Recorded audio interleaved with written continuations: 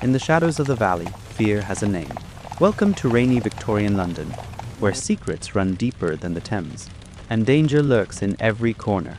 I am David Parker, and tonight we journey into the Vermissa Mystery, a dramatic reading, where each character comes alive with their own voice, pulling you into a world of conspiracy, betrayal, and hidden truths. So settle into the darkness, let the rain outside lull you to sleep, and allow this tale to carry you away. If you enjoy these nightly journeys, please like, subscribe, and support the Sleep Wizards Library. Your support keeps these stories alive. All rights reserved by the Sleep Wizards Library. Now, let us begin. I am inclined to think, said I. I should do so, Sherlock Holmes remarked impatiently. I believe that I am one of the most long-suffering of mortals, but I'll admit that I was annoyed at the sardonic interruption. Really, Holmes, said I severely, you are a little trying at times. He was too much absorbed with his own thoughts to give any immediate answer to my remonstrance. He leaned upon his hand with his untasted breakfast before him, and he stared at the slip of paper which he had just drawn from its envelope. Then he took the envelope itself, held it up to the light, and very carefully studied both the exterior and the flap. "It is Porlock's writing," said he thoughtfully.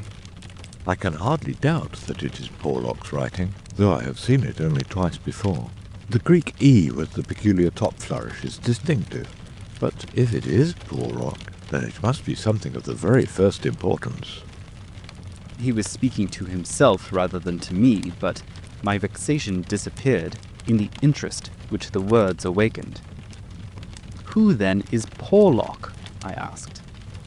Porlock, Watson, is a nom de plume, a mere identification mark, but behind it lies a shifty and evasive personality. In a former letter he frankly informed me that the name was not his own, and defied me ever to trace him among the teeming millions of this great city. Porlock is important, not for himself, but for the great man with whom he is in touch. Picture to yourself the pilot fish with the shark, the jackal with the lion, anything that is insignificant in companionship with what is formidable. Not only formidable, Watson, but sinister, in the highest degree sinister. That is where he comes within my purview. You have heard me speak of Professor Moriarty. The famous scientific criminal, as famous among crooks as... My blushes, Watson, Holmes murmured in a deprecating voice. I was about to say, as he is unknown to the public. A distinct touch, cried Holmes. You are developing a certain unexpected vein of porky humour, Watson, against which I must learn to guard myself. But in calling Moriarty a criminal, you are uttering libel in the eyes of the law, and there lies the glory and the wonder of it. The greatest schemer of all time, the organizer of every deviltry, the controlling brain of the underworld, a brain which might have made or marred the destiny of nations. That's the man. But so aloof is he from general suspicion, so immune from criticism, so admirable in his management and self-effacement, that for those very words that you have uttered, he could hail you to a court, and emerge with your year's pension as a solatium for his wounded character. Is he not the celebrated author of The Dynamics of an Asteroid, a book which ascends to such rarefied heights of pure mathematics that it is said that there was no man in the scientific press capable of criticizing it? Is this a man to traduce? Foul-mouthed doctor and slandered professor, such would be your respective roles. That's genius, Watson.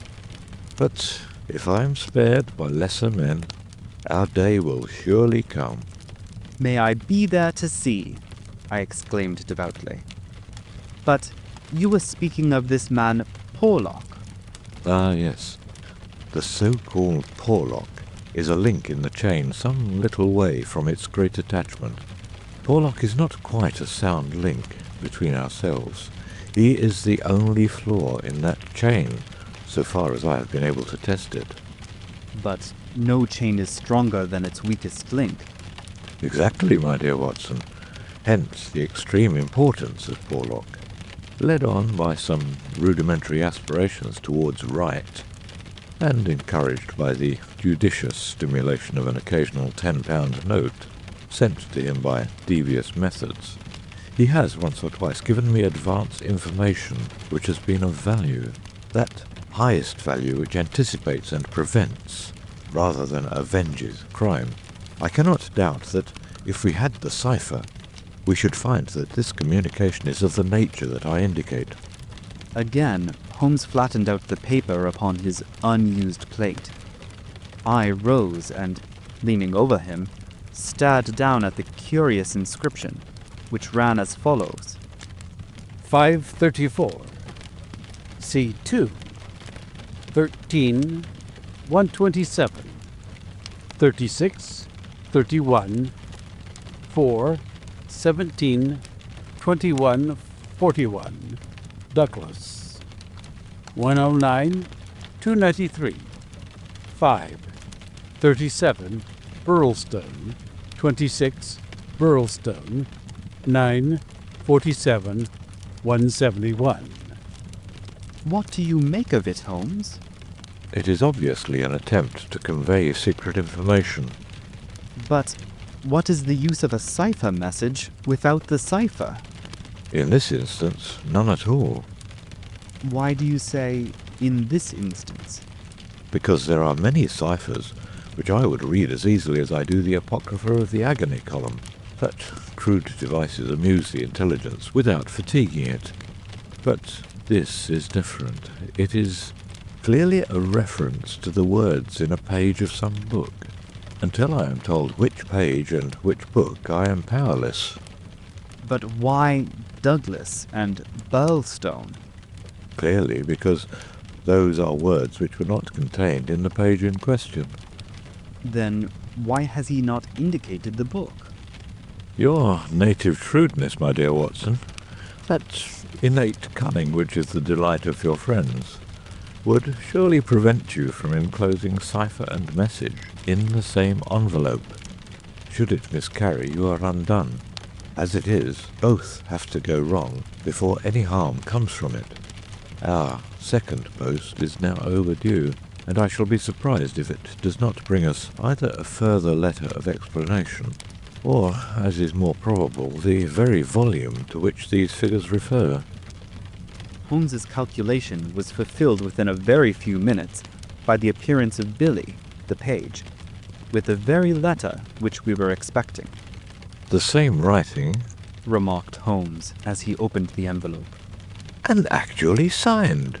He added in an exultant voice as he unfolded the epistle. Come, we're getting on, Watson. His brow clouded, however, as he glanced over the contents. Dear me, this is very disappointing. I fear, Watson, that all our expectations come to nothing. I trust that the man Porlock will come to no harm, Dear Mr. Holmes, he says. I will go no further in this matter. It is too dangerous. He suspects me. I can see that he suspects me. He came to me quite unexpectedly after I had actually addressed this envelope with the intention of sending you the key to the cipher.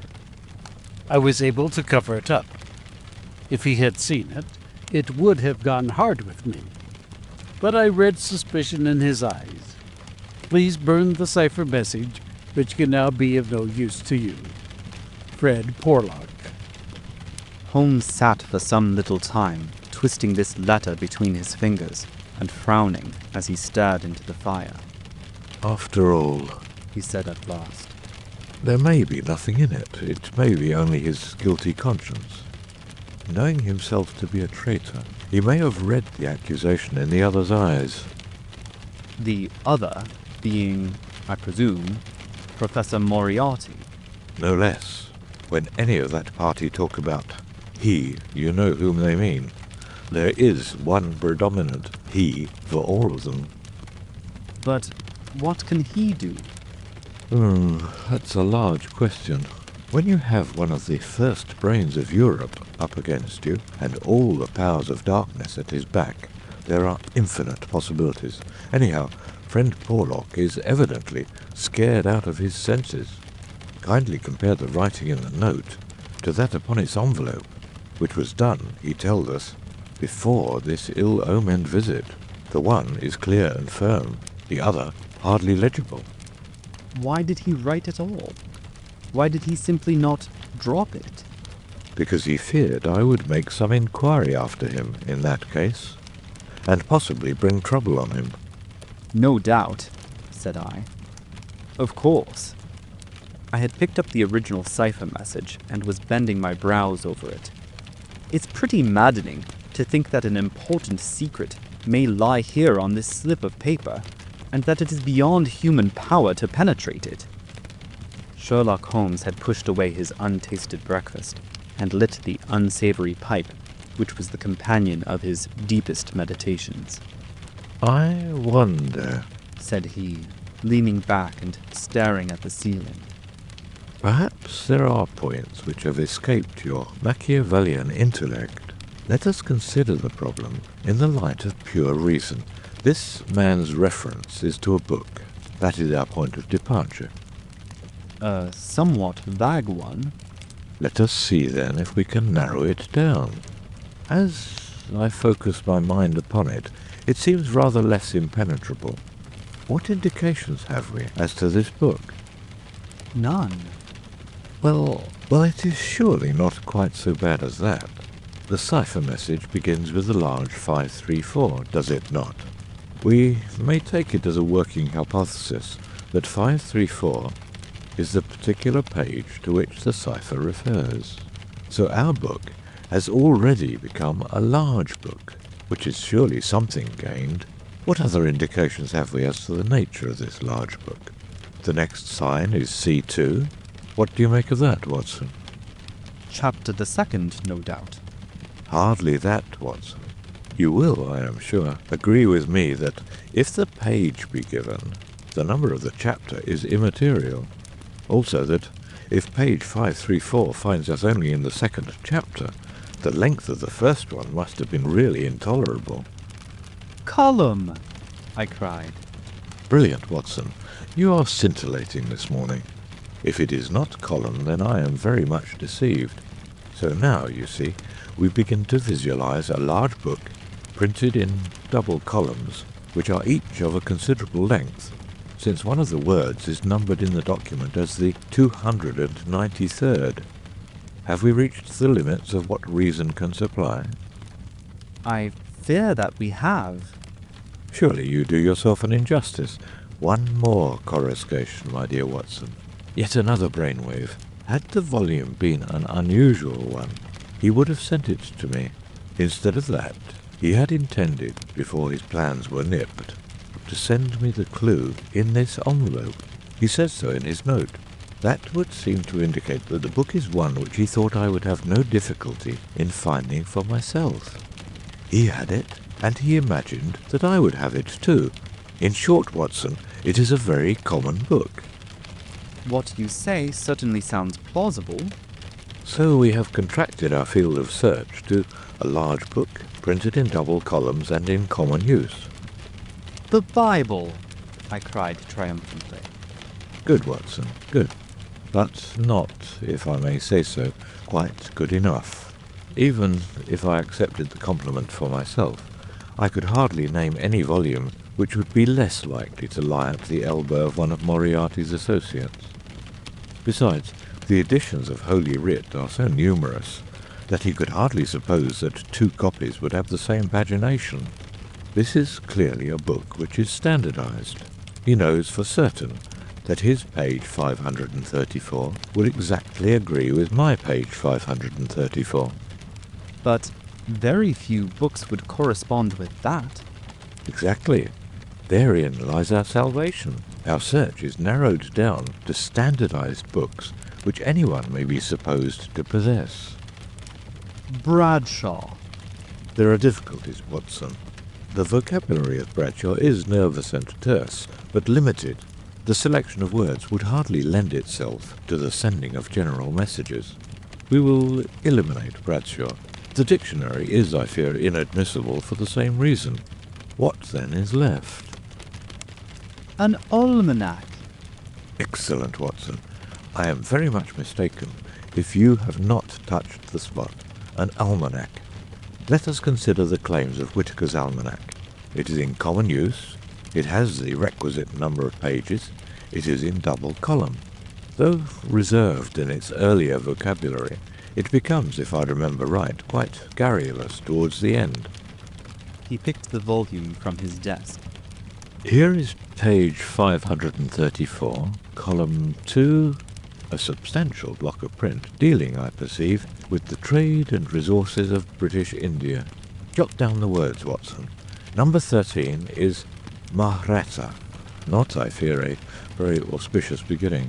Number 127 is Government, which at least makes sense, though somewhat irrelevant to ourselves and Professor Moriarty. Now let us try again.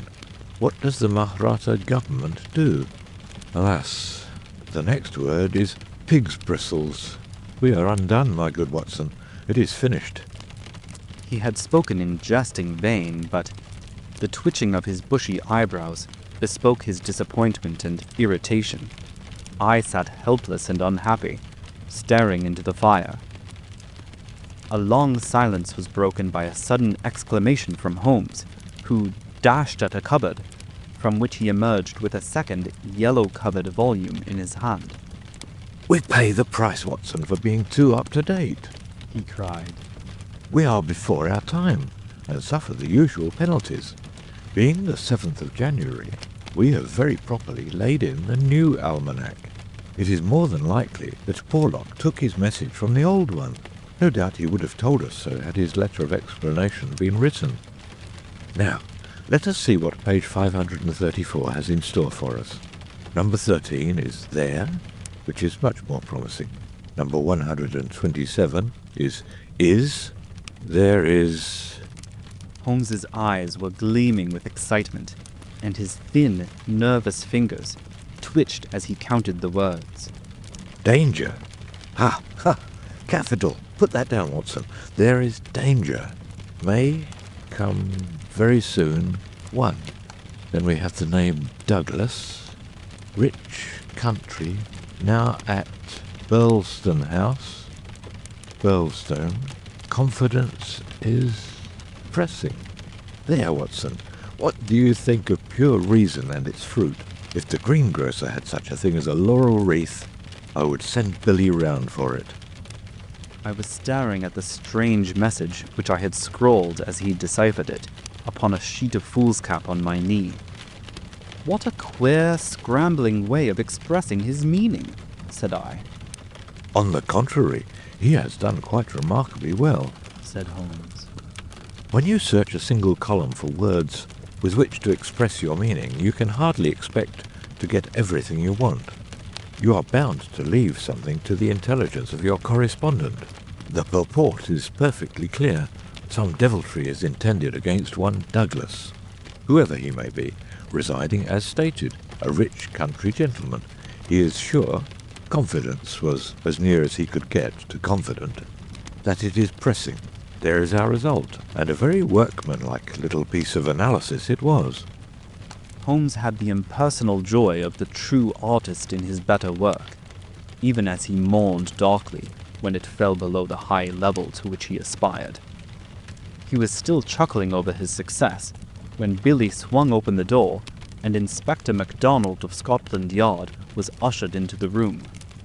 Those were the early days at the end of the 80s, when Alec MacDonald was far from having attained the national fame which he has now achieved.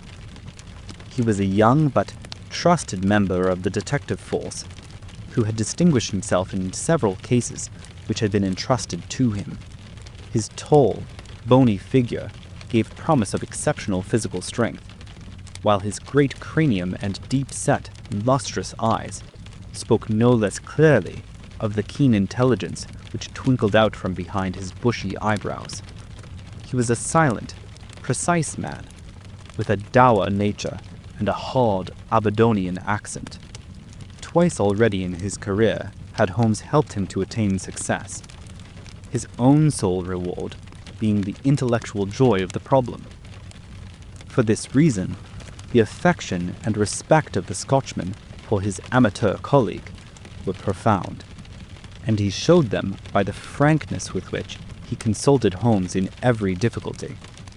Mediocrity knows nothing higher than itself, but talent instantly recognizes a genius, and MacDonald had talent enough for his profession to enable him to perceive that there was no humiliation in seeking the assistance of one who already stood alone in Europe, both in his gifts and in his experience.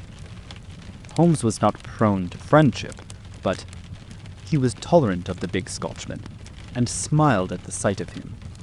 "You are an early bird, Mr. Mac," said he. "I wish you luck with your worm. I fear this means there is some mischief afoot." If you said hope instead of fear, it would be nearer the truth, I'm thinking, Mr. Holmes. The inspector answered, with a knowing grin. Well, maybe a wee nip would keep out the raw morning chill. Oh, I won't smoke, I thank you. I'll have to be pushing on my way, for the early hours of a case are the precious ones, as no man knows better than your own self. But... The inspector had stopped suddenly, and was staring with a look of absolute amazement at a paper upon the table. It was the sheet upon which I had scrawled the enigmatic message. Douglas! He stammered. Barrelstone! What's this, Mr. Holmes? Man, it's witchcraft. Where in the name of all that is wonderful did you get those names? It is a cipher that Dr. Watson and I have had occasion to solve. But why? What's amiss with the names? The inspector looked from one to the other of us in dazed astonishment. Just this, said he. That Mr. Douglas of Barrelstone Manor House was horribly murdered last night. It was one of those dramatic moments for which my friend existed.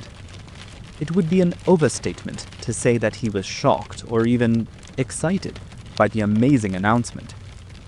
Without having a tinge of cruelty in his singular composition, he was undoubtedly callous from long overstimulation. Yet, if his emotions were dulled, his intellectual perceptions were exceedingly active. There was no trace then of the horror which I had myself felt at this curt declaration, but his face showed rather the quiet and interested composure of the chemist, who sees the crystals falling into position from his oversaturated solution. "Remarkable," said he. "Remarkable." You don't seem surprised. Interested, Mr. Mac, but hardly surprised. Why should I be surprised? I receive an anonymous communication from a quarter which I know to be important, warning me that danger threatens a certain person. Within an hour, I learn that this danger has actually materialized, and that the person is dead. I am interested, but as you observe, I am not surprised. In a few short sentences, he explained to the inspector the facts about the letter and the cipher. MacDonald sat with his chin on his hands, and his great sandy eyebrows bunched into a yellow tangle. I was going down to Barrelstone this morning, said he. I had come to ask if you cared to come with me, you and your friend here. But from what you say, we might perhaps be doing better work in London. I rather think not, said Holmes. Hang it all, Mr. Holmes, cried the inspector. The papers will be full of the Barrelstone mystery in a day or two. But where's the mystery if there is a man in London who prophesied the crime before ever it occurred? We have only to lay our hands on the man, and the rest will follow. No doubt, Mr. Mac. But how do you propose to lay your hands on the so-called Porlock? MacDonald turned over the letter which Holmes had handed him. Posted in Camberwell. That doesn't help us much. Name, you say, is assumed. Not much to go on, certainly. Didn't you say that you'd sent him money? Twice. And how? In notes to Camberwell Post Office. Did you ever trouble to see who called for them? No. The inspector looked surprised and a little shocked. Why not? Because I always keep faith. I had promised, when he first wrote, that I would not try to trace him. You think there is someone behind him? I know there is. This professor I've heard you mention. Exactly. Inspector MacDonald smiled, and his eyelid quivered as he glanced towards me. I won't conceal from you, Mr. Holmes, that we think in the CID that you have a wee bit of a bee in your bonnet over this professor. I made some inquiries myself about the matter. He seems to be a very respectable, learned, and talented sort of man. I'm glad you've got so far as to recognise the talent. Man, you can't but recognise it. After I heard your view, I made it my business to see him. I had a chat with him on eclipses. How the talk got that way, I canna think. But he had out a reflector, lantern, and a globe, and he made it all clear in a minute. He lent me a book, but I don't mind saying that it was a bit above my head, though I had a good Aberdeen upbringing. He'd have made a grand minister, with his thin face and grey hair and solemn-like way of talking. When he put his hand on my shoulder as we were parting, it was like a father's blessing before you go out into the cold, cruel world. Holmes chuckled and rubbed his hands. Great, He said. great. Tell me, friend MacDonald, this pleasing and touching interview was, I suppose, in the professor's study? That's so. A fine room, is it not? Very fine. Very handsome indeed, Mr. Holmes. You sat in front of his writing desk, Just so. sun in your eyes and his face in the shadow. Well, it was the evening, but I mind that the lamp was turned on my face. It would be. Did you happen to observe a picture over the professor's head? I don't miss much, Mr. Holmes. Maybe I learned that from you. Yes, I saw the picture. A young woman with her head on her hands, peeping at you sideways. That painting was by Jean-Baptiste Greuze. The inspector endeavored to look interested. Jean-Baptiste Greuze. Holmes continued, joining his fingertips and leaning well back in his chair. Was a French artist who flourished between the years 1750 and 1800. I allude, of course, to his working career. Modern criticism has more than endorsed the high opinion formed of him by his contemporaries. The inspector's eyes grew abstracted. Hadn't we better? He said. We are doing so. Holmes interrupted. All that I am saying has a very direct and vital bearing upon what you have called the Burlstone mystery. In fact, it may, in a sense, be called the very centre of it. MacDonald smiled feebly and looked appealingly at me. Your thoughts move a bit too quick for me, Mr. Holmes. You leave out a link or two, and I can't get over the gap. What in the whole wide world can be the connection between this dead painting man and the affair at Burlstone? All knowledge comes useful to the detective. Remarked Holmes. Even the trivial fact that, in the year 1865, a picture by Greuze entitled La Jeune Fille à l'Agneau fetched 1,200,000 francs, more than £40,000, at the Portalis sale, may start a train of reflection in your mind. It was clear that it did. The inspector looked honestly interested. I may remind you Holmes continued. that the professor's salary can be ascertained in several trustworthy books of reference. It is 700 a year. Then, How could he buy? Quite so. How could he? Aye, that's remarkable. said the inspector thoughtfully. Talk away, Mr. Holmes. I'm just loving it. It's fine. Holmes smiled. He was always warmed by genuine admiration, the characteristic of the real artist. What about Burlstone? He asked. We've time yet. Said the inspector, glancing at his watch. I've a cab at the door, and it won't take us 20 minutes to Victoria. But about this picture, I thought you told me once, Mr. Holmes, that you had never met Professor Moriarty. No, I never have.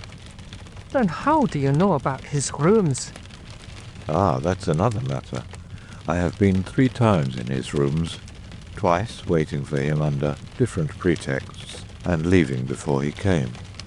Once, well, I can hardly tell about the once to an official detective. It was on the last occasion that I took the liberty of running over his papers with the most unexpected results. You found something compromising? Absolutely nothing. That was what amazed me. However, you have now seen the point of the picture. It shows him to be a very wealthy man. How did he acquire wealth? He is unmarried. His younger brother is a station master in the west of England. His chair is worth 700 a year. And he owns a Gröse. Well, Surely the inference is plain. you mean that he has a great income, and that he must earn it in an illegal fashion? Exactly. Of course, I have other reasons for thinking so. Dozens of exiguous threads which lead vaguely up towards the centre of the web, where the poisonous, motionless creature is lurking. I only mention the Gröse because it brings the matter within the range of your own observation. Well, Mr. Holmes, I admit that what you say is interesting. It's more than interesting. It's just wonderful. But let us have it a bit clearer, if you can. Is it forgery? Coining? Burglary? Where does the money come from? Have you ever read of Jonathan Wild? Well, the name has a familiar sound. Someone in a novel, was it not? I don't take much stock of detectives in novels. Chaps that do things and never let you see how they do them. That's just inspiration, not business. Jonathan Wild wasn't a detective, and he wasn't in a novel. He was a master criminal, and he lived last century, 1750 or thereabouts. Then he's no use to me. I'm a practical man. Mr. Mac, the most practical thing that you ever did in your life would be to shut yourself up for 3 months and read 12 hours a day at the annals of crime. Everything comes in circles, even Professor Moriarty. Jonathan Wild was the hidden force of the London criminals, to whom he sold his brains and his organisation on a 15% commission. The old wheel turns, and the same spoke comes up. It's all been done before, and will be again.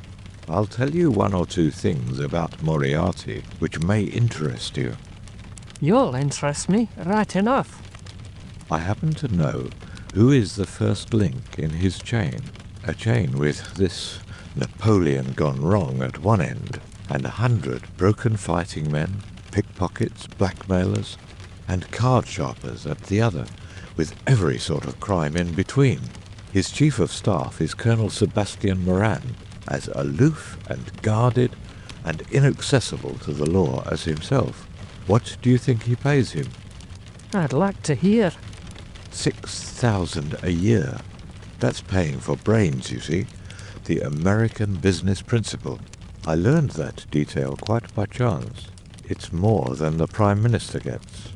That gives you an idea of Moriarty's gains and of the scale on which he works. Another point. I made it my business to hunt down some of Moriarty's checks lately. Just common, innocent checks that he pays his household bills with. They were drawn on 6 different banks. Does that make any impression on your mind? Queer, certainly, but what do you gather from it? That he wanted no gossip about his wealth. No single man should know what he had. I have no doubt that he has 20 banking accounts, the bulk of his fortune abroad in the Deutsche Bank or the Credit Lyonnais, as likely as not. Sometime when you have a year or two to spare, I commend to you the study of Professor Moriarty. Inspector MacDonald had grown steadily more impressed as the conversation proceeded. He had lost himself in his interest. Now, his practical Scotch intelligence brought him back with a snap to the matter in hand. "He can keep anyhow," said he. "You've got us sidetracked with your interesting anecdotes, Mr. Holmes. What really counts is your remark that there is some connection between the professor and the crime. That you get from the warning received through the man Porlock. Can we, for our present practical needs, get any further than that?" We may form some conception as to the motives of the crime. It is, as I gather from your original remarks, an inexplicable, or at least an unexplained, murder. Now, presuming that the source of the crime is as we suspect it to be, there might be two different motives. In the first place, I may tell you that Moriarty rules with a rod of iron over his people. His discipline is tremendous. There is only one punishment in his code. It is death. Now, we might suppose that this murdered man, this Douglas, whose approaching fate was known by one of the arch-criminal's subordinates, had in some way betrayed the chief. His punishment followed and would be known to all, if only to put the fear of death into them. Well, that is one suggestion, Mr. Holmes. The other is that it has been engineered by Moriarty in the ordinary course of business. Was there any robbery? I have not heard. If so, it would, of course, be against the first hypothesis and in favour of the second. Moriarty may have been engaged to engineer it on a promise of part spoils, or he may have been paid so much down to manage it. Either is possible. But whichever it may be, or if it is some third combination, it is down at Birlstone that we must seek the solution. I know our man too well to suppose that he has left anything up here which may lead us to him. Then to Birlstone we must go. cried MacDonald, jumping from his chair. My word, it's later than I thought. I can give you gentlemen 5 minutes for preparation, and that is all. And ample for us both, said Holmes as he sprang up and hastened to change from his dressing gown to his coat. While we are on our way, Mr. Mac, I will ask you to be good enough to tell me all about it. All about it proved to be disappointingly little, and yet there was enough to assure us that the case before us might well be worthy of the expert's closest attention. He brightened and rubbed his thin hands together as he listened to the meager but remarkable details. A long series of sterile weeks lay behind us, and here at last there was a fitting object for those remarkable powers which, like all special gifts, become irksome to their owner when they are not in use. That razor brain, blunted and rusted with inaction. Sherlock Holmes's eyes glistened, his pale cheeks took a warmer hue, and his whole eager face shone with an inward light when the call for work reached him. Leaning forward in the cab, he listened intently to MacDonald's short sketch of the problem which awaited us in Sussex. The inspector was himself dependent, as he explained to us, upon a scribbled account forwarded to him by the milk train in the early hours of the morning. White Mason, the local officer, was a personal friend, and hence MacDonald had been notified much more promptly than is usual at Scotland Yard when provincials need their assistance. It is a very cold scent upon which the metropolitan expert is generally asked to run. Dear Inspector MacDonald, said the letter which he read to us. Official requisition for your services is in separate envelope. This is for your private eye. Wire me what train in the morning you can get for Birlstone, and I will meet it, or have it met if I am too occupied. This case is a snorter. Don't waste a moment in getting started. If you can bring Mr. Holmes, please do so, for he will find something after his own heart. We would think the whole had been fixed up for theatrical effect if there wasn't a dead man in the middle of it. My word, it is a snorter. Your friend seems to be no fool. remarked Holmes. No, sir. White Mason is a very live man, if I am any judge. Well, have you anything more? Only that he will give us every detail when we meet. Then how did you get at Mr. Douglas and the fact that he had been horribly murdered? That was in the enclosed official report. It didn't say horrible. That's not a recognised official term. It gave the name John Douglas. It mentioned that his injuries had been in the head from the discharge of a shotgun. It also mentioned the hour of the alarm, which was close on to midnight last night. It added that the case was undoubtedly one of murder, but that no arrest had been made, and that the case was one which presented some very perplexing and extraordinary features. That's absolutely all we have at present, Mr. Holmes. Then, with your permission, we will leave it at that, Mr. Mack. The temptation to form premature theories upon insufficient data is the bane of our profession. I can see only two things for certain at present. A great brain in London and a dead man in Sussex. It's the chain between that we are going to trace. Now, for a moment, I will ask leave to remove my own insignificant personality and to describe events which occurred before we arrived upon the scene, by the light of knowledge which came to us afterwards. Only in this way can I make the reader appreciate the people concerned and the strange setting in which their fate was cast. The village of Burlstone is a small and very ancient cluster of half-timbered cottages on the northern border of the county of Sussex.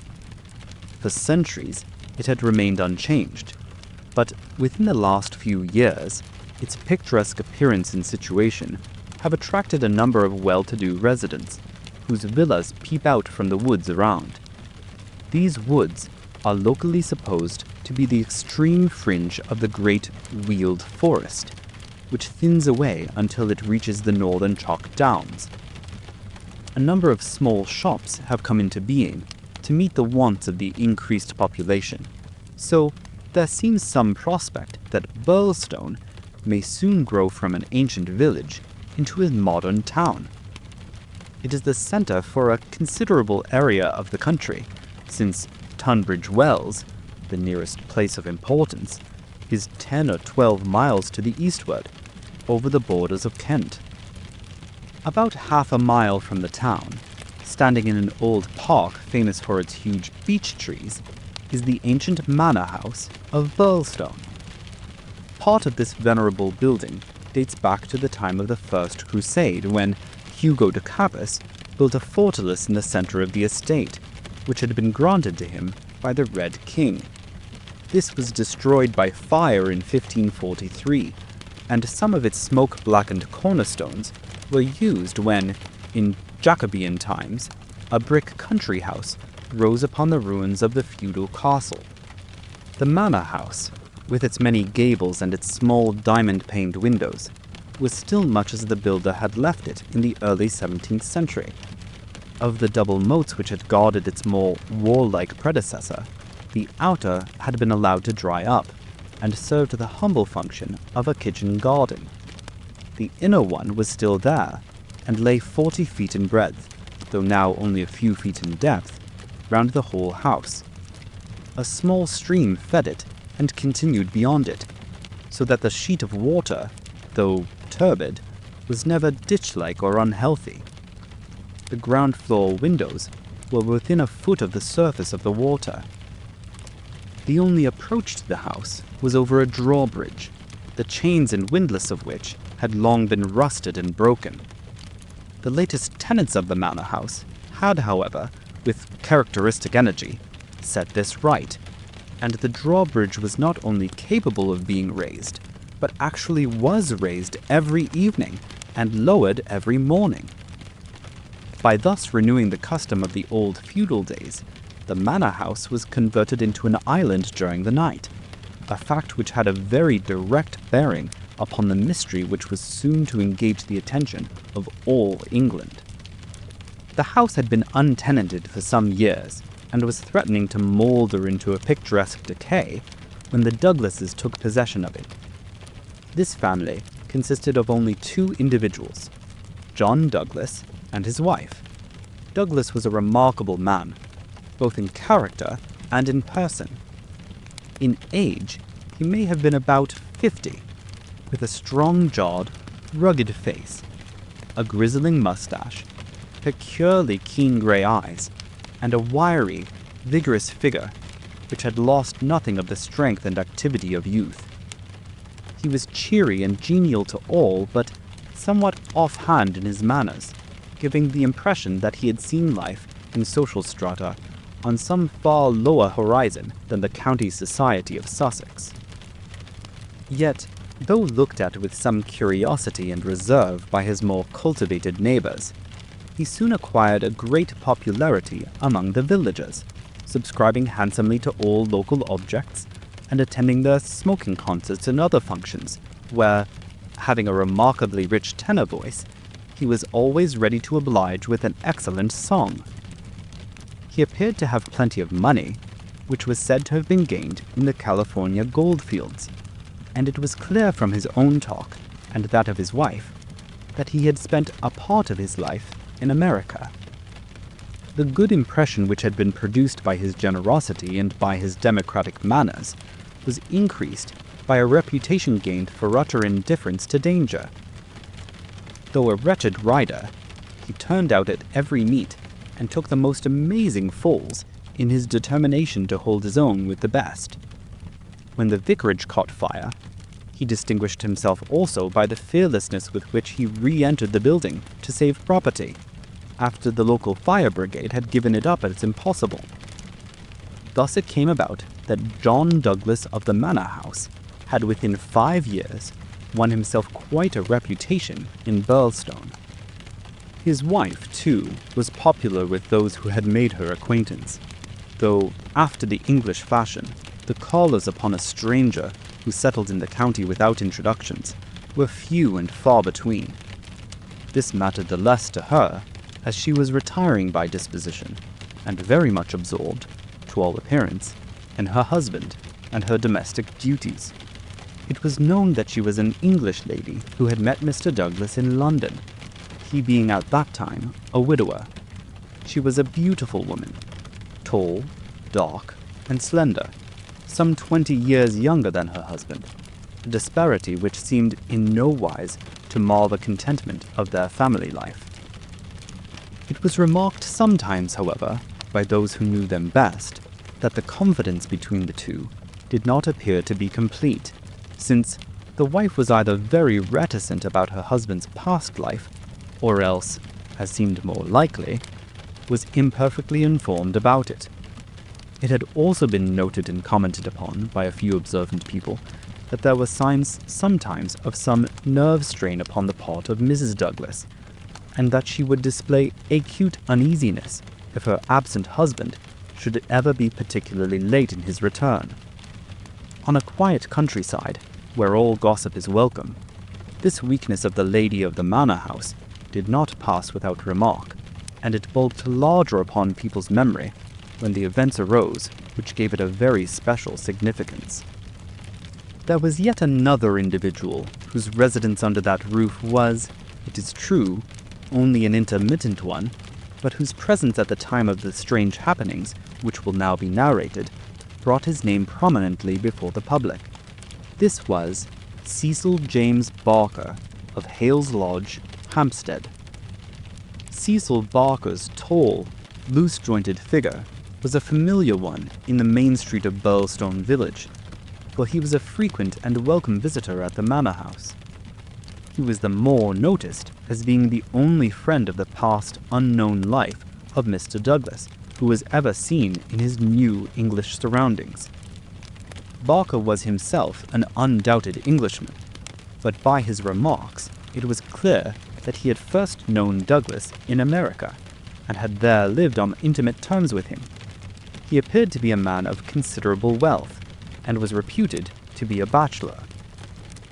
In age, he was rather younger than Douglas, 45 at the most.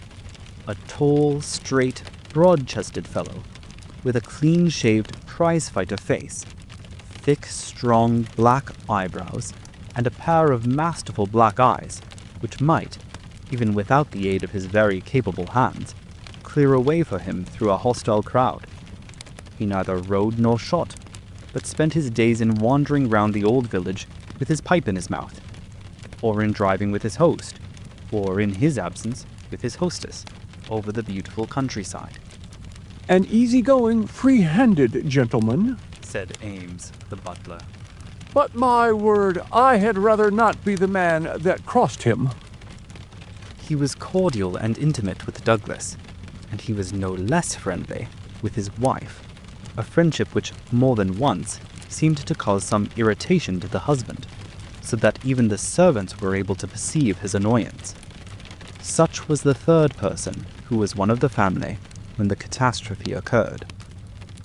As to the other denizens of the old building, it will suffice out of a large household to mention the prim, respectable, and capable Ames, and Mrs. Allen, a buxom and cheerful person who relieved the lady of some of her household cares. The other 6 servants in the house bear no relation to the events of the night of January 6th.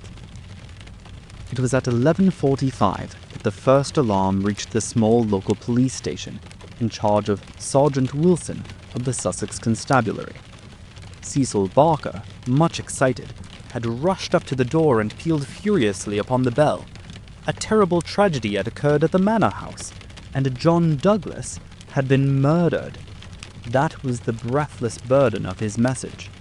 He had hurried back to the house, followed within a few minutes by the police sergeant, who arrived at the scene of the crime a little after 12 o'clock, after taking prompt steps to warn the county authorities that something serious was afoot.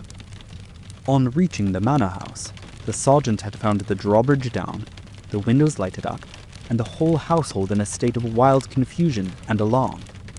The white-faced servants were huddling together in the hall, with a frightened butler wringing his hands in the doorway. Only Cecil Barker seemed to be master of himself and his emotions. He had opened the door which was nearest to the entrance, and he had beckoned to the sergeant to follow him. At that moment there arrived Dr. Wood, a brisk and capable general practitioner from the village. The 3 men entered the fatal room together, while the horror-stricken butler followed at their heels, closing the door behind him to shut out the terrible scene from the maidservants. The dead man lay on his back, sprawling with outstretched limbs in the center of the room. He was clad only in a pink dressing gown, which covered his nightclothes. There were carpet slippers on his bare feet. The doctor knelt beside him and held down the hand lamp which had stood on the table. One glance at the victim was enough to show the healer that his presence could be dispensed with. The man had been horribly injured. Lying across his chest was a curious weapon, a shotgun with the barrel sawed off a foot in front of the triggers. It was clear that this had been fired at close range, and that he had received the whole charge in the face, blowing his head almost to pieces. The triggers had been wired together so as to make the simultaneous discharge more destructive. The country policeman was unnerved and troubled by the tremendous responsibility which had come so suddenly upon him. "We will touch nothing until my superiors arrive," he said in a hushed voice, staring in horror at the dreadful head. "Nothing has been touched up to now," said Cecil Barker. "I'll answer for that. You see, it's all exactly as I found it." "When was that?" The sergeant had drawn out his notebook. "It was just 11:30. I had not begun to undress, and I was sitting by the fire in my bedroom when I heard the report. It was not very loud. It seemed to be muffled. I rushed down. I don't suppose it was 30 seconds before I was in the room. Was the door open? Yes, it was open. Poor Douglas was lying, as you see him. His bedroom candle was burning on the table. It was I who lit the lamp some minutes afterwards. Did you see no one? No, I heard Mrs. Douglas coming down the stair behind me, and I rushed out to prevent her from seeing this dreadful sight.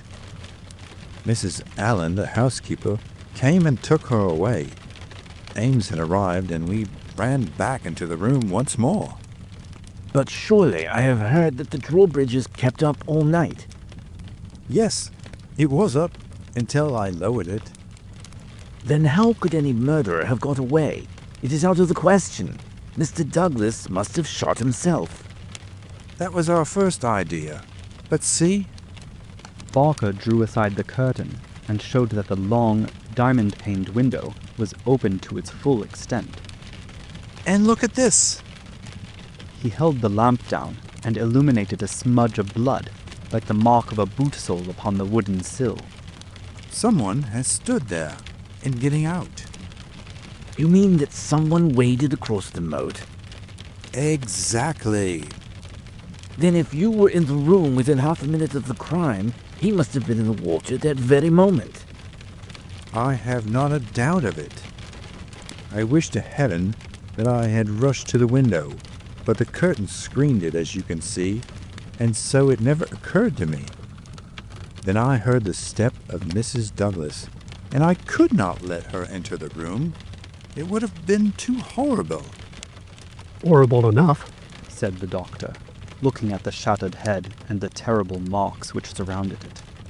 I've never seen such injuries since the Burleston railway smash. But, I say, remarked the police sergeant, whose slow, bucolic common sense was still pondering the open window. It's all very well, you're saying that a man escaped by wading this moat. But what I ask you is, how did he ever get into the house at all if the bridge was up? Ah, that's the question, said Barker. At what o'clock was it raised? It was nearly 6 o'clock, said Ames, the butler. I've heard, said the sergeant, that it was usually raised at sunset. That would be nearer 4:30 than 6 at this time of year.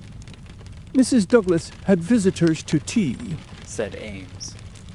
I couldn't raise it until they went. Then I wound it up myself. Then it comes to this, said the sergeant. If anyone came from outside, if they did, they must have got in across the bridge before 6 and been in hiding ever since, until Mr. Douglas came into the room after 11. That is so. Mr. Douglas went round the house every night the last thing before he turned in to see that the lights were right. That brought him in here. The man was waiting and shot him. Then he got away through the window and left his gun behind him. That's how I read it, for nothing else will fit the facts. The sergeant picked up a card which lay beside the dead man on the floor. The initials VV, and under them the number 341 were rudely scrawled in ink upon it. What's this? He asked, holding it up. Barker looked at it with curiosity. Never noticed it before, he said. The murderer must have left it behind him. VV 341. I can make no sense of that. The sergeant kept turning it over in his big fingers. What's VV? Somebody's initials, maybe? What have you got there, Dr. Wood? It was a good-sized hammer, which had been lying on the rug in front of the fireplace. A substantial, workmanlike hammer. Cecil Barker pointed to a box of brass-headed nails upon the mantelpiece. Mr. Douglas was altering the pictures yesterday, he said. I saw him myself standing upon that chair and fixing the big picture above it. That accounts for the hammer. We'd best put it back on the rug where we found it, said the sergeant, scratching his puzzled head in his perplexity. It will want the best brains in the force to get to the bottom of this thing. It will be a London job before it is finished. He raised the hand lamp and walked slowly round the room. Hello. He cried excitedly, drawing the window curtain to one side. What o'clock were these curtains drawn? When the lamps were lit, Said the butler. it would be shortly after 4. Someone had been hiding here, sure enough. He held down the light, and the marks of muddy boots were very visible in the corner. I'm bound to say this bears out your theory, Mr. Barker. It looks as if the man got into the house after 4 when the curtains were drawn, and before 6 when the bridge was raised. He slipped into this room because it was the first that he saw. There was no other place where he could hide, so he popped in behind this curtain. That all seems clear enough. It is likely that his main idea was to burgle the house, but Mr. Douglas chanced to come upon him, so he murdered him and escaped. That's how I read it. Said Barker. But I say, aren't we wasting precious time? Couldn't we start out and scout the country before the fellow gets away? The sergeant considered for a moment. There are no trains before 6 in the morning, so he can't get away by rail. If he goes by road with his legs all dripping, it's odds that someone will notice him. Anyhow, I can't leave here myself until I am relieved. But I think none of you should go until we see more clearly how we all stand. The doctor had taken the lamp and was narrowly scrutinizing the body. What's this mark? He asked. Could this have any connection with the crime? The dead man's right arm was thrust out from his dressing gown and exposed as high as the elbow. About halfway up the forearm was a curious brown design, a triangle inside a circle, standing out in vivid relief upon the lard-colored skin. It's not tattooed. Said the doctor, peering through his glasses. I never saw anything like it.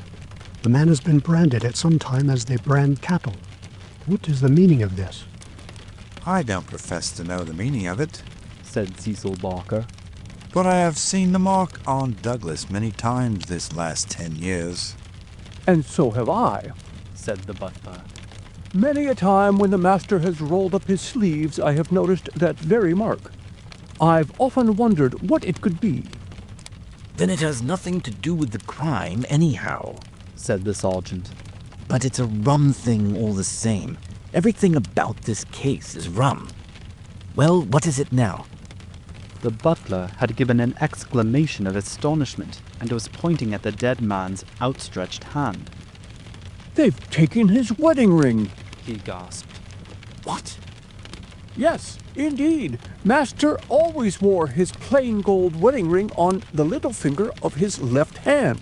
That ring with the rough nugget on it was above it, and the twisted snake ring on the third finger. There's the nugget, and there's the snake, but the wedding ring is gone. He's right. Said Barker. Do you tell me Said the sergeant. that the wedding ring was below the other? Always. Then the murderer, or whoever it was, first took off this ring you call the nugget ring, then the wedding ring, and afterwards put the nugget ring back again. That is so. The worthy country policeman shook his head. Seems to me the sooner we get London on this case, the better. Said he. White Mason is a smart man. No local job has ever been too much for White Mason. It won't be long now before he is here to help us. But I expect we'll have to look to London before we are through. Anyhow, I'm not ashamed to say that it is a deal too thick for the likes of me. At 3 in the morning, the chief Sussex detective, obeying the urgent call from Sergeant Wilson of Burlstone, arrived from headquarters in a light dog cart behind a breathless trotter. By the 5:40 train in the morning, he had sent his message to Scotland Yard, and he was at the Burlstone station at 12 o'clock to welcome us. White Mason was a quiet, comfortable-looking person in a loose tweed suit, with a clean-shaved, ruddy face, a stoutish body, and powerful bandy legs adorned with gaiters, looking like a small farmer, a retired gamekeeper, or anything upon earth except a very favorable specimen of the provincial criminal officer. A real downright snorter, Mr. MacDonald, he kept repeating. We'll have the pressmen down like flies when they understand it. I'm hoping we will get our work done before they get poking their noses into it and messing up all the trails. There has been nothing like this that I can remember. There are some bits that will come home to you, Mr. Holmes, or I am mistaken. And you also, Dr. Watson, for the medicos will have a word to say before we finish. Your room is at the Westville Arms. There's no other place, but I hear that it is clean and good. The man will carry your bags. This way, gentlemen, if you please. He was a very bustling and genial person, this Sussex detective. In 10 minutes, we had all found our quarters. In 10 more, we were seated in the parlor of the inn and being treated to a rapid sketch of those events which have been outlined in the previous chapter. MacDonald made an occasional note, while Holmes sat absorbed, with the expression of surprised and reverent admiration with which the botanist surveys the rare and precious bloom. Remarkable, he said, when the story was unfolded. Most remarkable. I can hardly recall any case where the features have been more peculiar. I thought you would say so, Mr. Holmes, said White Mason in great delight. We're well up with the times in Sussex. I've told you now how matters were up to the time when I took over from Sergeant Wilson between 3 and 4 this morning. My word, I made the old mare go. But I need not have been in such a hurry, as it turned out, for there was nothing immediate that I could do. Sergeant Wilson had all the facts. I checked them and considered them, and maybe added a few of my own. What were they? asked Holmes eagerly. Well, I first had the hammer examined. There was Dr. Wood there to help me. We found no signs of violence upon it. I was hoping that if Mr. Douglas defended himself with the hammer, he might have left his mark upon the murderer before he dropped it on the mat. But there was no stain. That, of course, proves nothing at all, remarked Inspector MacDonald. There has been many a hammer murder, and no trace on the hammer. Quite so. It doesn't prove it wasn't used. But there might have been stains, and that would have helped us. As a matter of fact, there were none. Then I examined the gun. They were buckshot cartridges, and as Sergeant Wilson pointed out, the triggers were wired together so that, if you pulled on the hinder one, both barrels were discharged. Whoever fixed that up had made up his mind that he was going to take no chances of missing his man. The sword gun was not more than 2 foot long. One could carry it easily under one's coat. There were no complete maker's name, but the printed letters P-E-N were on the fluting between the barrels, and the rest of the name had been cut off by the saw. A big P with a flourish above it? E and N smaller? asked Holmes. Exactly. Pennsylvania Small Arms Company, well-known American firm, said Holmes. White Mason gazed at my friend as the little village practitioner looks at the Harley Street specialist who, by a word, can solve the difficulties that perplex him. That is very helpful, Mr. Holmes. No doubt you are right. Wonderful, wonderful. Do you carry the names of all the gun makers in the world in your memory? Holmes dismissed the subject with a wave. No doubt it is an American shotgun, White Mason continued. I seem to have read that a sawed-off shotgun is a weapon used in some parts of America. Apart from the name upon the barrel, the idea had occurred to me. There is some evidence, then, that this man who entered the house and killed its master was an American. MacDonald shook his head. Man, you are surely travelling over fast, said he. I have heard no evidence yet that any stranger was ever in the house at all. The open window, the blood on the sill, the queer card, the marks of boots in the corner, the gun. Nothing there that could not have been arranged. Mr. Douglas was an American, or had lived long in America. So had Mr. Barker. You don't need to import an American from outside in order to account for American doings. Ames, the butler. What about him? Is he reliable? 10 years with Sir Charles Chandos. As solid as a rock. He has been with Douglas ever since he took the manor house 5 years ago. He has never seen a gun of this sort in the house. The gun was made to conceal. That's why the barrels were sawed. It would fit into any box. How could he swear that there was no such gun in the house? Well, anyhow, he had never seen one. MacDonald shook his obstinate Scotch head. I'm not convinced yet that there was ever anyone in the house, said he. I'm asking you to consider. His accent became more Aberdonian as he lost himself in his argument. I'm asking you to consider what it involves. If you suppose that this gun was ever brought into the house, and that all these strange things were done by a person from outside, oh man, it's just inconceivable. It's clean against common sense. I put it to you, Mr. Holmes, judging it by what we have heard. Well, state your case, Mr. Mac, said Holmes in his most judicial style. The man is not a burglar, supposing that he ever existed. The ring business and the card point to premeditated murder for some private reason. Very good. Here is a man who slips into a house with the deliberate intention of committing murder. He knows, if he knows anything, that he will have a difficulty in making his escape, as the house is surrounded with water. What weapon would he choose? He would say the most silent in the world. Then he could hope when the deed was done to slip quickly from the window, to wade the moat, and to get away at his leisure. That's understandable.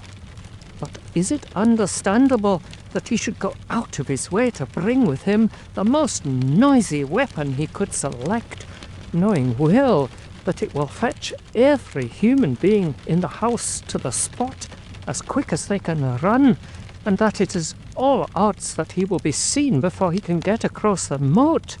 Is that credible, Mr. Holmes? Well, you put the case strongly, my friend replied thoughtfully. It certainly needs a good deal of justification. May I ask, Mr. White Mason, whether you examined the farther side of the moat at once, to see if there were any signs of the man having climbed out from the water? There were no signs, Mr. Holmes, but it is a stone ledge and one could hardly expect them. No tracks or marks? None. Would there be any objection, Mr. White Mason, to our going down to the house at once? There may possibly be some small point which might be suggestive. I was going to propose it, Mr. Holmes, but I thought it well to put you in touch with all the facts before we go. I suppose if anything should strike you... White Mason looked doubtfully at the amateur. I have worked with Mr. Holmes before, said Inspector MacDonald. He plays the game. My own idea of the game, at any rate, said Holmes with a smile. I go into a case to help the ends of justice and the work of the police. If I have ever separated myself from the official force, it is because they have first separated themselves from me. I have no wish ever to score at their expense. At the same time, Mr. White Mason, I claim the right to work in my own way and give my results at my own time, complete rather than in stages. I am sure we are honoured by your presence and to show you all we know, said White Mason cordially. Come along, Dr. Watson, and when the time comes, we'll all hope for a place in your book. We walked down the quaint village street, with a row of pollarded elms on each side of it. Just beyond were two ancient stone pillars, weather-stained and lichen-blotched, bearing upon their summits a shapeless something which had once been the rampant lion of Capus of Burlstone. A short walk along the winding drive, with such sward and oaks around it as one only sees in rural England. Then a sudden turn, and the long, low Jacobean house of dingy, liver-colored brick lay before us, with an old-fashioned garden of cut yews on each side of it. As we approached it, there was the wooden drawbridge and the beautiful broad moat, as still and luminous as quicksilver in the cold winter sunshine. 3 centuries had flowed past the old manor house, centuries of births and of homecomings, of country dances, and of the meetings of fox hunters. Strange that now in its old age, this dark business should have cast its shadow upon the venerable walls. And yet, those strange peaked roofs and quaint overhung gables were a fitting covering to grim and terrible intrigue. As I looked at the deep-set windows and the long sweep of the dull-colored, water-lapped front, I felt that no more fitting scene could be set for such a tragedy. "That's the window," said White Mason. "That one on the immediate right of the drawbridge. It's open, just as it was found last night." It looks rather narrow for a man to pass. "Well, it wasn't a fat man anyhow. We don't need your deductions, Mr. Holmes, to tell us that. But you or I could squeeze through all right." Holmes walked to the edge of the moat and looked across. Then he examined the stone ledge and the grass border beyond it. "I've had a good look, Mr. Holmes," said White Mason. "There is nothing there, no sign that anyone has landed. But why should he leave any sign?" Exactly. Why should he? Is the water always turbid? "Generally about this color. The stream brings down the clay." How deep is it? "About 2 feet at each side and 3 in the middle." So we can put aside all idea of the man having been drowned in crossing. "No, a child could not be drowned in it." We walked across the drawbridge and were admitted by a quaint, gnarled, dried-up person who was the butler, Ames. The poor old fellow was white and quivering from the shock. The village sergeant, a tall, formal, melancholy man, still held his vigil in the room of fate. The doctor had departed. "Anything fresh, Sergeant Wilson?" asked White Mason. No, sir. "Then you can go home. You've had enough. We can send for you if we want you. The butler had better wait outside. Tell him to warn Mr. Cecil Barker, Mrs. Douglas, and the housekeeper that we may want a word with them presently. Now, gentlemen, perhaps you will allow me to give you the views I have formed first, and then you will be able to arrive at your own." He impressed me, this country specialist. He had a solid grip of fact, and a cool, clear, common-sense brain, which should take him some way in his profession. Holmes listened to him intently, with no sign of that impatience which the official exponent too often produced. "Is it suicide or is it murder? That's our first question, gentlemen, is it not? If it was suicide, then we have to believe that this man began by taking off his wedding ring and concealing it, that he then came down here in his dressing gown, trampled mud into a corner behind the curtain in order to give the idea someone had waited for him, opened the window, put blood on the—" We can surely dismiss that, said MacDonald. "So I think. Suicide is out of the question. Then a murder has been done. What we have to determine is whether it was done by someone outside or inside the house." Well, let's hear the argument. "There are considerable difficulties both ways, and yet one or the other it must be. We will suppose first that some person or persons inside the house did the crime.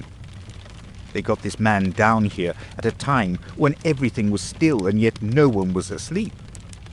They then did the deed with the queerest and noisiest weapon in the world so as to tell everyone what had happened. A weapon that was never seen in the house before. That does not seem a very likely start, does it?" No, it does not.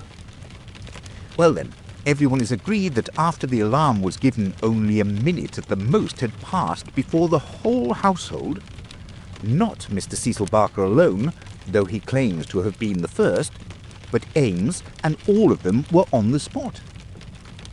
Do you tell me that in that time the guilty person managed to make footmarks in the corner, open the window, mark the sill with blood, take the wedding ring off the dead man's finger, and all the rest of it? It's impossible. You put it very clearly, said Holmes. I am inclined to agree with you. Well then, we are driven back to the theory that it was done by someone from outside. We are still faced with some big difficulties, but anyhow, they have ceased to be impossibilities. The man got into the house between 4:30 and 6. That is to say, between dusk and the time when the bridge was raised. There had been some visitors, and the door was open, so there was nothing to prevent him. He may have been a common burglar, or he may have had some private grudge against Mr. Douglas. Since Mr. Douglas has spent most of his life in America, and the shotgun seems to be an American weapon, it would seem that the private grudge is the more likely theory. He slipped into this room because it was the first he came to, and he hid behind the curtain. There he remained until past 11 at night. At that time, Mr. Douglas entered the room. It was a short interview, if there were any interview at all, for Mrs. Douglas declares that her husband had not left her more than a few minutes when she heard the shot. The candle shows that, said Holmes. Exactly. The candle, which was a new one, is not burnt more than half an inch. He must have placed it on the table before he was attacked. Otherwise, of course, it would have fallen when he fell. This shows that he was not attacked at the instant that he entered the room. When Mr. Barker arrived, the candle was lit and the lamp was out. That's all clear enough. Well, now we can reconstruct things on those lines. Mr. Douglas enters the room. He puts down the candle. A man appears from behind the curtain. He is armed with this gun. He demands the wedding ring. Heaven only knows why, but so it must have been. Mr. Douglas gave it up. Then either in cold blood or in the course of a struggle, Douglas may have gripped the hammer that was found upon the mat. He shot Douglas in this horrible way. He dropped his gun, and also it would seem this queer card, VV341, whatever that may mean, and he made his escape through the window and across the moat at the very moment when Cecil Barker was discovering the crime. How's that, Mr. Holmes? Very interesting, but just a little unconvincing. Man, it would be absolute nonsense if it wasn't that anything else is even worse, cried MacDonald. Somebody killed the man, and whoever it was, I could clearly prove to you that he should have done it some other way. What does he mean by allowing his retreat to be cut off like that? What does he mean by using a shotgun when silence was his one chance of escape? Come, Mr. Holmes, it's up to you to give us a lead, since you say Mr. White Mason's theory is unconvincing. Holmes had sat intently observant during this long discussion, missing no word that was said, with his keen eyes darting to right and to left, and his forehead wrinkled with speculation. I should like a few more facts before I get so far as a theory, Mr. Mac, said he, kneeling down beside the body. Dear me, these injuries are really appalling. Can we have the butler in for a moment? Ames, I understand that you have often seen this very unusual mark, a branded triangle inside a circle, upon Mr. Douglas's forearm. Frequently, sir. You never heard any speculation as to what it meant? No, sir. It must have caused great pain when it was inflicted. It is undoubtedly a burn. Now, I observe, Ames, that there is a small piece of plaster at the angle of Mr. Douglas's jaw. Did you observe that in life? Yes, sir. He cut himself shaving yesterday morning. Did you ever know him to cut himself in shaving before? Not for a very long time, sir. Suggestive. said Holmes. It may of course be a mere coincidence, or it may point to some nervousness which would indicate that he had reason to apprehend danger. Had you noticed anything unusual in his conduct yesterday, Ames? It struck me that he was a little restless and excited, sir. Ah, the attack may not have been entirely unexpected. We do seem to make a little progress, do we not? Perhaps you would rather do the questioning, Mr. Mac. No, Mr. Holmes. It's in better hands than mine. Well then, we will pass to this card, VV341. It is rough cardboard. Have you any of the sort in the house? I don't think so. Holmes walked across to the desk and dabbed a little ink from each bottle onto the blotting paper. It was not printed in this room, he said. This is black ink and the other purplish. It was done by a thick pen, and these are fine. No, it was done elsewhere, I should say. Can you make anything of the inscription, Ames? No, sir. Nothing. What do you think, Mr. Mac? It gives me the impression of a secret society of some sort. The same with his badge upon his forearm. That's my idea too, said White Mason. Well, we can adopt it as a working hypothesis, and then see how far our difficulties disappear. An agent from such a society makes his way into the house, waits for Mr. Douglas, blows his head nearly off with this weapon, and escapes by wading the moat, after leaving a card beside the dead man, which will, when mentioned in the papers, tell other members of the society that vengeance has been done. That all hangs together. But why this gun, of all weapons? Exactly. And why the missing ring? Quite so. And why no arrest? It's past 2 now. I take it for granted that since dawn, every constable within 40 miles has been looking out for a wet stranger. That is so, Mr. Holmes. Well, unless he has a burrow close by or a change of clothes ready, they can hardly miss him. And yet, they have missed him up to now. Holmes had gone to the window and was examining with his lens the blood mark on the sill. It is clearly the tread of a shoe. It is remarkably broad, a splay foot, one would say. Curious, because so far as one can trace any footmark in this mud-stained corner, one would say it was a more shapely sole. However, they are, certainly, very indistinct. What's this under the side table? Mr. Douglas's dumbbells, said Ames. Dumbbell? There's only one. Where's the other?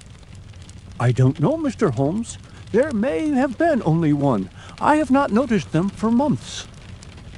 One dumbbell, Holmes said seriously. But his remarks were interrupted by a sharp knock at the door. A tall, sunburned, capable-looking, clean-shaved man looked in at us. I had no difficulty in guessing that it was the Cecil Barker of whom I had heard. His masterful eyes traveled quickly with a questioning glance from face to face. Sorry to interrupt your consultation, said he, but you should hear the latest news. An arrest? No such luck. But they found his bicycle. The fellow left his bicycle behind him. Come and have a look. It is within 100 yards of the hall door. We found 3 or 4 grooms and idlers standing in the drive, inspecting a bicycle which had been drawn out from a clump of evergreens in which it had been concealed. It was a well-used Rudge Whitworth, splashed as from a considerable journey. There was a saddlebag with spanner and oil can, but no clue as to the owner. It would be a grand help to the police, said the inspector, if these things were numbered and registered. But we must be thankful for what we've got. If we can't find where he went to, at least we're likely to get where he came from. But what, in the name of all that is wonderful, made the fellow leave it behind? And how in the world has he got away without it? We don't seem to get a gleam of light in the case, Mr. Holmes. Don't we? My friend answered thoughtfully. I wonder.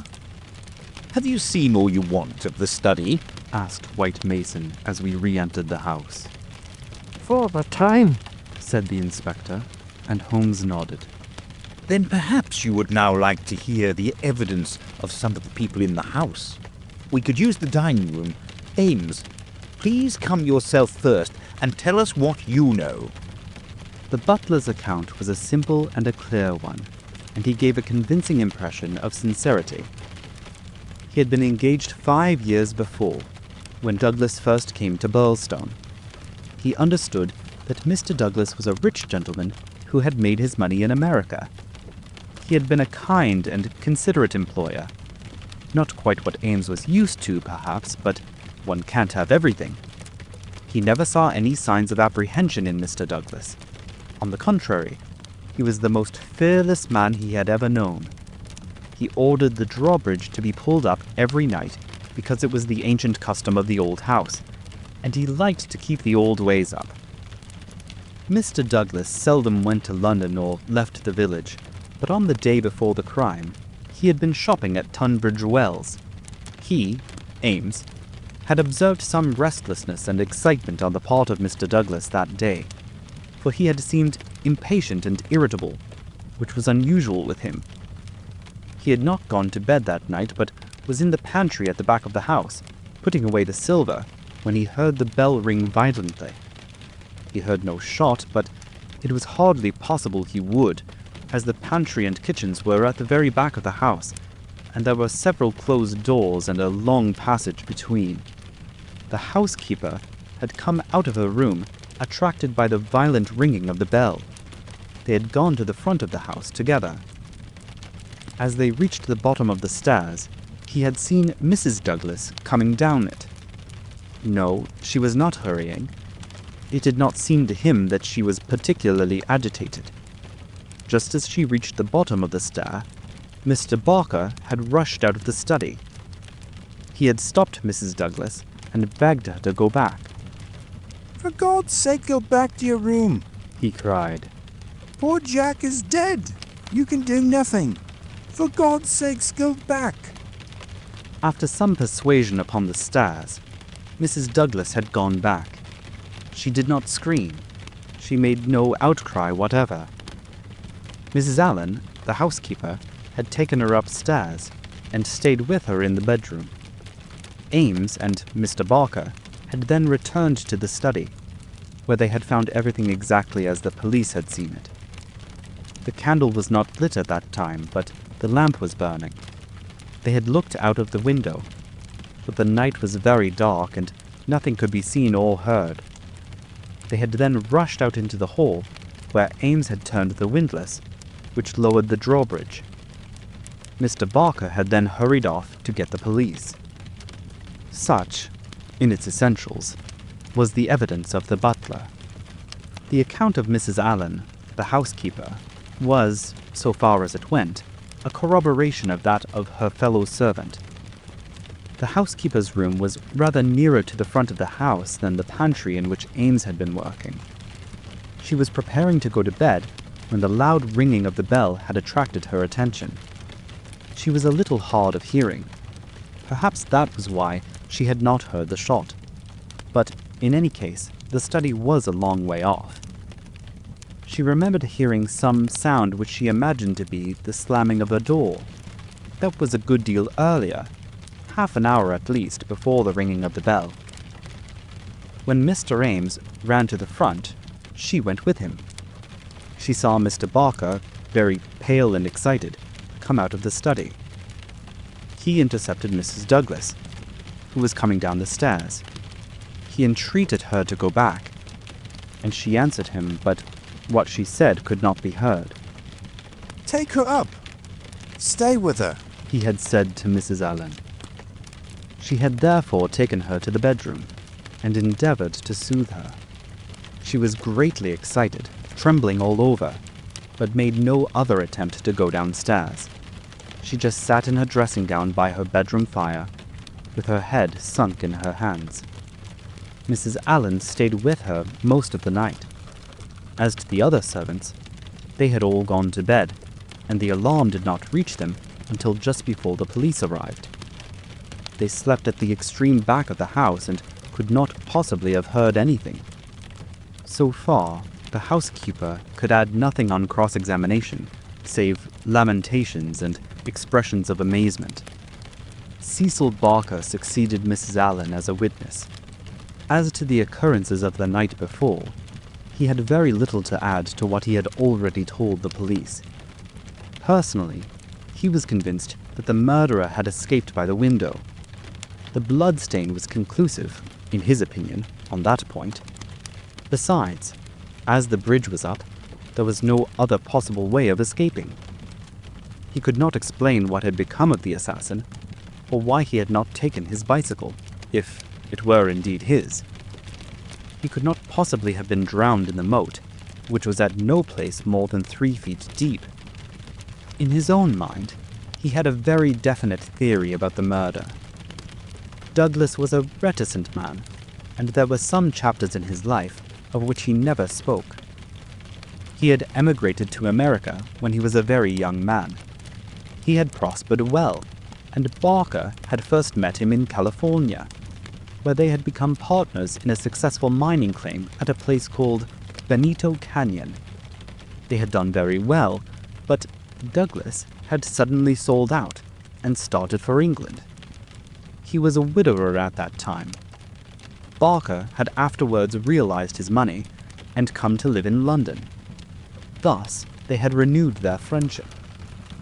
Douglas had given him the impression that some danger was hanging over his head, and he had always looked upon his sudden departure from California, and also his renting a house in so quiet a place in England, as being connected with this peril. He imagined that some secret society, some implacable organization, was on Douglas's track, which would never rest until it killed him. Some remarks of his had given him this idea, though he had never told him what the society was, nor how he had come to offend it.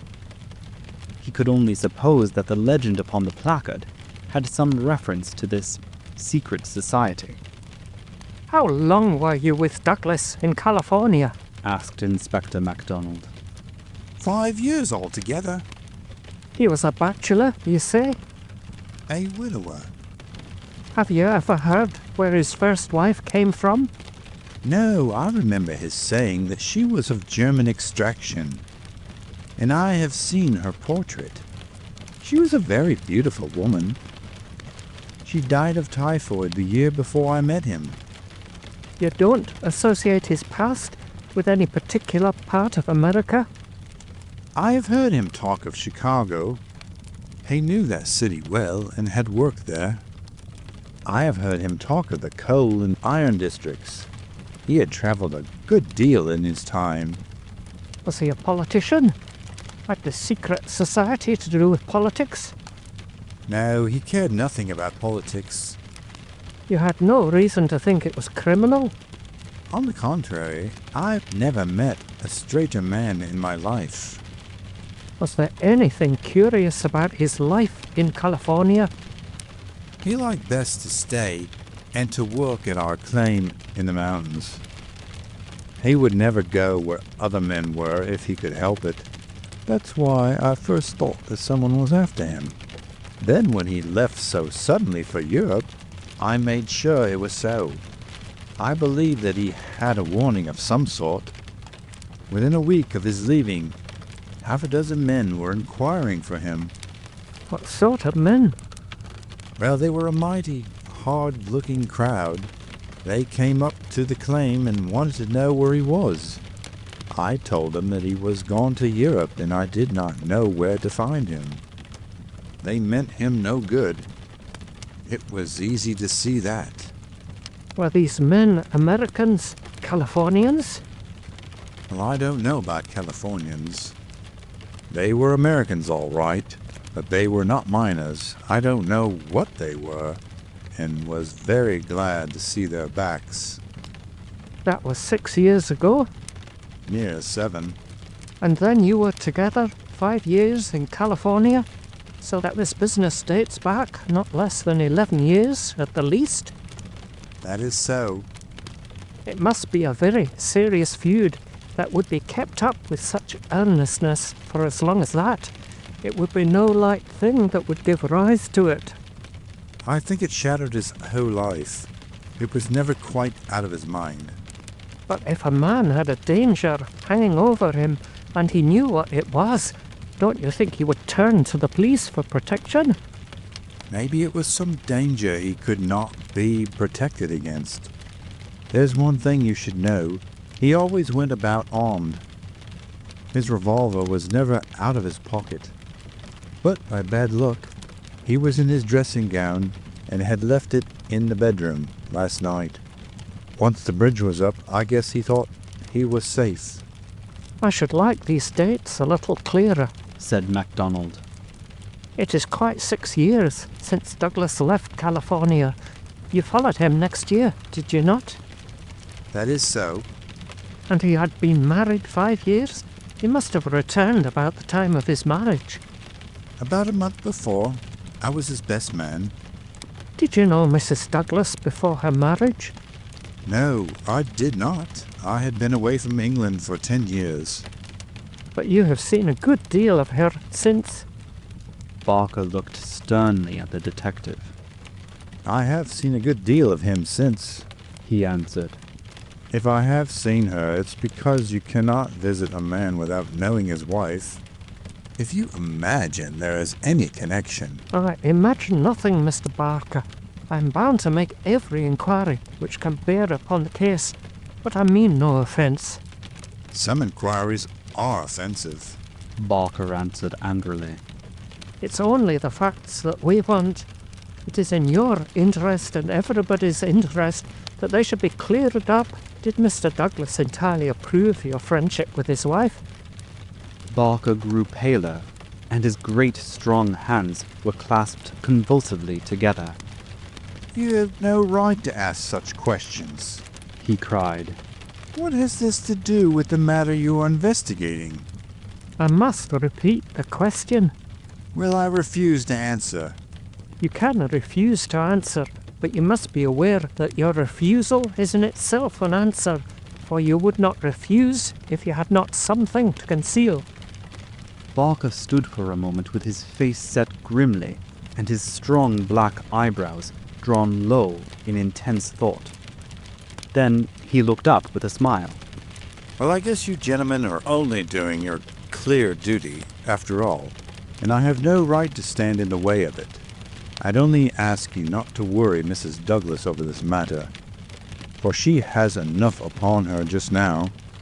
I may tell you that poor Douglas had just one fault in the world, and that was his jealousy. He was fond of me. No man could be fonder of a friend, and he was devoted to his wife. He loved me to come here, and was forever sending for me.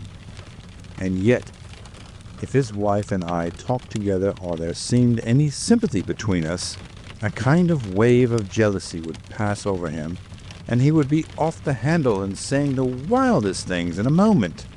More than once I've sworn off coming for that reason, and then he would write me such penitent, imploring letters that I just had to. But you can take it from me, gentlemen, if it was my last word, that no man ever had a more loving, faithful wife, and I can say also, no friend could be more loyal than I. It was spoken with fervour and feeling, and yet Inspector MacDonald could not dismiss the subject. You are aware, said he, that the dead man's wedding ring has been taken from his finger? So it appears, said Barker. What do you mean by appears? You know it is a fact. The man seemed confused and undecided. When I said appears, I meant that it was conceivable that he had himself taken off the ring. The mere fact that the ring should be absent, whoever may have removed it, would suggest to anybody's mind, would it not, that the marriage and the tragedy were connected? Barker shrugged his broad shoulders. I can't profess to say what it means. He answered. But if you mean to hint that it could reflect in any way upon this lady's honor... His eyes blazed for an instant, and then, with an evident effort, he got a grip upon his own emotions. Well, you are on the wrong track, that's all. I don't know that I've anything else to ask you at present, said MacDonald coldly. There was one small point, remarked Sherlock Holmes. When you entered the room, there was only a candle lighted on the table, was there not? Yes, that was so. By its light, you saw that some terrible incident had occurred. Exactly. You at once rang for help? Yes. And it arrived very speedily? Within a minute or so. And yet, when they arrived, they found that the candle was out and that the lamp had been lighted. That seems very remarkable. Again, Barker showed some signs of indecision. I don't see that it was remarkable, Mr. Holmes, he answered after a pause. The candle threw a very bad light. My first thought was to get a better one. The lamp was on the table, so I lit it. And blew out the candle?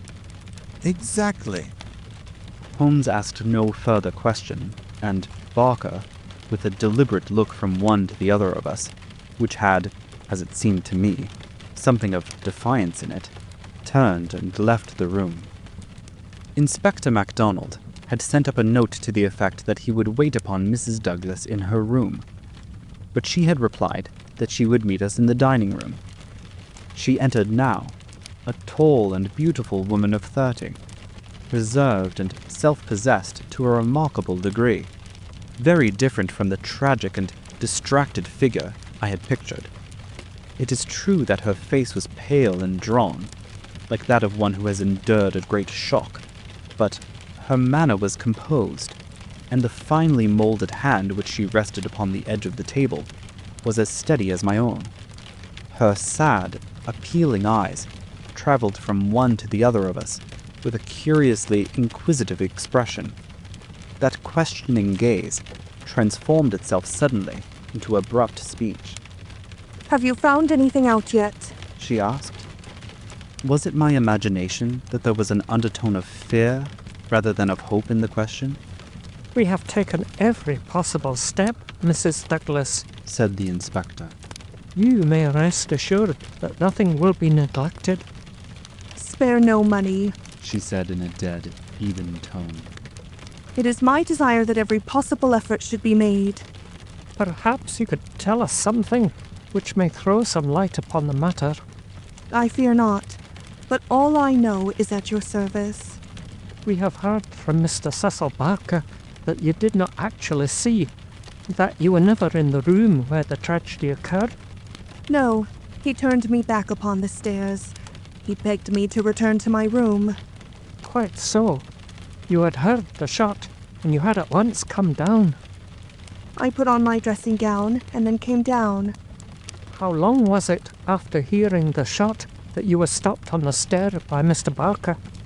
It may have been a couple of minutes.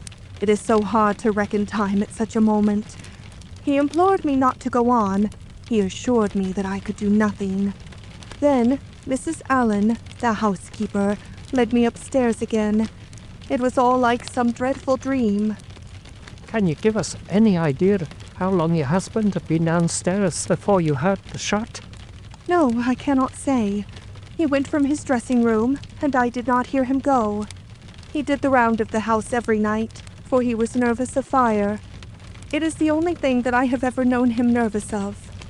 That is just the point which I want to come to, Mrs. Douglas. You have known your husband only in England, have you not? Yes, we have been married 5 years.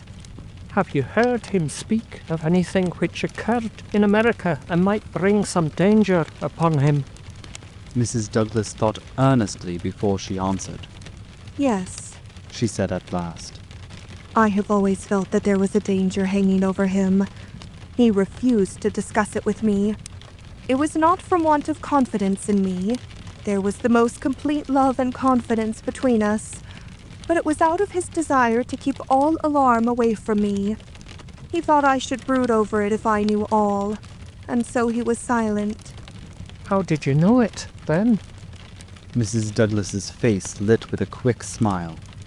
Can a husband ever carry about a secret all his life, and a woman who loves him have no suspicion of it? I knew it by his refusal to talk about some episodes in his American life. I knew it by certain precautions he took. I knew it by certain words he let fall. I knew it by the way he looked at unexpected strangers. I was perfectly certain that he had some powerful enemies, that he believed they were on his track, and that he was always on his guard against them. I was so sure of it that for years I had been terrified if ever he came home later than was expected. Might I ask, Asked Holmes. what the words were which attracted your attention? The Valley of Fear. The lady answered. That was an expression he has used when I questioned him. I have been in the Valley of Fear. I'm not out of it yet. Are we never to get out of the Valley of Fear? I have asked him when I have seen him more serious than usual. Sometimes I think that we never shall. He has answered. Surely you asked him what he meant by the Valley of Fear? I did, but his face would become very grave, and he would shake his head. It is bad enough that one of us should have been in its shadow. He said. Please God, it shall never fall upon you. It was some real valley in which he had lived, and in which something terrible had occurred to him. Of that I am certain, but I can tell you no more. And he never mentioned any names? Yes, he was delirious with fever once when he had his hunting accident 3 years ago. Then I remember that there was a name that came continually to his lips. He spoke it with anger and a sort of horror. McGinty was the name. Body Master McGinty.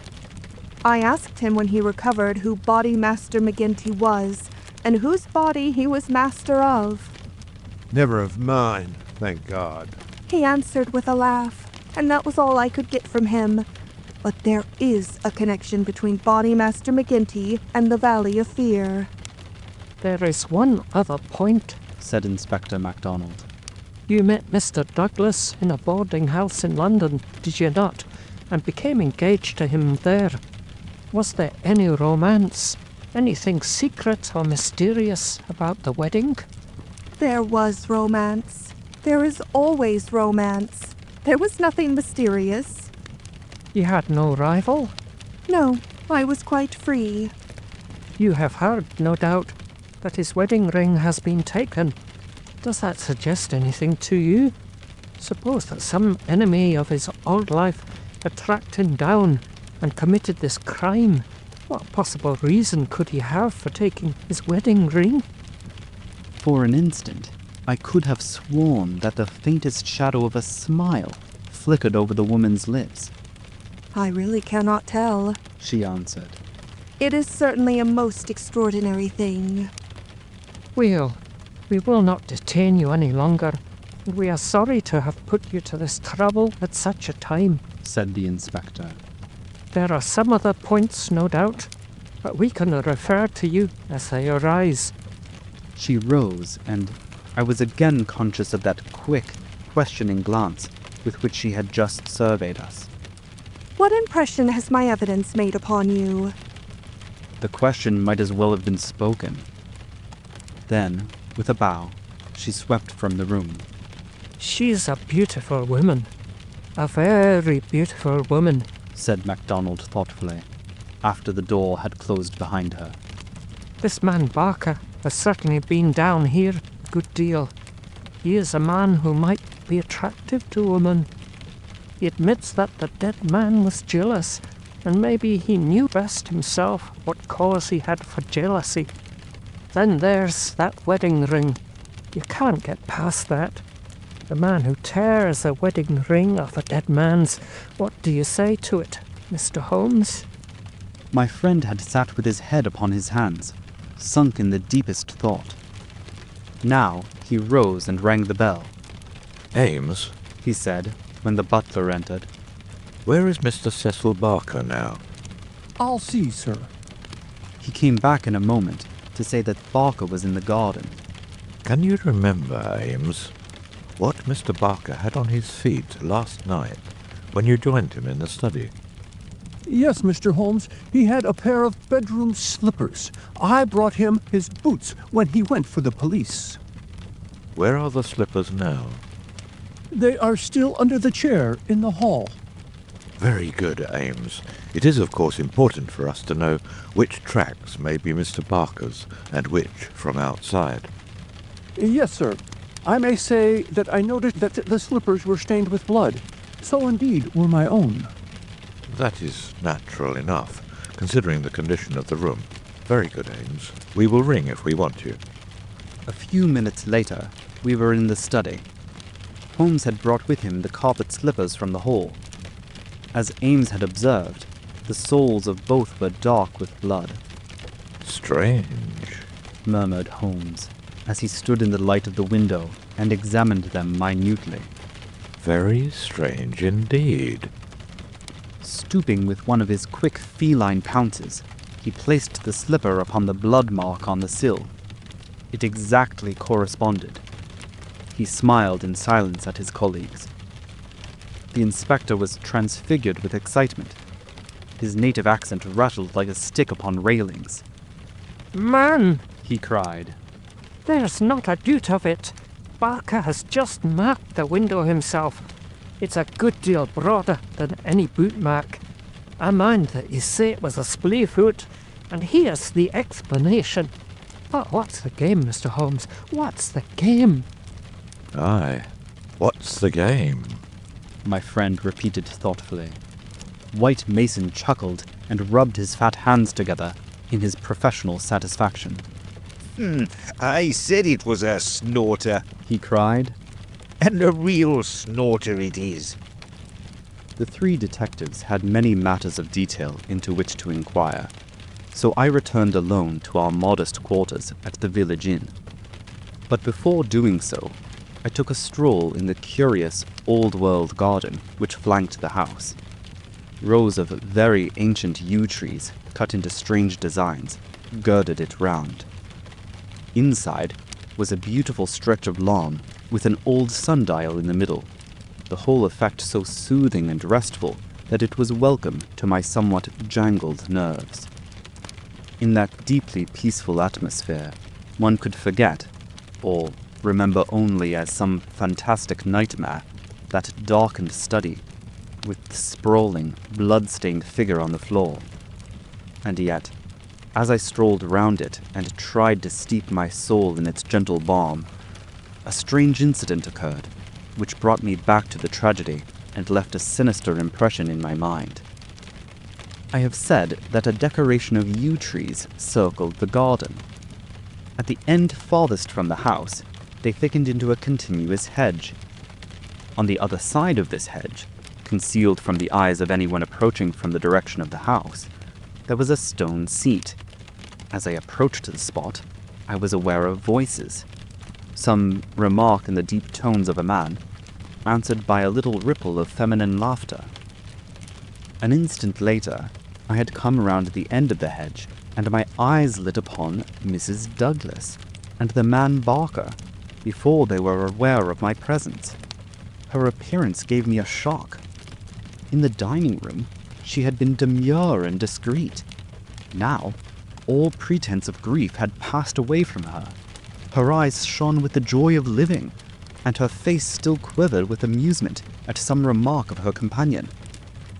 He sat forward, his hands clasped and his forearms on his knees, with an answering smile upon his bold, handsome face.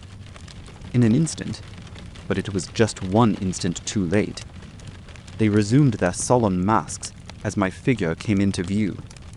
A hurried word or two passed between them, and then Barker rose and came towards me. Excuse me, sir, said he. but am I addressing Dr. Watson?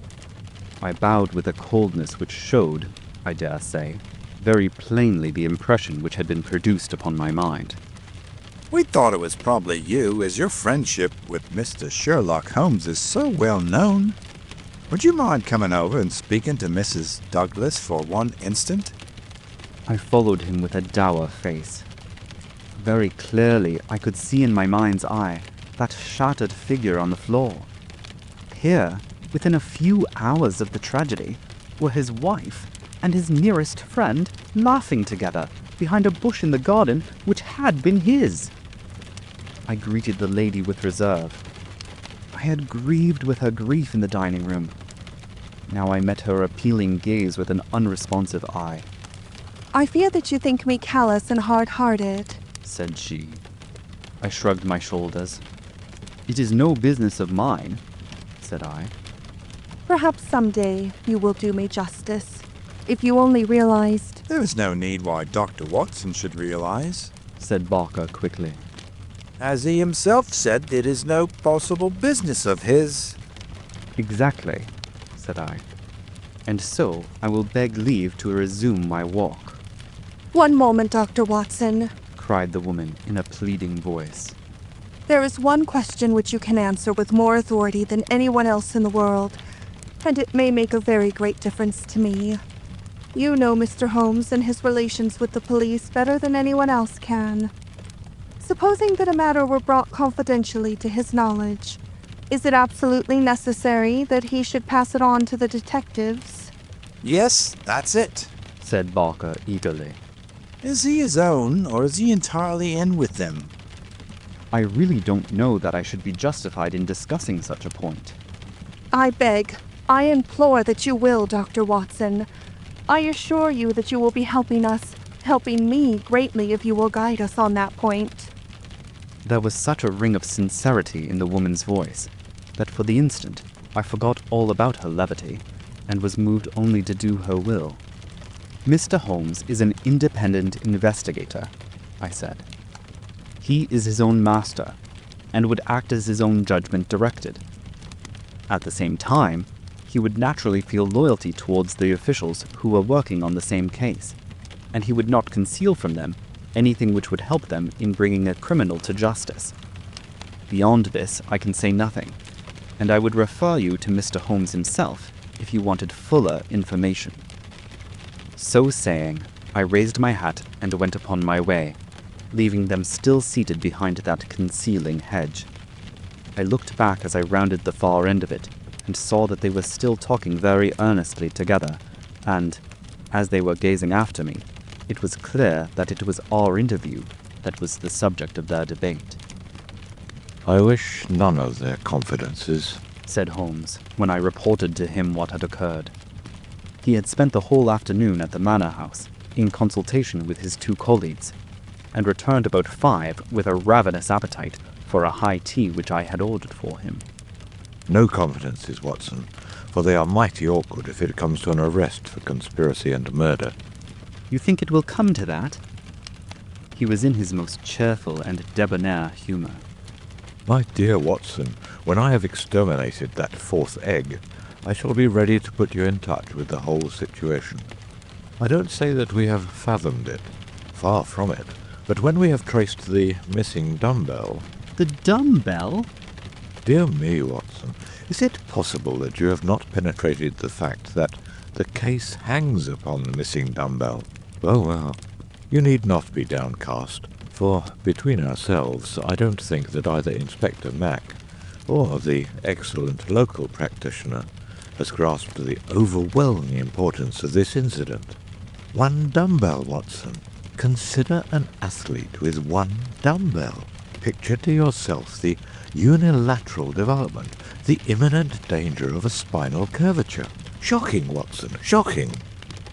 He sat with his mouth full of toast, and his eyes sparkling with mischief, watching my intellectual entanglement. The mere sight of his excellent appetite was an assurance of success, for I had very clear recollections of days and nights without a thought of food, when his baffled mind had chafed before some problem, while his thin, eager features became more attenuated with the asceticism of complete mental concentration. Finally, he lit his pipe, and, sitting in the inglenook of the old village inn, he talked slowly and at random about his case, rather as one who thinks aloud than as one who makes a considered statement. A lie, Watson. A great, big, thumping, obtrusive, uncompromising lie. That's what beats us on the threshold. There is our starting point.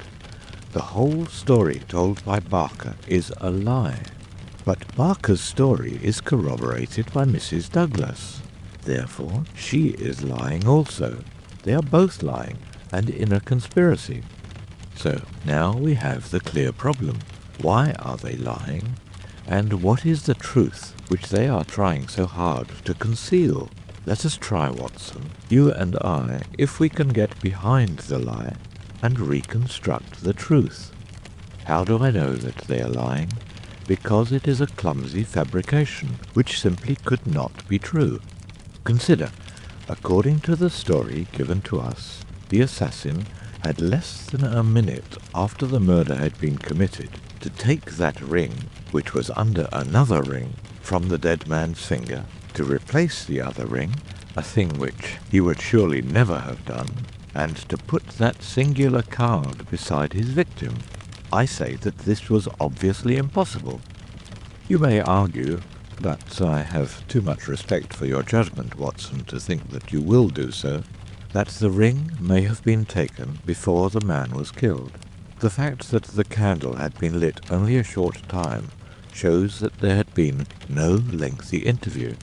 Was Douglas, from what we hear of his fearless character, a man who would be likely to give up his wedding ring at such short notice? Or could we conceive of his giving it up at all? No, no, Watson. The assassin was alone with the dead man for some time with the lamp lit. Of that I have no doubt at all. But the gunshot was apparently the cause of death. Therefore, the shot must have been fired some time earlier than we are told. But there could be no mistake about such a matter as that. We are in the presence, therefore, of a deliberate conspiracy upon the part of the two people who heard the gunshot, of the man Barker and of the woman Douglas. When, on the top of this, I am able to show that the blood mark on the windowsill was deliberately placed there by Barker in order to give a false clue to the police, you will admit that the case grows dark against him. Now we have to ask ourselves at what hour the murder actually did occur. Up to 10:30, the servants were moving about the house, so it was certainly not before that time. At 11:15, they had all gone to their rooms, with the exception of Ames, who was in the pantry.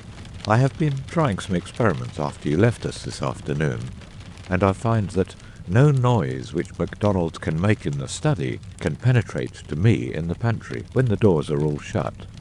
It is otherwise, however, from the housekeeper's room. It is not so far down the corridor, and from it I could vaguely hear a voice when it was very loudly raised. The sound from a shotgun is to some extent muffled when the discharge is at very close range, as it undoubtedly was in this instance. It would not be very loud, and yet, in the silence of the night, it should have easily penetrated to Mrs. Allen's room. She is, as she has told us, somewhat deaf, but nonetheless she mentioned in her evidence that she did hear something like a door slamming half an hour before the alarm was given. Half an hour before the alarm was given would be 11:15. I have no doubt that what she heard was the report of the gun, and that this was the real instant of the murder. If this is so, we have now to determine what Barker and Mrs. Douglas, presuming that they are not the actual murderers, could have been doing from 11:15, when the sound of the shot brought them down, until 11:15, when they rang the bell and summoned the servants. What were they doing? And why did they not instantly give the alarm? That is the question which faces us, and when it has been answered, we shall surely have gone some way to solve our problem. I am convinced myself, said I, that there is an understanding between those two people. She must be a heartless creature to sit laughing at some jest within a few hours of her husband's murder. Exactly. She does not shine as a wife, even in her own account of what occurred. I am not a whole-souled admirer of womankind, as you are aware, Watson, but my experience of life has taught me that there are few wives having any regard for their husbands who would let any man's spoken word stand between them and that husband's dead body. Should I ever marry, Watson, I should hope to inspire my wife with some feeling which would prevent her from being walked off by a housekeeper when my corpse was lying within a few yards of her. It was badly stage managed, for even the rawest investigators must be struck by the absence of the usual feminine ululation. If there had been nothing else, this incident alone would have suggested a prearranged conspiracy, to my mind. You think then, definitely, that Barker and Mrs. Douglas are guilty of the murder? There is an appalling directness about your questions, Watson, said Holmes, shaking his pipe at me. They come at me like bullets. If you put it that Mrs. Douglas and Barker know the truth about the murder and are conspiring to conceal it, then I can give you a whole-souled answer. I am sure they do. But your more deadly proposition is not so clear. Let us for a moment consider the difficulties which stand in the way. We will suppose that this couple are united by the bonds of a guilty love, and that they have determined to get rid of the man who stands between them. It is a large supposition, for discreet inquiry among servants and others has failed to corroborate it in any way. On the contrary, there is a good deal of evidence that the Douglases were very attached to each other. That, I am sure, cannot be true, said I, thinking of the beautiful smiling face in the garden. Well, at least they gave that impression. However, we will suppose that they are an extraordinarily astute couple, who deceive everyone upon this point and conspire to murder the husband. He happens to be a man over whose head some danger hangs. We have only their word for that. Holmes looked thoughtful. I see, Watson. You are sketching out a theory by which everything they say from the beginning is false. According to your idea, there was never any hidden menace or secret society or valley of fear or Boss somebody or anything else. Well, that is a good sweeping generalization. Let us see what that brings us to. They invent this theory to account for the crime.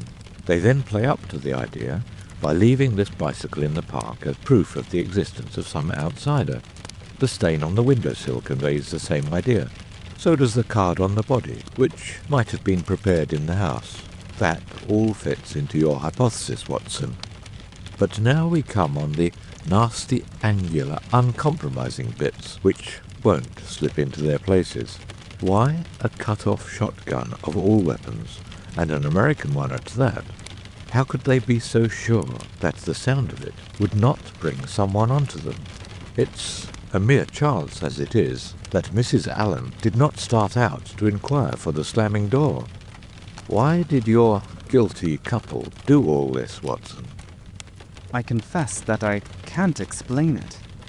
Then again, if a woman and her lover conspire to murder a husband, are they going to advertise their guilt by ostentatiously removing his wedding ring after his death? Does that strike you as very probable, Watson? No, it does not.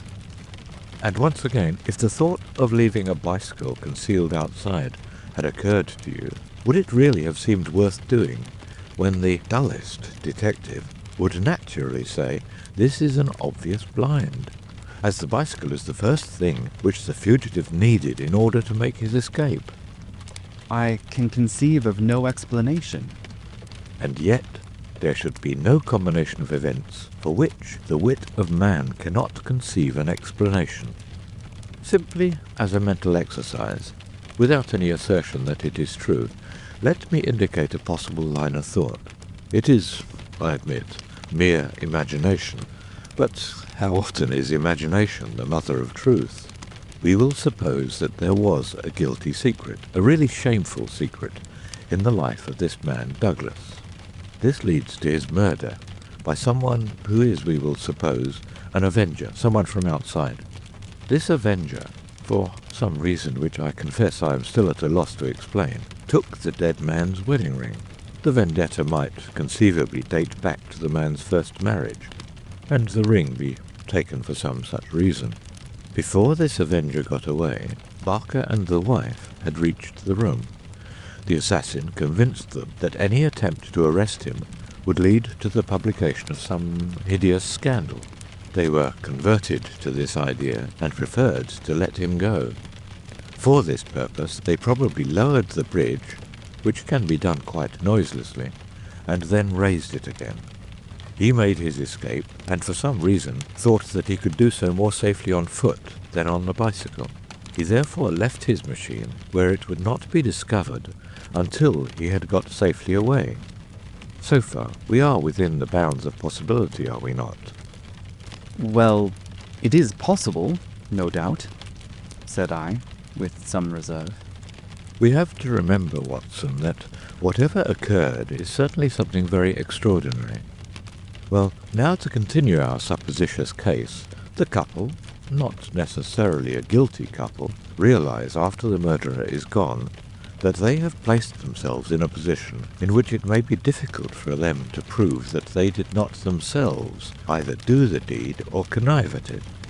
They rapidly and rather clumsily met the situation. The mark was put by Barker's blood-stained slipper upon the windowsill to suggest how the fugitive got away. They, obviously, were the two who must have heard the sound of the gun, so they gave the alarm exactly as they would have done, but a good half hour after the event. And how do you propose to prove all this? Well, if there were an outsider, he may be traced and taken. That would be the most effective of all proofs, but if not, well, the resources of science are far from being exhausted. I think that an evening alone in that study would help me much. An evening alone? I propose to go up there presently. I have arranged it with the estimable Ames, who is by no means wholehearted about Barker. I shall sit in that room and see if its atmosphere brings me inspiration. I'm a believer in the genius loci. You smile, friend Watson. Well, we shall see. By the way, you have that big umbrella of yours, have you not? It is here. Well, I'll borrow that, if I may. Certainly, but what a wretched weapon.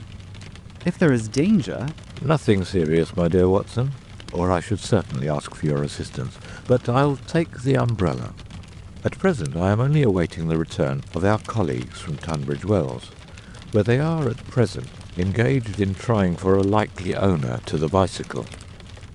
It was nightfall before Inspector MacDonald and White Mason came back from their expedition, and they arrived exultant, reporting a great advance in our investigation. Man, I'll admit that I had my doubts if there was ever an outsider, said MacDonald. But that's all past now. We've had the bicycle identified, and we have a description of a man, so that's a long step on our journey. It sounds to me like the beginning of the end, said Holmes. I'm sure I congratulate you both with all my heart. Well, I started from the fact that Mr. Douglas had seemed disturbed since the day before, when he had been at Tunbridge Wells. It was at Tunbridge Wells, then, that he had become conscious of some danger. It was clear, therefore, that if a man had come over with a bicycle, it was from Tunbridge Wells that he might be expected to have come. We took the bicycle over with us and showed it at the hotels.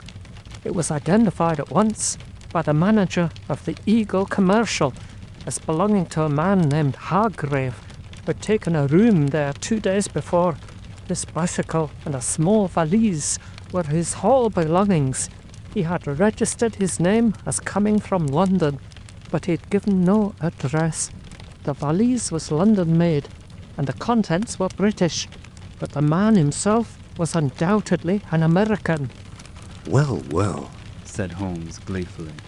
You have indeed done some solid work, while I have been sitting spinning theories with my friend. It's a lesson in being practical, Mr. Mac. Aye, it's just that, Mr. Holmes, said the inspector with satisfaction. But this may all fit in with your theories, I remarked. That may or may not be. But let us hear the end, Mr. Mac. Was there nothing to identify this man? So little but it was evident that he had carefully guarded himself against identification. There were no papers or letters, and no marking upon his clothes. A cycle map of the county lay on his bedroom table. He had left the hotel after breakfast yesterday morning on his bicycle, and no more was heard of him until our inquiries. That's what puzzles me, Mr. Holmes, said White Mason. If the Pharaoh did not want the hue and cry raised over him, one would imagine that he would have returned and remained at the hotel as an inoffensive tourist. As it is, he must know that he will be reported to the police by the hotel manager and that his disappearance will be connected with the murder. So one would imagine. Still, he has been justified of his wisdom up to date, at any rate, since he has not been taken. But his description, what of that? MacDonald referred to his notebook. Here we have it so far as I could give it. They didn't seem to have taken any particular stock of him, but still the porter, the clerk, and the chambermaid are all agreed that this about covers the points. He was a man about 5'9" in height, 50 or so years of age, his hair slightly grizzled, a greyish moustache, a curved nose, and a face which all of them described as fierce and forbidding. Well, bar the expression, that might almost be a description of Douglas himself, said Holmes. He is just over 50, with grizzled hair and moustache, and about the same height. Did you get anything else? He was dressed in a heavy grey suit with a reefer jacket, and he wore a short yellow overcoat and a soft cap. What about the shotgun? It is less than 2 feet long. It could very well have fitted into his valise. He could have carried it inside his overcoat without difficulty. And how do you consider that all this bears on the general case? Well, Mr. Holmes, said MacDonald, when we have got our man, and you may be sure that I had his description on the wires within 5 minutes of hearing it, we shall be better able to judge. But, even as it stands, we have surely gone a long way. We know that an American calling himself Hargrave came to Tunbridge Wells 2 days ago with a bicycle and valise. In the latter was a sawed-off shotgun, so he came with the deliberate purpose of crime. Yesterday morning he set off for this place on his bicycle with his gun concealed in his overcoat. No one saw him arrive, so far as we can learn, but he need not pass through the village to reach the park gates, and there are many cyclists upon the road. Presumably he at once concealed his cycle among the laurels where it was found, and possibly lurked there himself with his eye on the house, waiting for Mr. Douglas to come out. The shotgun is a strange weapon to use inside a house, but he had intended to use it outside, and there it has very obvious advantages, as it would be impossible to miss with it, and the sound of shots is so common in an English sporting neighbourhood that no particular notice would be taken. That is all very clear, said Holmes. Well, Mr. Douglas does not appear. What was he to do next? He left his bicycle and approached the house in the twilight. He found the bridge down and no one about. He took his chance, intending, no doubt, to make some excuse if he met anyone. He met no one. He slipped into the first room that he saw and concealed himself behind the curtain. Thence he could see the drawbridge go up, and he knew that his only escape was through the moat. He waited until 11:15, when Mr. Douglas, upon his usual nightly round, came into the room. He shot him and escaped, as arranged. He was aware that the bicycle would be described by the hotel people and be a clue against him, so he left it there and made his way by some other means to London or to some safe hiding place which he had already arranged. How is that, Mr. Holmes? Well, Mr. Mac, it is very good and very clear, so far as it goes. That is your end of the story. My end is that the crime was committed half an hour earlier than reported, that Mrs. Douglas and Barker are both in a conspiracy to conceal something, that they aided the murderer's escape, or at least that they reached the room before he escaped, and that they fabricated evidence of his escape through the window, whereas in all probability they had themselves let him go by lowering the bridge. That's my reading of the first half. The two detectives shook their heads. Well, Mr. Holmes, if this is true, we only tumble out of one mystery into another, said the London inspector. And in some ways a worse one, added White Mason. The lady has never been in America in all her life. What possible connection could she have with an American assassin which would cause her to shelter him? I freely admit the difficulties, said Holmes. I propose to make a little investigation of my own tonight, and it is just possible that it may contribute something to the common cause. Can we help you, Mr. Holmes? No. Darkness and Dr. Watson's umbrella. My wants are simple, and aims, the faithful aims. No doubt he will stretch a point for me. All my lines of thought lead me back invariably to the one basic question. Why should an athletic man develop his frame upon so unnatural an instrument as a single dumbbell? It was late that night when Holmes returned from his solitary excursion. We slept in a double-bedded room, which was the best that the little country inn could do for us. I was already asleep when I was partly awakened by his entrance. "Well, Holmes," I murmured, "have you found anything out?" He stood beside me in silence, his candle in his hand. Then the tall, lean figure inclined towards me. I say, Watson, he whispered, would you be afraid to sleep in the same room with a lunatic? A man with softening of the brain, an idiot whose mind has lost its grip? "Not in the least," I answered in astonishment. Ah, that's lucky, he said, and not another word would he utter that night. Next morning, after breakfast, we found Inspector MacDonald and White Mason seated in close consultation in the small parlour of the local police sergeant. On the table in front of them were piled a number of letters and telegrams, which they were carefully sorting and docketing. 3 had been placed on one side. Still on the track of the elusive bicyclist? Holmes asked cheerfully. What is the latest news of the ruffian? MacDonald pointed ruefully to his heap of correspondence.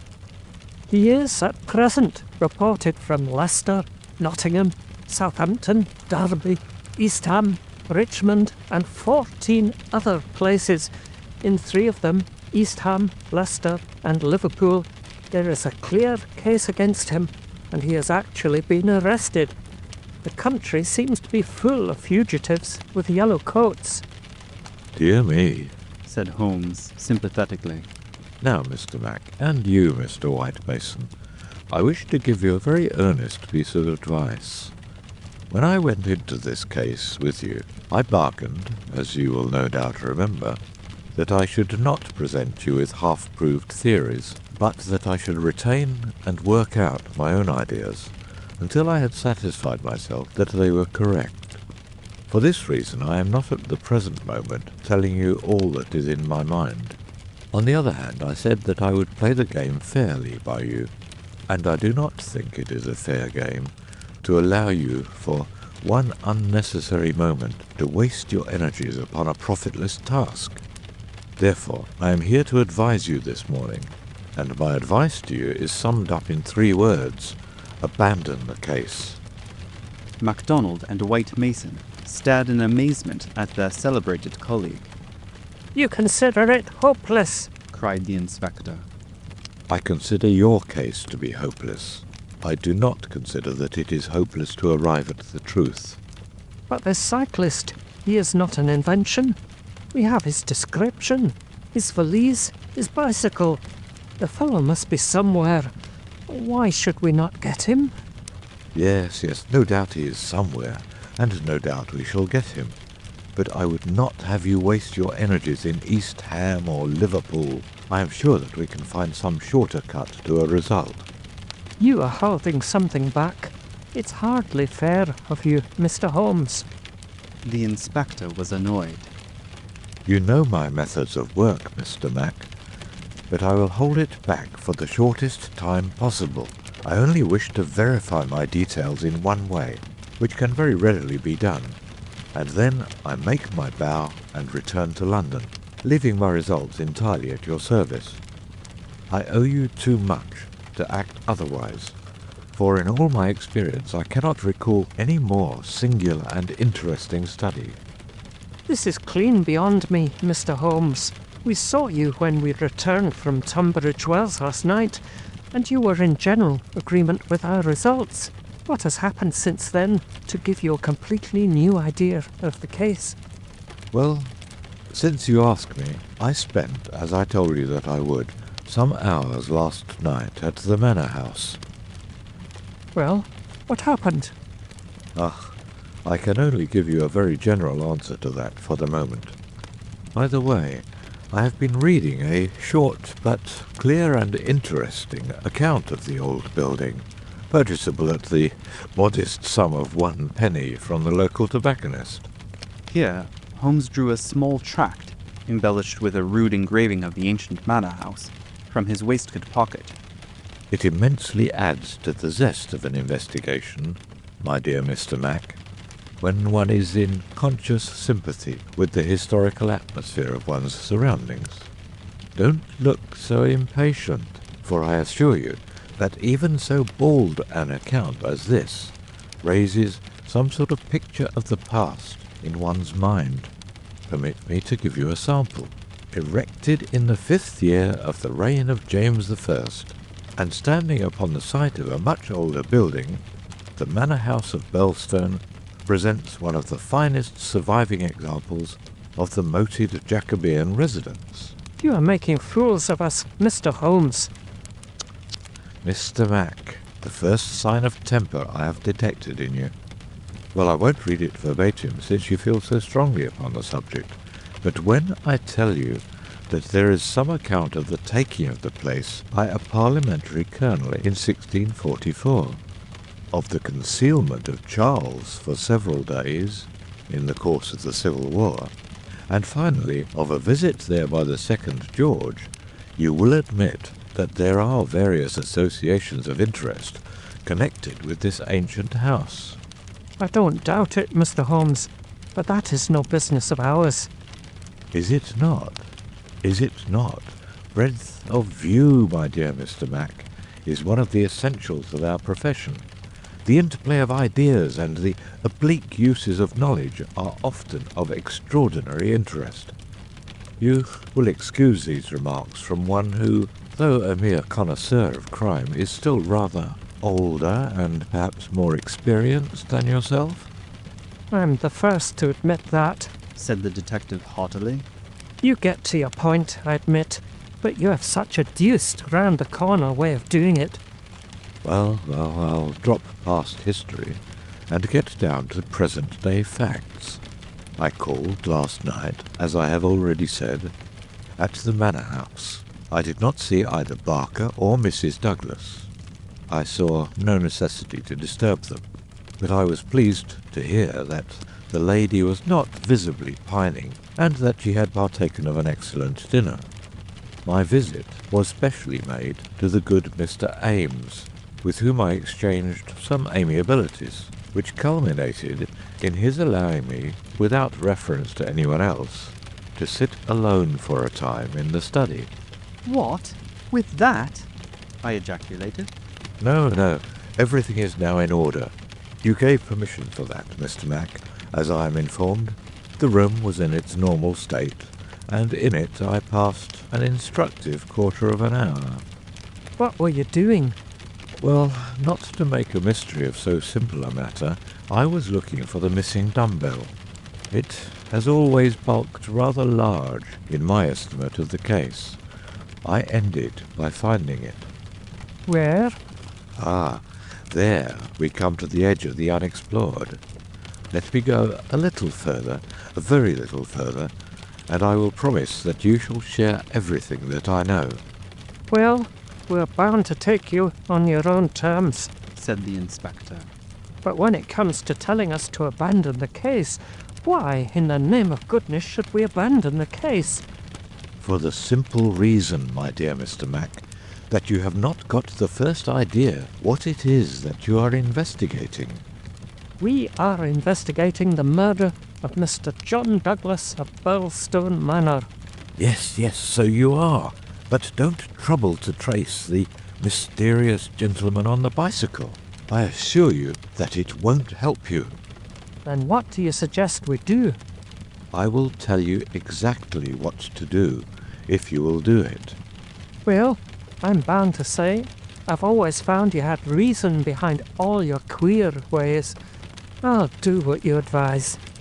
And you, Mr. White Mason? The country detective looked helplessly from one to the other. Holmes and his methods were new to him. Well, if it's good enough for the inspector, it is good enough for me, he said at last. Capital, said Holmes. Well then, I should recommend a nice cheery country walk for both of you.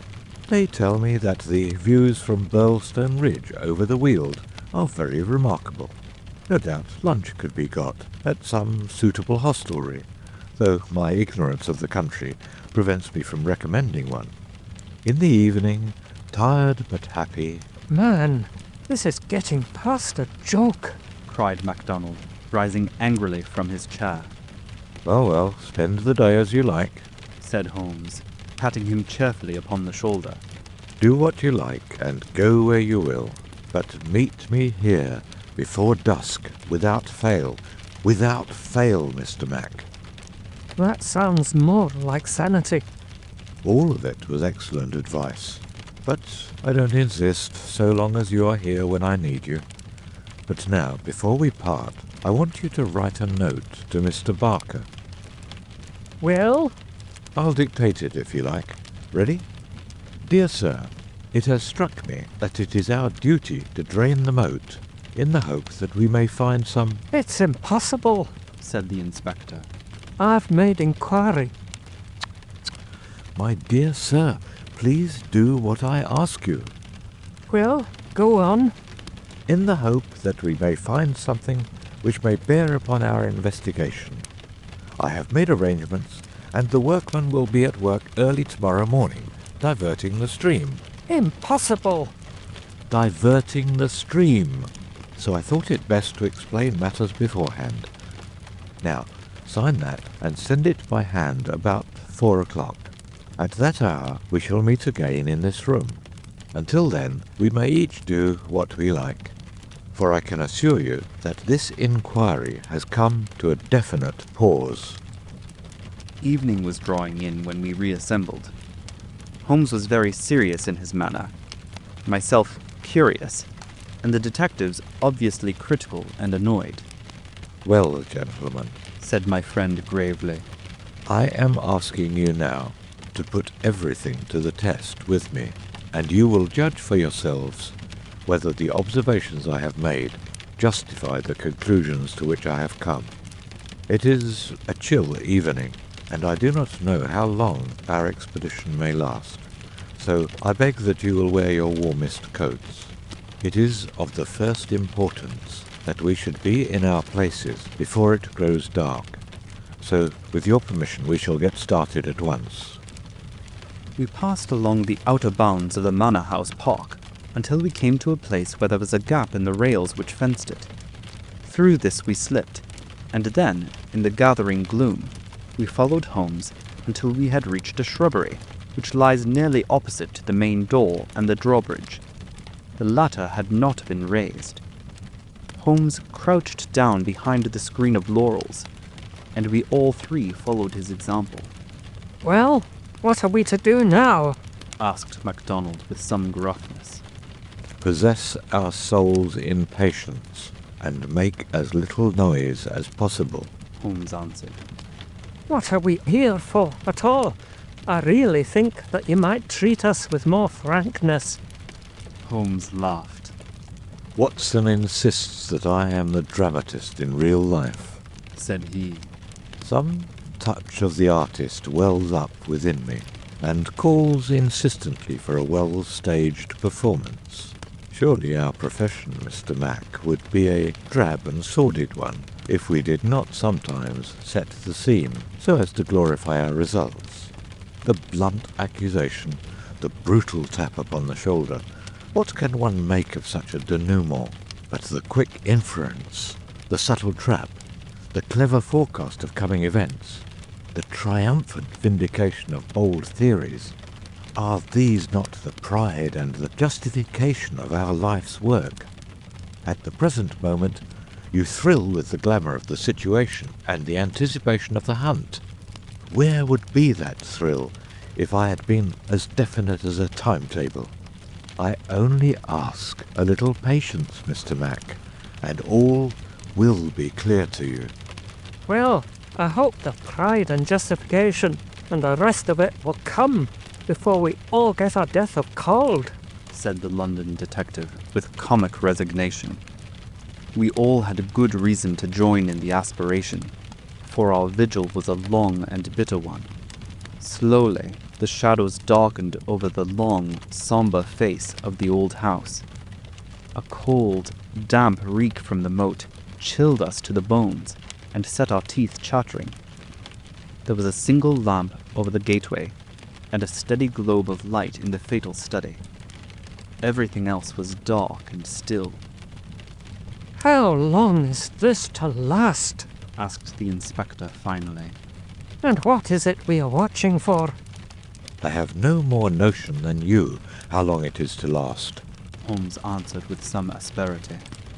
If criminals would always schedule their movements like railway trains, it would certainly be more convenient for all of us. As to what it is, well, that's what we are watching for. As he spoke, the bright yellow light in the study was obscured by somebody passing to and fro before it. The laurels among which we lay were immediately opposite the window, and not more than 100 feet from it. Presently, it was thrown open with a whining of hinges, and we could dimly see the dark outline of a man's head and shoulders looking out into the gloom. For some minutes he peered forth in furtive, stealthy fashion, as one who wishes to be assured that he is unobserved. Then he leaned forward, and, in the intense silence, we were aware of the soft lapping of agitated water. He seemed to be stirring up the moat with something which he held in his hand. Then, suddenly, he hauled something in, as a fisherman lands a fish. Some large, round object, which obscured the light as it was dragged through the open casement. Now! Cried Holmes. Now! We were all upon our feet, staggering after him with our stiffened limbs, while he ran swiftly across the bridge and rang violently at the bell. There was the rasping of bolts from the other side, and the amazed Ames stood in the entrance. Holmes brushed him aside without a word, and, followed by all of us, rushed into the room, which had been occupied by the man whom we had been watching. The oil lamp on the table represented the glow which we had seen from outside. It was now in the hand of Cecil Barker, who held it towards us as we entered. Its light shone upon his strong, resolute, clean-shaved face and his menacing eyes. What the devil is the meaning of all this? He cried. What are you after anyhow? Holmes took a swift glance round, and then pounced upon a sodden bundle tied together with cord, which lay where it had been thrust under the writing table. This is what we are after, Mr. Barker. This bundle, weighted with a dumbbell, which you have just raised from the bottom of the moat. Barker stared at Holmes with amazement in his face. How in thunder came you to know anything about it? He asked. Simply that I put it there. You put it there? You? Perhaps I should have said replaced it there, said Holmes. You will remember, Inspector MacDonald, that I was somewhat struck by the absence of a dumbbell. I drew your attention to it, but with the pressure of other events, you had hardly the time to give it the consideration which would have enabled you to draw deductions from it. When water is near and a weight is missing, it is not a very far-fetched supposition that something has been sunk in the water. The idea was at least worth testing, so with the help of Ames, who admitted me to the room, and the crook of Dr. Watson's umbrella, I was able last night to fish up and inspect this bundle.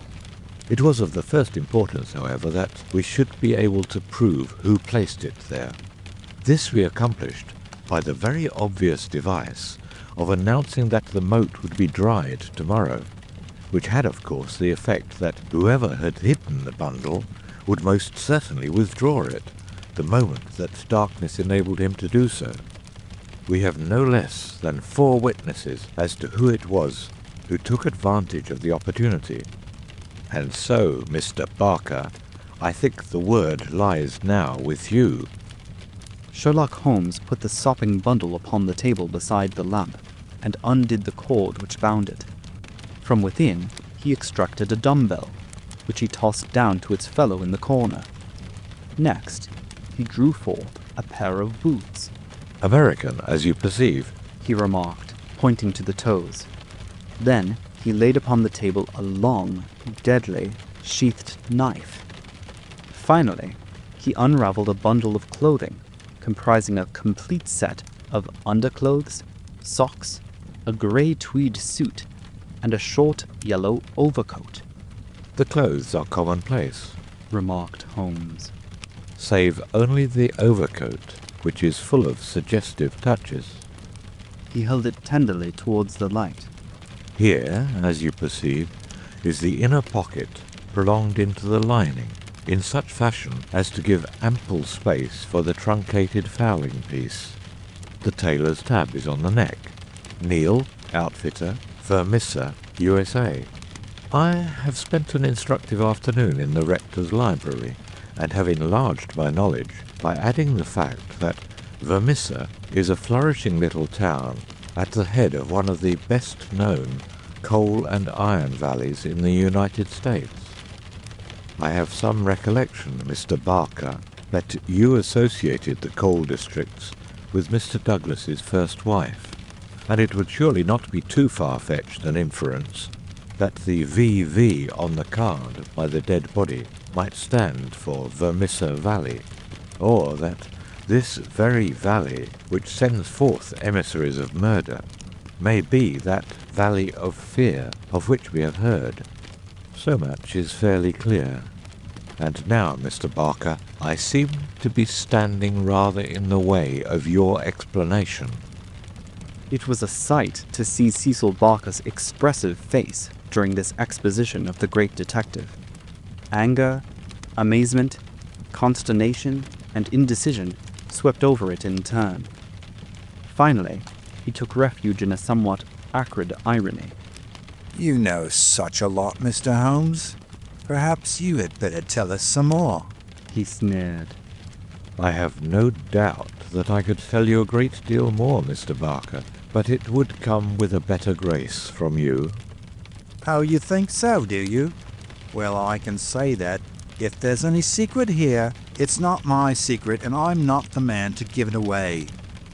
Well, if you take that line, Mr. Barker, said the inspector quietly, we must just keep you in sight until we have the warrant and can hold you. You can do what you damn please about that, said Barker defiantly. The proceedings seemed to have come to a definite end, so far as he was concerned. For one had only to look at that granite face to realize that no peine forte et dure would ever force him to plead against his will. The deadlock was broken, however, by a woman's voice. Mrs. Douglas had been standing listening at the half-opened door, and now she entered the room. You have done enough for now, Cecil, said she. Whatever comes of it in the future, you have done enough. Enough and more than enough, remarked Sherlock Holmes gravely. I have every sympathy with you, madam, and should strongly urge you to have some confidence in the common sense of our jurisdiction, and to take the police voluntarily into your complete confidence.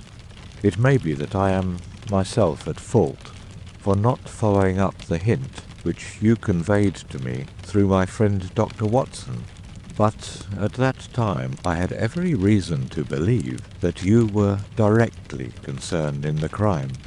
Now I am assured that this is not so.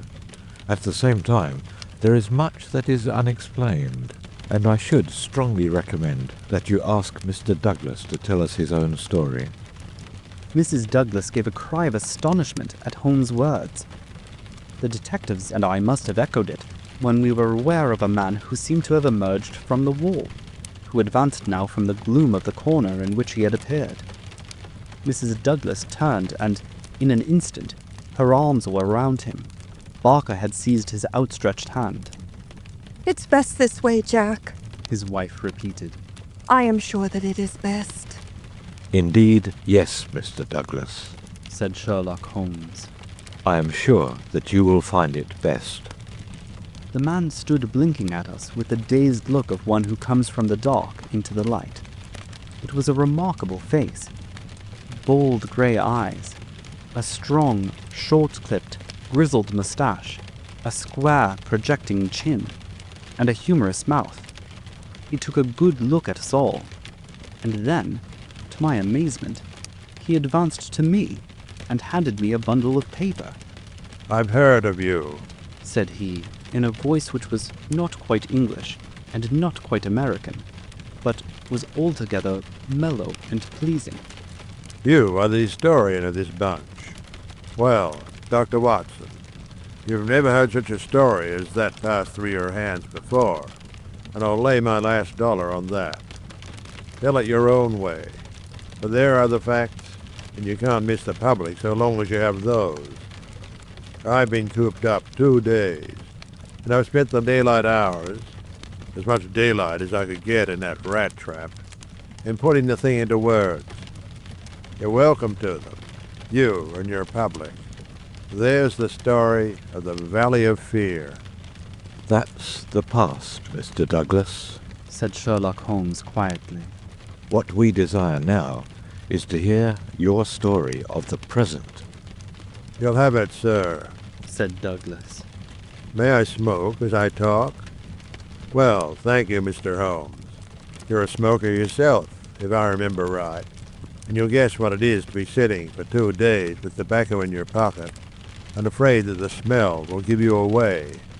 He leaned against the mantelpiece and sucked at the cigar which Holmes had handed him. I've heard of you, Mr. Holmes. I never guessed that I should meet you. But before you are through with that, he nodded at my papers.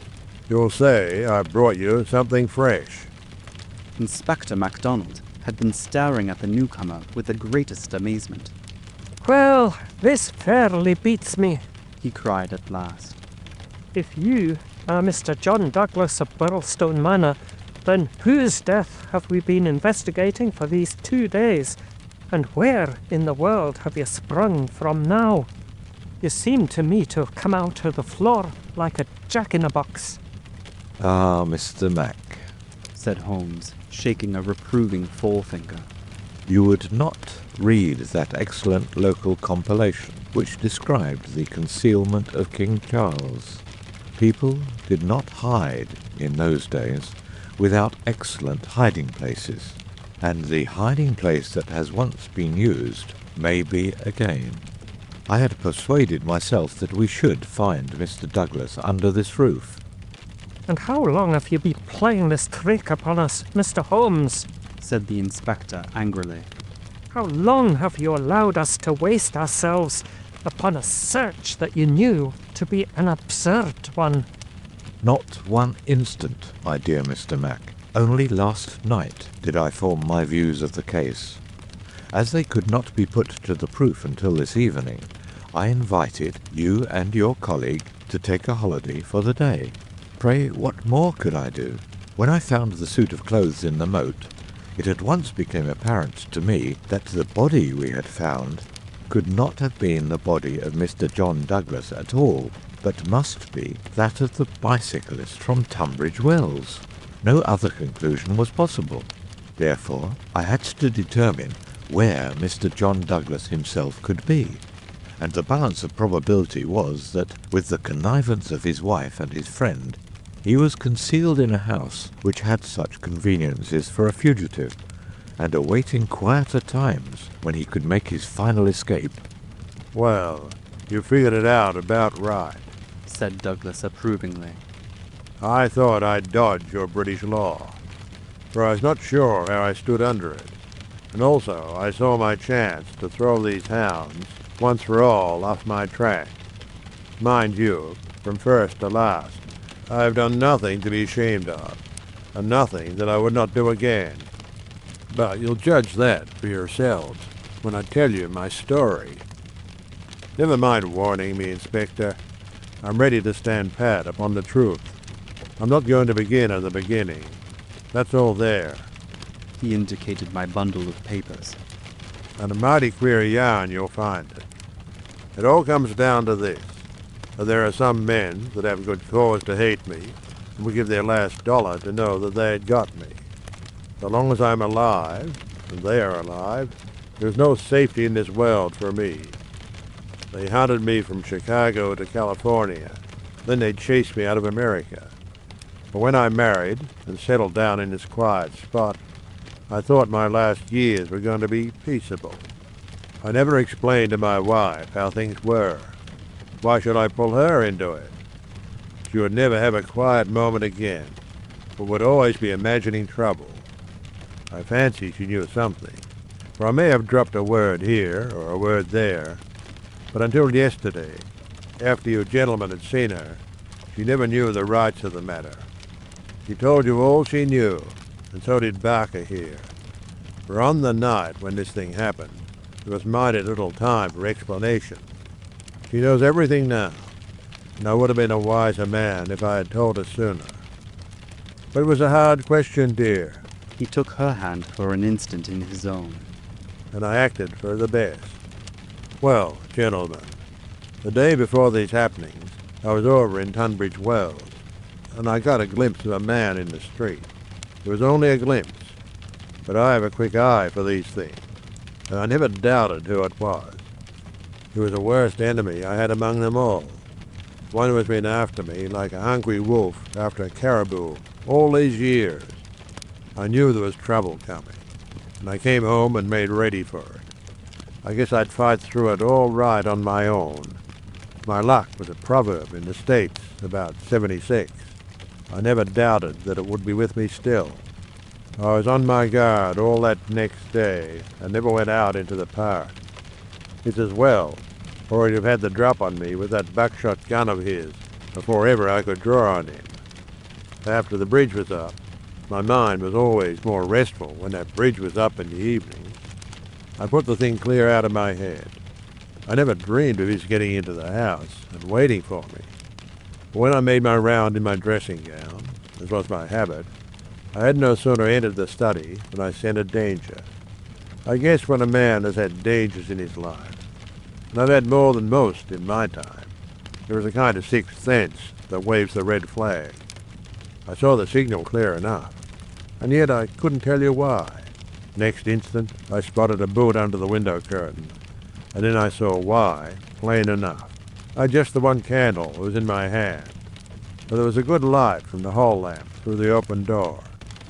I put down the candle and jumped for a hammer that I had left on the mantel. At the same moment, he sprang at me. I saw the glint of a knife, and I lashed at him with a hammer. I got him somewhere, for the knife tinkled down on the floor. He dodged round the table as quick as an eel, and a moment later he got his gun from under his coat. I heard him cock it, but I got hold of it before he could fire. I had it by the barrel. I wrestled for it all ends up for a minute or more. It was death to the man that lost his grip. He never lost his grip, but he got it butt downward for a moment too long. Maybe it was I that pulled the trigger. Maybe we just jolted it off between us. Anyhow, he got both barrels in the face, and there I was, staring down at all that was left of Ted Baldwin. I'd recognized him in the township, and again when he sprang for me. But his own mother wouldn't recognize him as I saw him then. I'm used to rough work, but I fairly turned sick at the sight of him. I was hanging on the side of the table when Barker came hurrying down. I had my wife coming, and I ran to the door and stopped her. There was no sight for a woman. I promised I'd come to her soon. I said a word or two to Barker. He took it all in at a glance.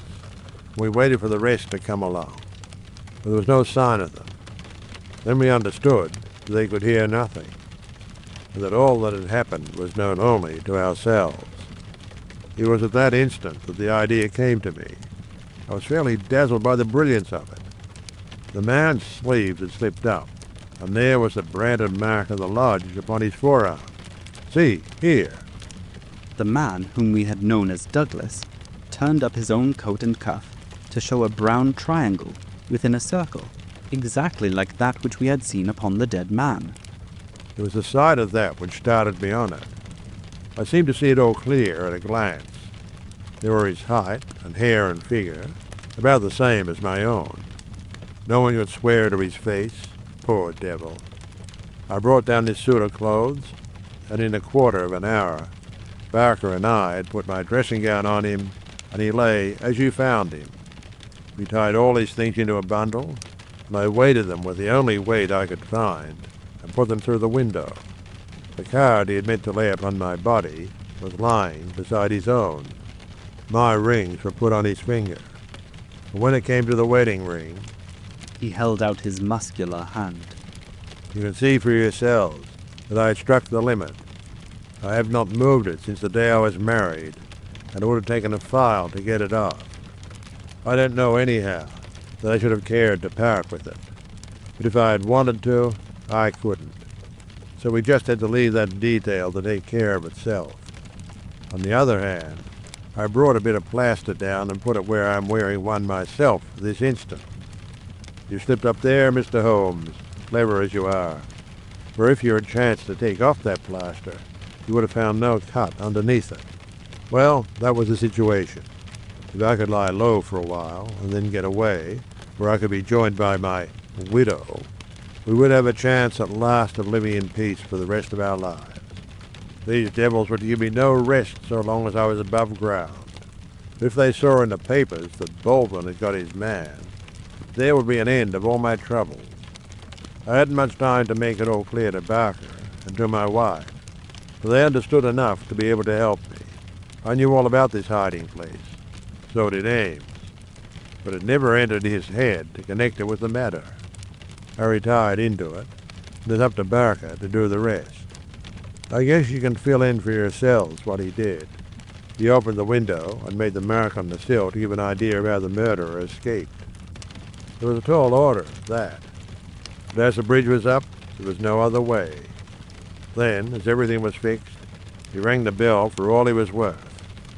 What happened afterward, you know. And so, gentlemen, you can do what you please. But I've told you the truth and the whole truth. So help me, God. What I ask you now is, how do I stand by the English law? There was a silence which was broken by Sherlock Holmes. The English law is, in the main, a just law. You will get no worse than your deserts from that, Mr. Douglas. But I would ask you, how did this man know that you lived here, or how to get into your house, or where to hide to get you? I know nothing of this. Holmes' face was very white and grave. The story is not over yet, I fear, said he. You may find worse dangers than the English law, or even than your enemies from America. I see trouble before you, Mr. Douglas. You'll take my advice and still be on your guard. And now, my long-suffering readers, I will ask you to come away with me for a time, far from the Sussex manor house of Burlstone, and far also from the year of grace in which we made our eventful journey, which ended with the strange story of the man who had been known as John Douglas. I wish you to journey back some 20 years in time, and westward, some thousands of miles in space, that I may lay before you a singular and terrible narrative, so singular and so terrible that you may find it hard to believe that even as I tell it, even so did it occur. Do not think that I intrude one story before another is finished. As you read on, you will find that this is not so. And when I have detailed those distant events, and you have solved this mystery of the past, we shall meet once more in those rooms on Baker Street, where this, like so many other wonderful happenings, will find its end. It was the 4th of February in the year 1875. It had been a severe winter, and the snow lay deep in the gorges of the Gilmerton Mountains. The steam ploughs had, however, kept the railroad open, and the evening train which connects the long line of coal mining and iron-working settlements was slowly groaning its way up the steep gradients which led from Stagville on the plain to Vermissa, the central township, which lies at the head of Vermissa Valley. From this point, the track sweeps downward to Barton's Crossing, Helmdale, and the purely agricultural county of Merton. It was a single-track railroad, but at every siding, and they were numerous, long lines of trucks piled with coal and iron ore told of the hidden wealth which had brought a rude population and a bustling life to this most desolate corner of the United States of America. For desolate it was. Little could the first pioneer who had traversed it have ever imagined that the fairest prairies and the most lush water pastures were valueless compared to this gloomy land of black crag and tangled forest. Above the dark and often scarcely penetrable woods, upon their flanks, the high bare crowns of the mountains, white snow and jagged rock towered upon each flank, leaving a long, winding, tortuous valley in the centre. Up this the little train was slowly crawling. The oil lamps had just been lit in the leading passenger car, a long, bare carriage in which some 20 or 30 people were seated. The greater number of these were workmen returning from their day's toil in the lower part of the valley.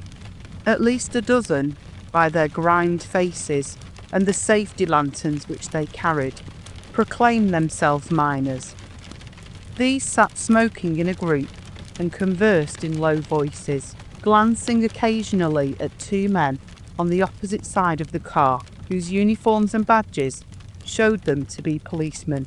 Several women of the labouring class, and one or two travellers who might have been small local storekeepers, made up the rest of the company, with the exception of one young man in a corner by himself. It is with this man that we are concerned. Take a good look at him, for he is worth it. He is a fresh-complexioned, middle-sized young man, not far, one would guess, from his 30th year. He has large, shrewd, humorous grey eyes, which twinkle inquiringly from time to time, as he looks round through his spectacles at the people about him. It is easy to see that he is of a sociable and possibly simple disposition, anxious to be friendly to all men. Anyone could pick him at once as gregarious in his habits and communicative in his nature, with a quick wit and a ready smile. And yet the man who studied him more closely might discern a certain firmness of jaw and grim tightness about the lips, which would warn him that there were depths beyond, and that this pleasant, brown-haired young Irishman might conceivably leave his mark for good or evil upon any society to which he was introduced. Having made one or two tentative remarks to the nearest miner, and receiving only short, gruff replies, the traveller resigned himself to uncongenial silence, staring moodily out of the window at the fading landscape. It was not a cheering prospect. Through the growing gloom there pulsed the red glow of the furnaces on the sides of the hills. Great heaps of slag and dumps of cinders loomed up on each side, with the high shafts of the collieries towering above them. Huddled groups of mean wooden houses, the windows of which were beginning to outline themselves in light, were scattered here and there along the line, and the frequent halting places were crowded with their swarthy inhabitants. The iron and coal valleys of the Vermissa district were no resorts for the leisured or the cultured. Everywhere there were stern signs of the crudest battle of life, the rude work to be done, and the rude, strong workers who did it. The young traveller gazed out into this dismal country with a face of mingled repulsion and interest, which showed that the scene was new to him. At intervals he drew from his pocket a bulky letter to which he referred, and on the margins of which he scribbled some notes. Once, from the back of his waist, he produced something which one would hardly have expected to find in the possession of so mild-mannered a man. It was a navy revolver of the largest size. As he turned it slantwise to the light, the glint upon the rims of the copper shells within the drum showed that it was fully loaded. He quickly restored it to his secret pocket, but not before it had been observed by a working man who had seated himself upon the adjoining bench. "Hello, mate," said he. "You seem healed and ready." The young man smiled with an air of embarrassment. "Yes," said he. "we need them sometimes in the place I come from." "And where may that be?" "I'm lost from Chicago." "A stranger in these parts?" "Yes." "You may find you need it here," said the workman. "Ah, is that so?" The young man seemed interested. "Have you heard nothing of doings hereabout?" "Nothing out of the way." "Why, I thought the country was full of it. You'll hear quick enough. What made you come here?" "I heard there was always work for a willing man." "Are you a member of the union?" "Sure." "Then you'll get your job, I guess. Have you any friends?" "Not yet, but I have the means of making them." "How's that, then?" "I am one of the eminent order of Freeman. There's no town without a lodge. Where there's a lodge, I'll find my friends." The remark had a singular effect upon his companion. He glanced round suspiciously at the others in the car. The miners were still whispering among themselves. The two police officers were dozing. He came across, seated himself close to the young traveller, and held out his hand. "Put it there," he said. A hand grip passed between the two. "I see you speak the truth," said the workman.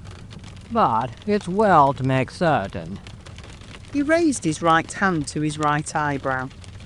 The traveller at once raised his left hand to his left eyebrow. "Dark nights are unpleasant," said the workman. "Yes, the strangest to travel," the other answered. "That's good enough. I'm Brother Scanlon, Lodge 341, Vermissa Valley. Glad to see you in these parts." "Thank you. I'm Brother John McMurdo, Lodge 29, Chicago. Body Master G.H. Scott. But I'm in luck to meet a brother so early." "Well, there are plenty of us about. You won't find the order more flourishing anywhere in the States than right here in Vermissa Valley. What we could do with some lads like you? I can't understand a spry man of the Union finding no work to do in Chicago." "I found plenty of work to do," said McMurdo. "Then why did you leave?" McMurdo nodded towards the policeman and smiled. "I guess those chaps would be glad to know," he said. Scanlon groaned sympathetically. "In trouble?" he asked in a whisper. "Deep." "A penitentiary job?" "And the rest." "Not a killing." "It's early days to talk of such things," said McMurdo, with the air of a man who had been surprised into saying more than he intended. "I've my own good reasons for leaving Chicago, and let that be enough for you. Who are you that you should take it on yourself to ask such things?" His grey eyes gleamed with sudden and dangerous anger from behind his glasses.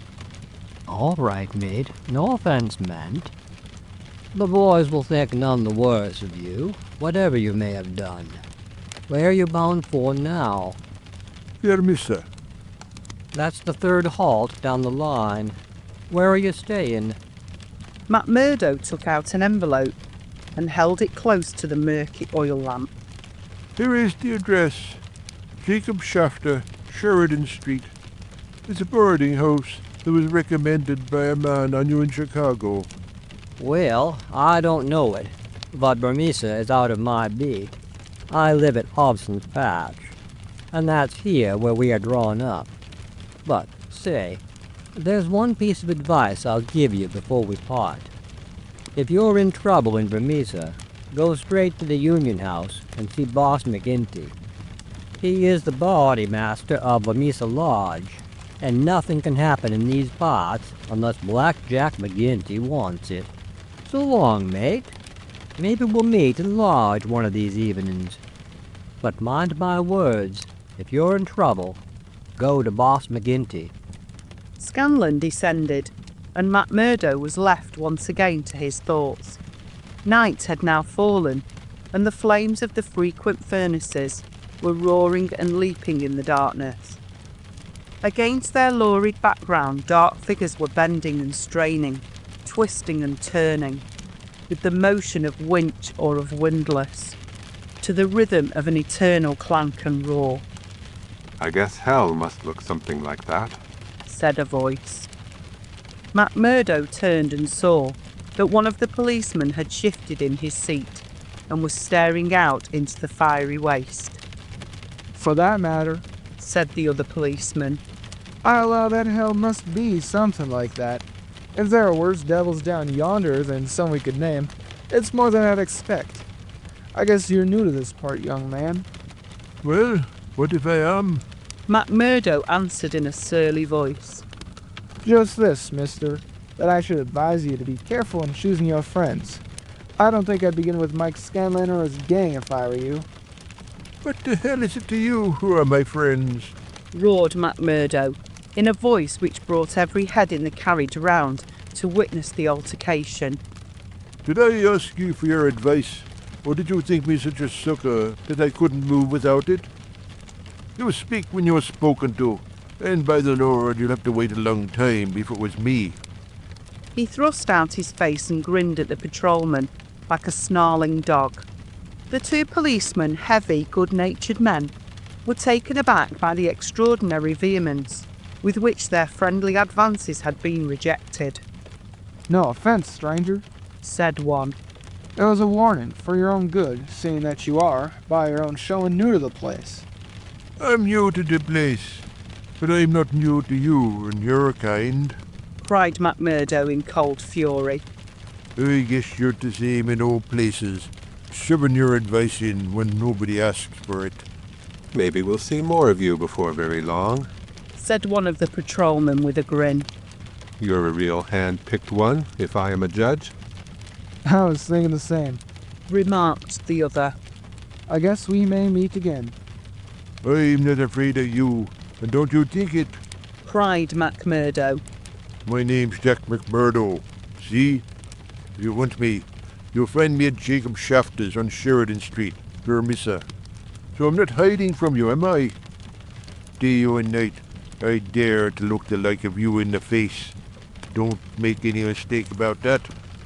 There was a murmur of sympathy and admiration from the miners at the dauntless demeanour of the newcomer, while the two policemen shrugged their shoulders and renewed a conversation between themselves. A few minutes later, the train ran into the ill-lit station, and there was a general clearing, for Vermissa was by far the largest town on the line. McMurdo picked up his leather gripsack and was about to start off into the darkness, when one of the miners accosted him. By God, mate, you know how to speak to the cops, he said in a voice of awe. It was grand to hear you. Let me carry your grip and show you the road. I'm passing Shafters on the way to my own shack. There was a chorus of friendly good nights from the other miners, as they passed from the platform. Before ever he had set foot in it, McMurdo the Turbulent had become a character in Vermissa. The country had been a place of terror, but the town was in its way even more depressing. Down that long valley, there was at least a certain gloomy grandeur in the huge fires and the clouds of drifting smoke, while the strength and industry of man found fitting monuments in the hills, which he had spilled by the side of his monstrous excavations. But the town showed a dead level of mean ugliness and squalor. The broad street was churned up by the traffic into a horrible rutted paste of muddy snow. The sidewalks were narrow and uneven. The numerous gas lamps served only to show more clearly a long line of wooden houses, each with its veranda facing the street, unkempt and dirty.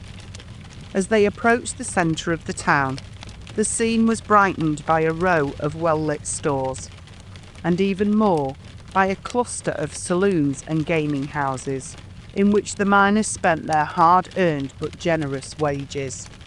That's the Union House, said the guide, pointing to one saloon, which rose almost to the dignity of being a hotel.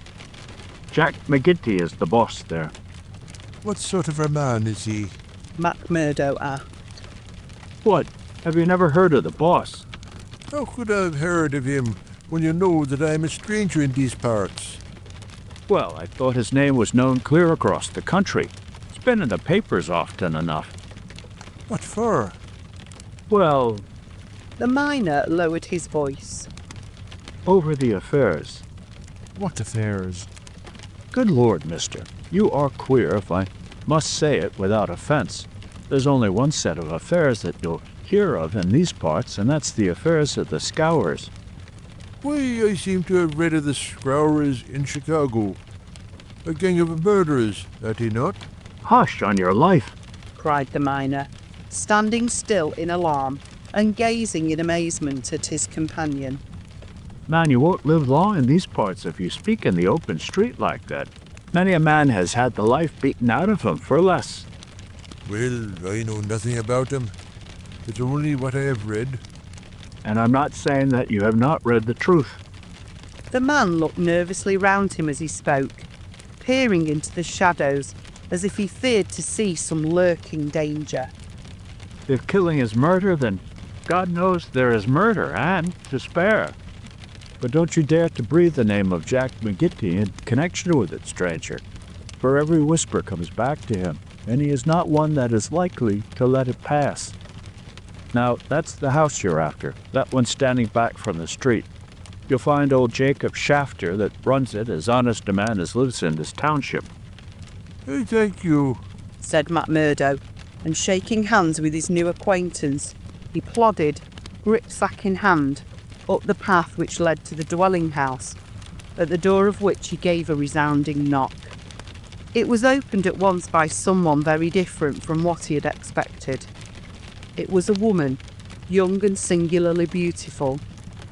She was of the German type, blonde and fair-haired, with the piquant contrast of a pair of beautiful dark eyes, with which she surveyed the stranger with surprise and a pleasing embarrassment which brought a wave of colour over her pale face. Framed in the bright light of the open doorway, it seemed to McMurdo that he had never seen a more beautiful picture, the more attractive for its contrast with the sordid and gloomy surroundings. A lovely violet growing upon one of those black slag heaps of the mines would not have seemed more surprising. So entranced was he that he stood staring without a word, and it was she who broke the silence. I thought it was father, said she, with a pleasing little touch of a German accent. Did you come to see him? He's downtown. I expect him back every minute. McMurdo continued to gaze at her in open admiration until her eyes dropped in confusion before this masterful visitor. No, miss, he said at last. I'm in no hurry to see him, but your house was recommended to me for board. I thought it might suit me, but now I know it will. You are quick to make up your mind, said she with a smile. Anyone but a blind man could do as much. The other answered. She laughed at the compliment. Come right in, sir, she said. I'm Miss Ettie Shafter, Mr. Shafter's daughter. My mother is dead, and I run the house. You can sit down by the stove in the front room until father comes along. Ah, here he is. So you can fix things with him right away. A heavy elderly man came plodding up the path. In a few words, McMurdo explained his business. A man of the name of Murphy had given him the address in Chicago. He, in turn, had had it from someone else. Old Shafter was quite ready. The stranger made no bones about terms, agreed at once to every condition, and was apparently fairly flush of money. For $7 a week paid in advance, he was to have board and lodging. So it was that McMurdo, the self-confessed fugitive from justice, took up his abode under the roof of the Shafters, the first step which was to lead to so long and dark a train of events, ending in a far distant land. McMurdo was a man who made his mark quickly. Wherever he was, the folk around soon knew it. Within a week he had become infinitely the most important person at Shafters. There were 10 or a dozen boarders there, but they were honest foremen or commonplace clerks from the stores, of a very different calibre from the young Irishman. Of an evening when they gathered together, his joke was always the readiest, his conversation the brightest, and his song the best. He was a born boon companion, with a magnetism which drew good humour from all around him. And yet he showed again and again, as he had shown in the railway carriage, a capacity for sudden fierce anger which compelled the respect and even the fear of those who met him. For the law too, and all who were connected with it, he exhibited a bitter contempt which delighted some and alarmed others of his fellow boarders. From the first he made it evident, by his open admiration, that the daughter of the house had won his heart from the instant that he had set eyes upon her beauty and her grace. He was no backward suitor. On the second day he told her that he loved her, and from then onward he repeated the same story with an absolute disregard of what she might say to discourage him. Someone else? He would cry. Well, the worst luck with someone else. Let him look out for himself. Am I to lose my life's chance and all my heart's desire for someone else? You can keep on saying no, Ettie. Today will come when you will say yes, and I'm young enough to wait. He was a dangerous suitor, with his glib Irish tongue and his pretty coaxing ways. There was about him also that glamour of experience and of mystery which attracts a woman's interest, and finally her love. He could talk of the sweet valleys of County Monaghan, from which he came, of the lovely distant island, the low hills and green meadows, of which seemed the more beautiful when imagination viewed them from this place of grime and snow. Then he was versed in the life of the cities of the north, of Detroit, and the lumber camps of Michigan, and finally of Chicago, where he had worked in a planing mill. And afterwards came the hint of romance, the feeling that strange things had happened to him in that great city, so strange and so intimate that they might not be spoken of. He spoke wistfully of a sudden leaving, a breaking of old ties, a flight into a strange world, ending in this dreary valley, and Ettie listened, her dark eyes gleaming with pity and with sympathy, those two qualities which may turn so rapidly and so naturally to love. McMurdo had obtained a temporary job as bookkeeper, for he was a well-educated man. This kept him out most of the day, and he had not found occasion yet to report himself to the head of the lodge of the eminent order of Freeman. He was reminded of his omission, however, by a visit one evening from Mike Scanlon, the fellow member whom he had met in the train. Scanlon, the small, sharp-faced, nervous, black-eyed man, seemed glad to see him once more. After a glass or two of whisky, he broached the object of his visit. Say, McMurdo, said he. I remembered your address, so I made bold to call. I'm surprised that you've not reported to the bodymaster. Why haven't you seen Boss McGinty yet? Well, I had to find a job. I've been busy. You must find time for him if you have none for anything else. Good Lord, man.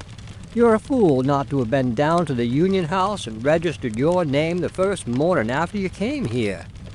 If you run against him, well, you mustn't, that's all. McMurdo showed mild surprise. I've been a member of the lodge for over 2 years, Scanlon, but I never heard that duties were so pressing as all that. Maybe not in Chicago. Well, it's the same society here. Is it? Scanlon looked at him long and fixedly. There was something sinister in his eyes. Isn't it? You'll tell me that in a month's time. I hear you had a talk with a patrolman after I left the train. How did you know that? Oh, it got about. Things do get about for good and for bad in this district. Well, yes. I told the hounds what I tortured them. By the Lord, you'll be a man after McGinty's heart. What? Does he hate the place too? Scanlon burst out laughing. You go and see him, my lad, said he, as he took his leave. It's not the police, but you that he'll hate if you don't. Now take a friend's advice and go at once. It chanced that on the same evening, McMurdo had another more pressing interview, which urged him in the same direction.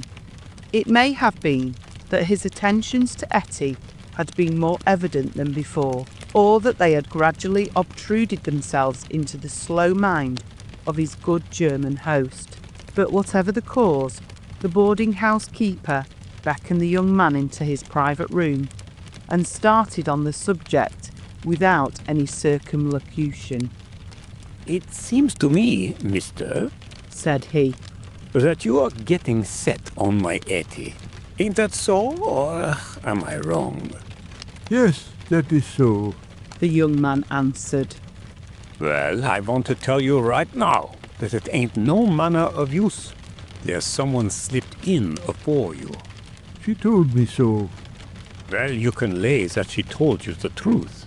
But did she tell you who it was? No, I asked her, but she wouldn't tell. Oh, I dare say not. Oh, the little baggage. Perhaps she did not wish to frighten you away.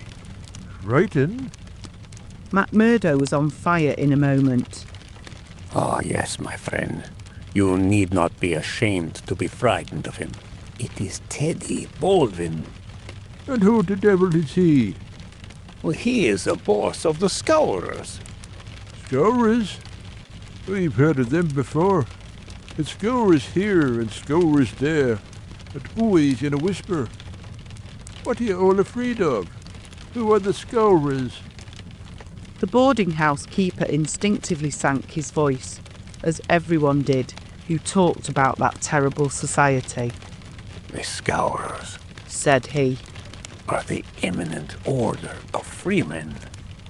The young man stared. Why, I'm a member of that order myself. You? I would never have had you in my house if I had known it. Not if you were to pay me $100 a week. What's wrong with the order? It's for charity and good fellowship. The rules say so. Or maybe in some places, not here. What is it here? It's a murder society. That's what it is. McMurdo laughed incredulously. How can you prove that? He asked. Prove it? Are there not 50 murders to prove it? What about Mielman and Van Shorst and the Nicholson family and old Mr. Hyam, and little Billy James, and the others. Prove it.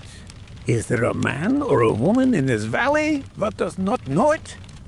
See here, said McMurdo earnestly. I want you to take back what you've said, or else make it good. One or the other you must do before I quit this room. Put yourself in my place. Here am I, a stranger into town. I belong to a society that I know only as an innocent one. You'll find it through the length and breadth of the states, but always as an innocent one. Now, when I am counting upon joining it here, you tell me that it is the same as a murder society called the Scowrers. I guess you owe me either an apology or else an explanation, Mr. Shafter. I can but tell you, but the whole world knows, mister. The bosses of the one are the bosses of the other. If you offend the one, it is the other that will strike you. We have proved it too often. That's just gossip. I want proof, said McMurdo. If you live here long, you will get your proof. But I forget that you are yourself one of them. You will soon be as bad as the rest. But you will find other lodgings, mister. I cannot have you here. Is it not bad enough that one of these people come courting my Ettie, and that I dare not turn him down, but that I should have another for my boarder? Yes, indeed. You shall not sleep here after tonight. McMurdo found himself under sentence of banishment, both from his comfortable quarters and from the girl whom he loved. He found her alone in the sitting room that same evening, and he poured his troubles into her ear. Sure, your father is after giving me notice, he said. It's little I would care if it was just my room, but indeed, Ettie, though it's only a week that I've known you, you are the very breath of life to me, and I can't live without you. Oh, hush, Mr. McMurdo. Don't speak so, said the girl. I have told you, have I not, that you are too late. There is another, and if I have not promised to marry him at once, at least I can promise no one else. Suppose I had been first, Ettie, would I have had a chance? The girl sank her face into her hands.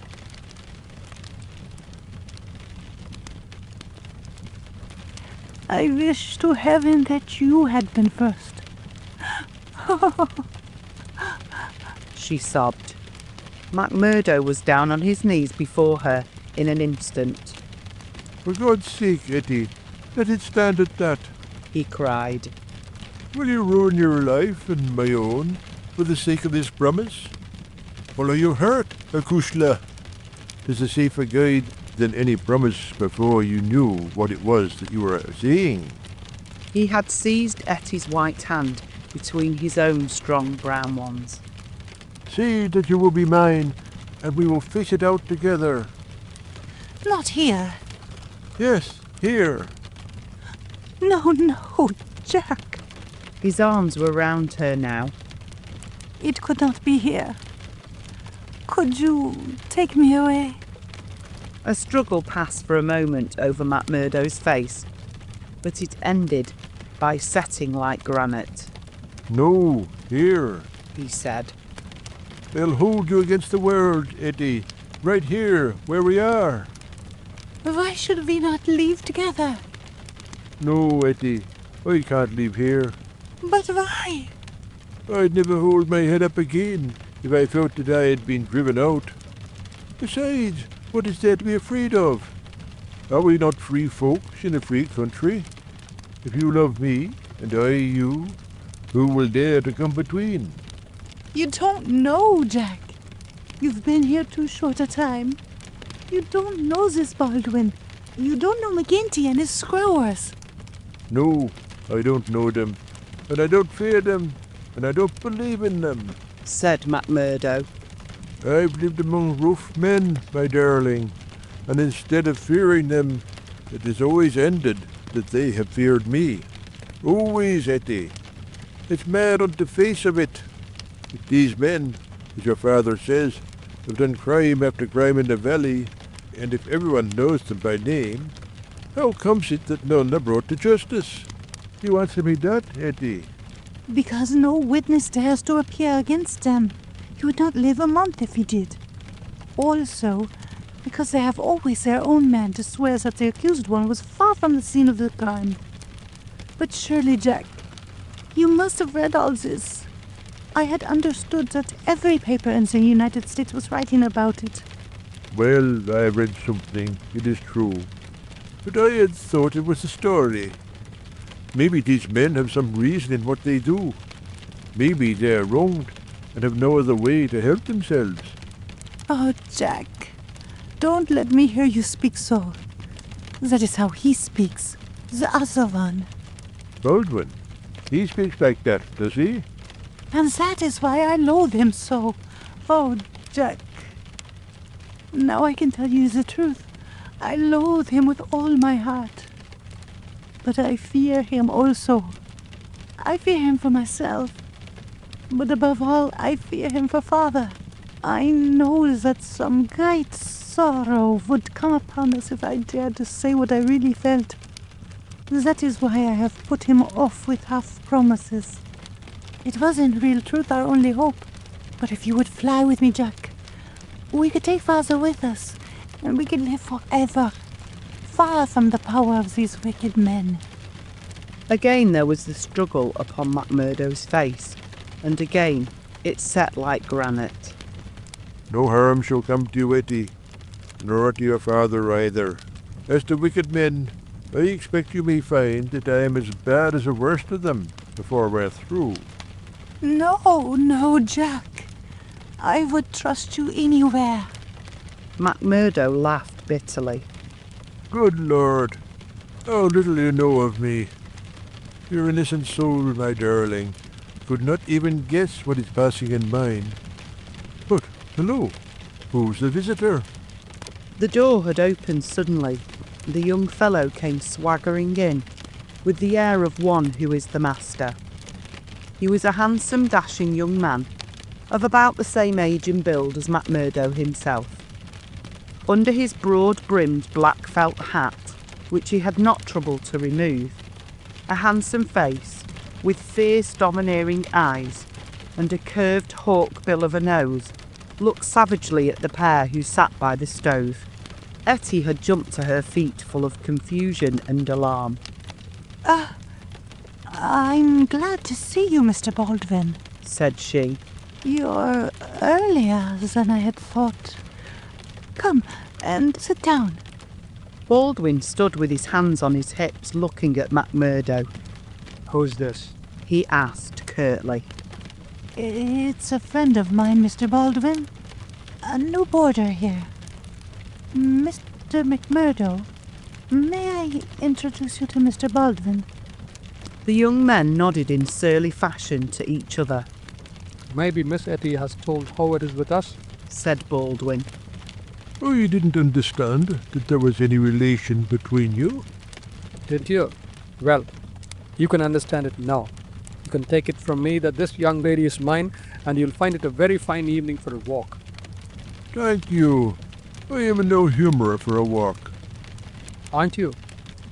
The man's savage eyes were blazing with anger.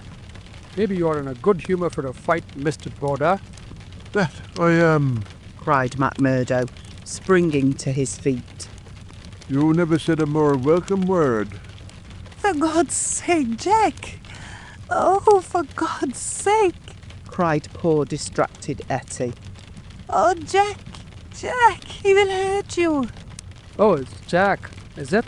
said Baldwin with an oath. You have come to that already, have you? Oh, Ted, be reasonable. Be kind, for my sake, Ted. If you ever loved me, be big-hearted and forgiving. I think, Ettie, that if you were to leave us alone, we could get this thing settled, said McMurdo quietly. Or maybe, Mr. Baldwin, you will take a turn down the street with me. It's a fine evening, and there's some open ground beyond the next block. I'll get even with you without needing to dirty my hands, said his enemy. You will wish you had never set foot in this house before I am through with you. No time like the present, cried McMurdo. I'll choose my own time, mister. You can leave the time to me. See ya. He suddenly rolled up his sleeve and showed upon his forearm a peculiar sign which appeared to have been branded there. It was a circle with a triangle within it. Do you know what that means?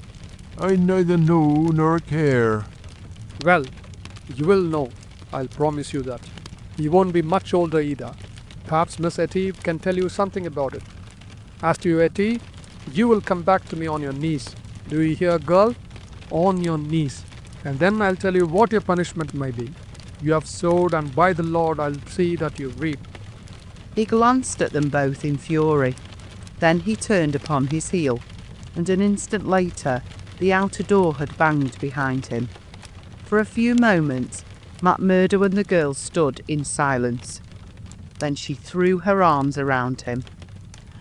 Oh, Jack, how brave you were. But it's no use. You must fly. Tonight, Jack. Tonight. It's your only hope. He will have your life. I read it in his horrible eyes. Oh, what chance have you against a dozen of them, with Boss McGinty and all the power of the lodge behind them? McMurdo disengaged her hands, kissed her, and gently pushed her back into a chair. There, Acushla, there. Don't be disturbed or fear for me. I'm a Freeman myself. I'm after telling your father about it. Maybe I am no better than the others, so don't make a saint of me. Perhaps you hate me too, now that I've told you as much. Hate you, Jack? While life lasts, I could never do that. I've heard that there's no harm being a free man anywhere but here. So why should I think worse of you for that? But if you are a free man, Jack, why should you not go down and make a friend of Boss McGinty? Oh, hurry, Jack, hurry. Get your word in first, or the hounds will be on your trail. I was thinking the same thing, said McMurdo. I'll go right now and fix it. You can tell your father that I'll sleep here tonight and find some other quarters in the morning. The bar of McGinty's saloon was crowded as usual, for it was the favourite loafing place of all the rougher elements of the town. The man was popular, for he had a rough, jovial disposition, which formed a mask, covering a great deal which lay behind it. But apart from this popularity, the fear in which he was held throughout the township, and indeed down the whole 30 miles of the valley, and past the mountains on each side of it, was enough in itself to fill his bar, for none could afford to neglect his goodwill. Besides those secret powers, which it was universally believed that he exercised in so pitiless a fashion, he was a high public official, a municipal councillor, and a commissioner of roads, elected to the office through the votes of the ruffians who in turn expected to receive favours at his hands. Assessments and taxes were enormous. The public works were notoriously neglected.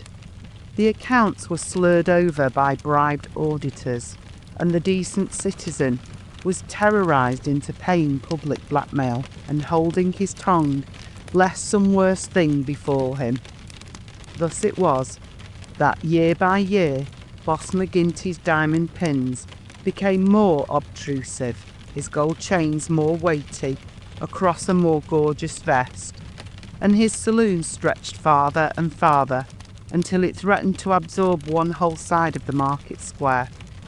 McMurdo pushed open the swinging door of the saloon and made his way amid the crowd of men within, through an atmosphere blurred with tobacco smoke and heavy with the smell of spirits.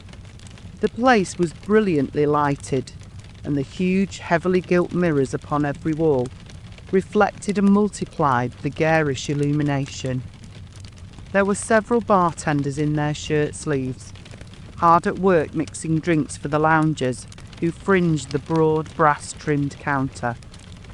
At the far end, with his body resting upon the bar and a cigar stuck at an acute angle from the corner of his mouth, stood a tall, strong, heavily built man who could be none other than the famous McGinty himself. He was a black-maned giant, bearded to the cheekbones and with a shock of raven hair which fell to his collar. His complexion was as swarthy as that of an Italian, and his eyes were of a strange dead black, which combined with a slight squint gave them a particularly sinister appearance. All else in the man, his noble proportions, his fine features, and his frank bearing, fitted in with that jovial man-to-man manner which he affected. Here, one would say, is a bluff, honest fellow, whose heart would be sound however rude his outspoken words might seem.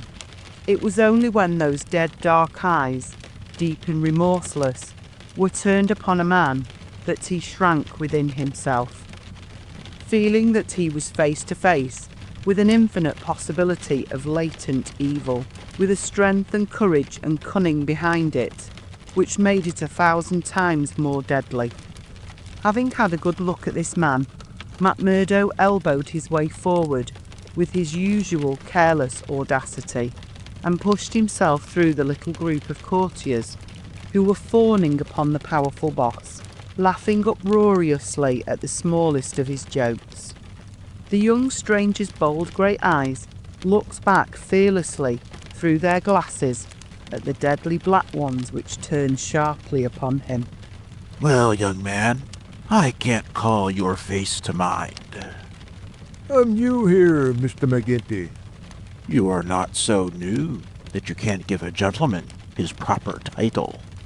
He's Counselor McGinty, young man, said a voice from the group. I'm sorry, Counselor. I'm strange to the ways of the place, but I was advised to see you. Well, you see me. This is all there is. What do you think of me? Well, it's early days. If your heart is as big as your body, and your soul as fine as your face, then I'd ask for nothing better, said McMurdo. By gar, you've got an Irish tongue in your head anyhow, cried the saloon keeper, not quite certain whether to humour this audacious visitor or to stand upon his dignity. So you are good enough to pass my appearance? Sure, said McMurdo. And you were told to see me? I was. And who told you? Brother Scanlon of Lodge 341, Vermissa. I drink your health, Counselor, and to our better acquaintance. He raised a glass with which he had been served to his lips, and elevated his little finger as he drank it. McGinty, who had been watching him narrowly, raised his thick black eyebrows. Oh, it's like that, is it? Said he. I'll have to look a bit closer into this, Mr. McMurdo. A bit closer, Mr. McMurdo, for we don't take folk on trust in these parts, nor believe all we're told neither. Come in here for a moment, behind the bar. There was a small room there, lined with barrels. McGinty carefully closed the door, and then seated himself on one of them, biting thoughtfully on his cigar and surveying his companion with those disquieting eyes. For a couple of minutes he sat in complete silence. McMurdo bore the inspection cheerfully, one hand in his coat pocket, the other twisting his brown moustache. Suddenly McGinty stooped and produced a wicked-looking revolver. See here, my joker, said he.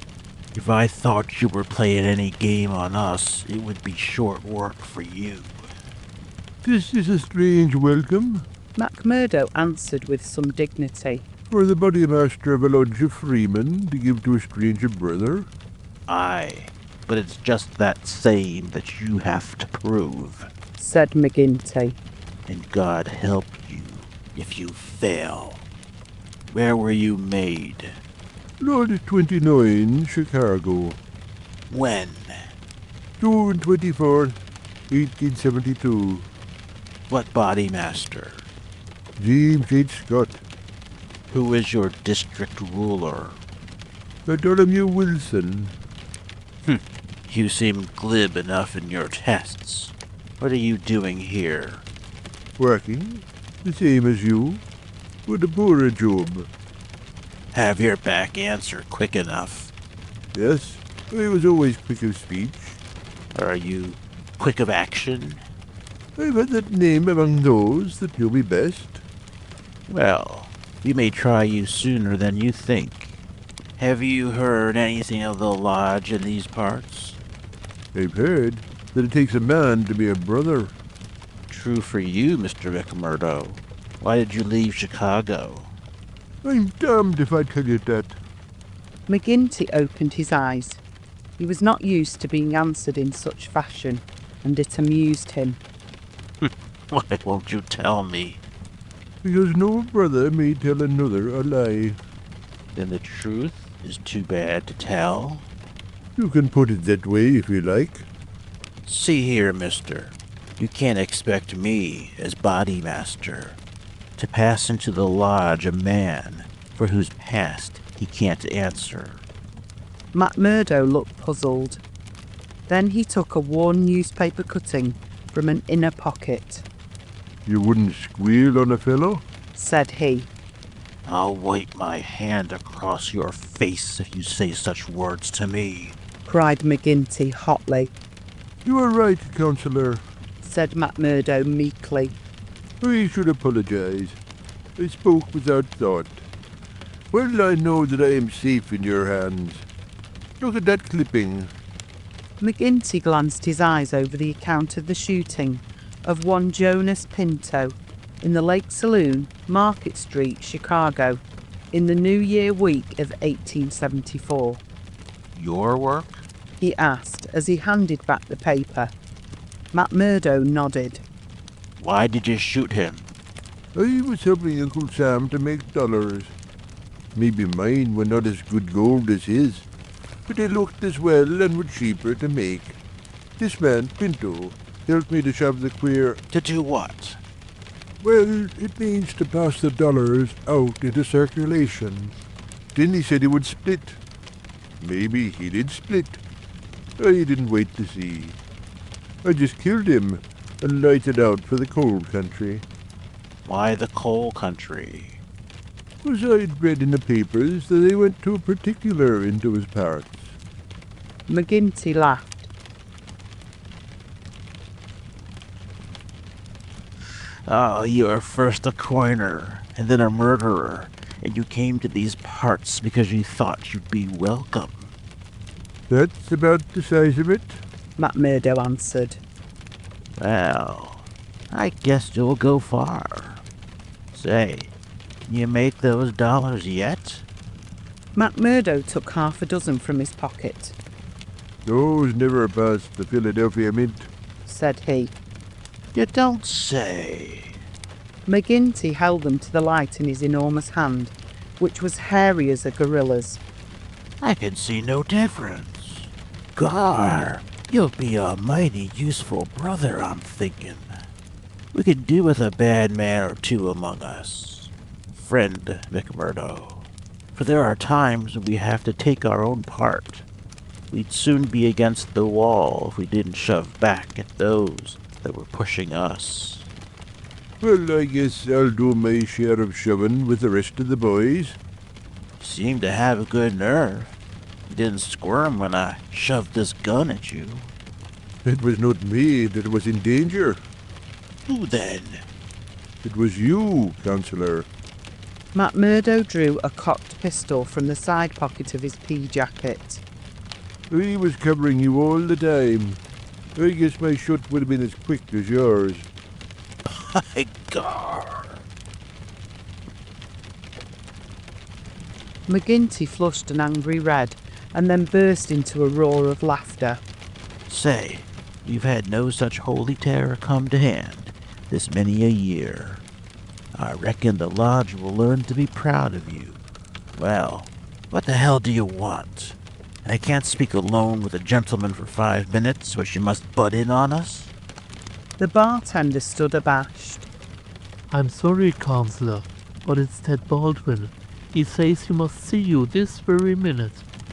The message was unnecessary, for the set, cruel face of the man himself was looking over the servant's shoulder.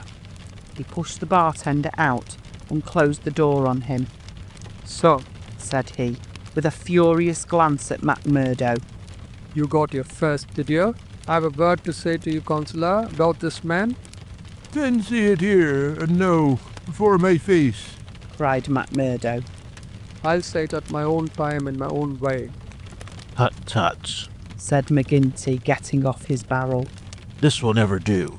We have a new brother here, Baldwin, and it's not for us to greet him in such fashion. Hold out your hand, man, and make it up. Never, cried Baldwin in a fury. I'm offered to fight him if he thinks I have wronged him, said McMurdo. I'll fight him with fists, or if that won't satisfy him, I'll fight him any other way he chooses. No, I'll leave it to you, Counselor, to judge between us as a body master should. What is it then? A young lady. She's free to choose for herself. Is she? cried Baldwin. As between 2 brothers of the lodge, I should say that she was, said the boss. Oh, that's your ruling, is it? Yes, it is, Ted Baldwin, said McGinty with a wicked stare. Is it you that would dispute it? You would throw over one that has stood by you this 5 years in favor of a man that you never saw before in your life? You're not bodymaster for life, Jack McGinty. And by God, when next it comes to a vote... The counsellor sprang at him like a tiger. His hand closed round the other's neck, and he hurled him back across one of the barrels. In his mad fury, he would have squeezed the life out of him if McMurdo had not interfered. Easy, Counselor. For heaven's sake, go easy, he cried as he dragged him back. McGinty released his hold, and Baldwin, cowed and shaken, gasping for breath, and shivering in every limb, as one who has looked over the very edge of death, sat up on the barrel over which he had been hurled. You've been asking for this many a day, Ted Baldwin. Now you've got it, cried McGinty, his huge chest rising and falling. Maybe you think if I was voted down from Bodymaster, you would find yourself in my shoes. It's for the lodge to say that. But so long as I am the chief, I'll have no man lift his voice against me or my rulings.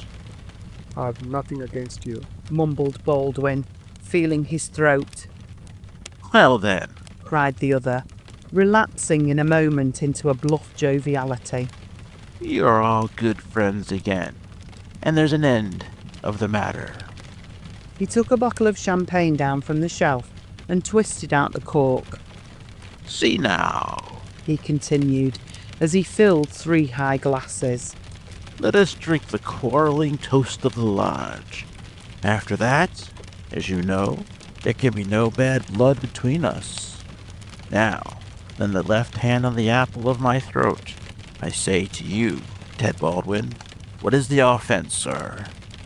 The clouds are heavy, answered Baldwin. They will forever brighten. And this, I swear.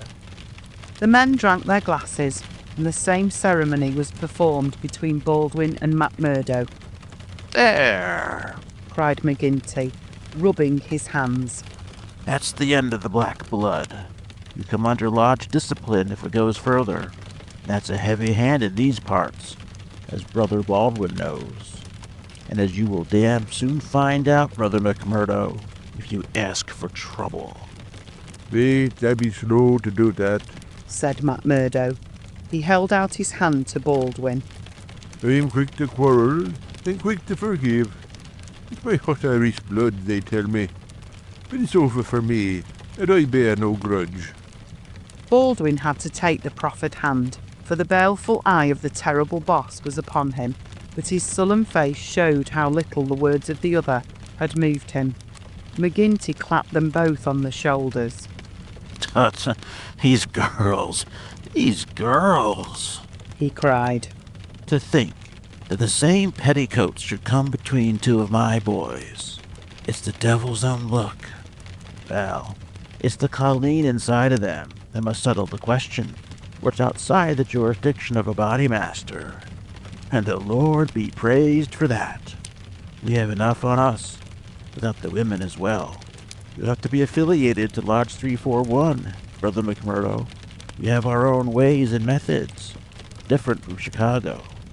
Saturday night is our meeting, and if you come then, we'll make you free forever of the Vermissa Valley.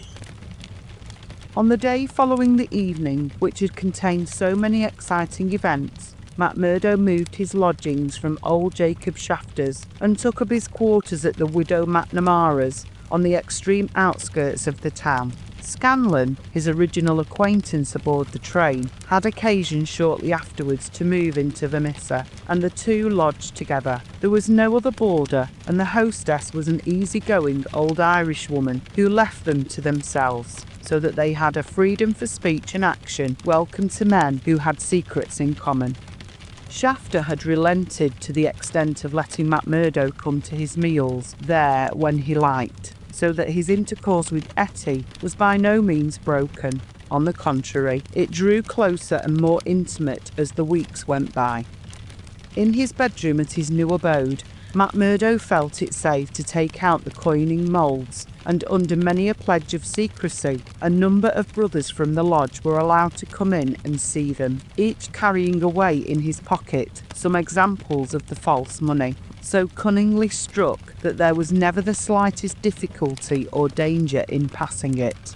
Why, with such a wonderful art at his command, McMurdo should condescend to work at all was a perpetual mystery to his companions, though he made it clear to anyone who asked him that if he lived without any visible means, it would very quickly bring the police upon his track.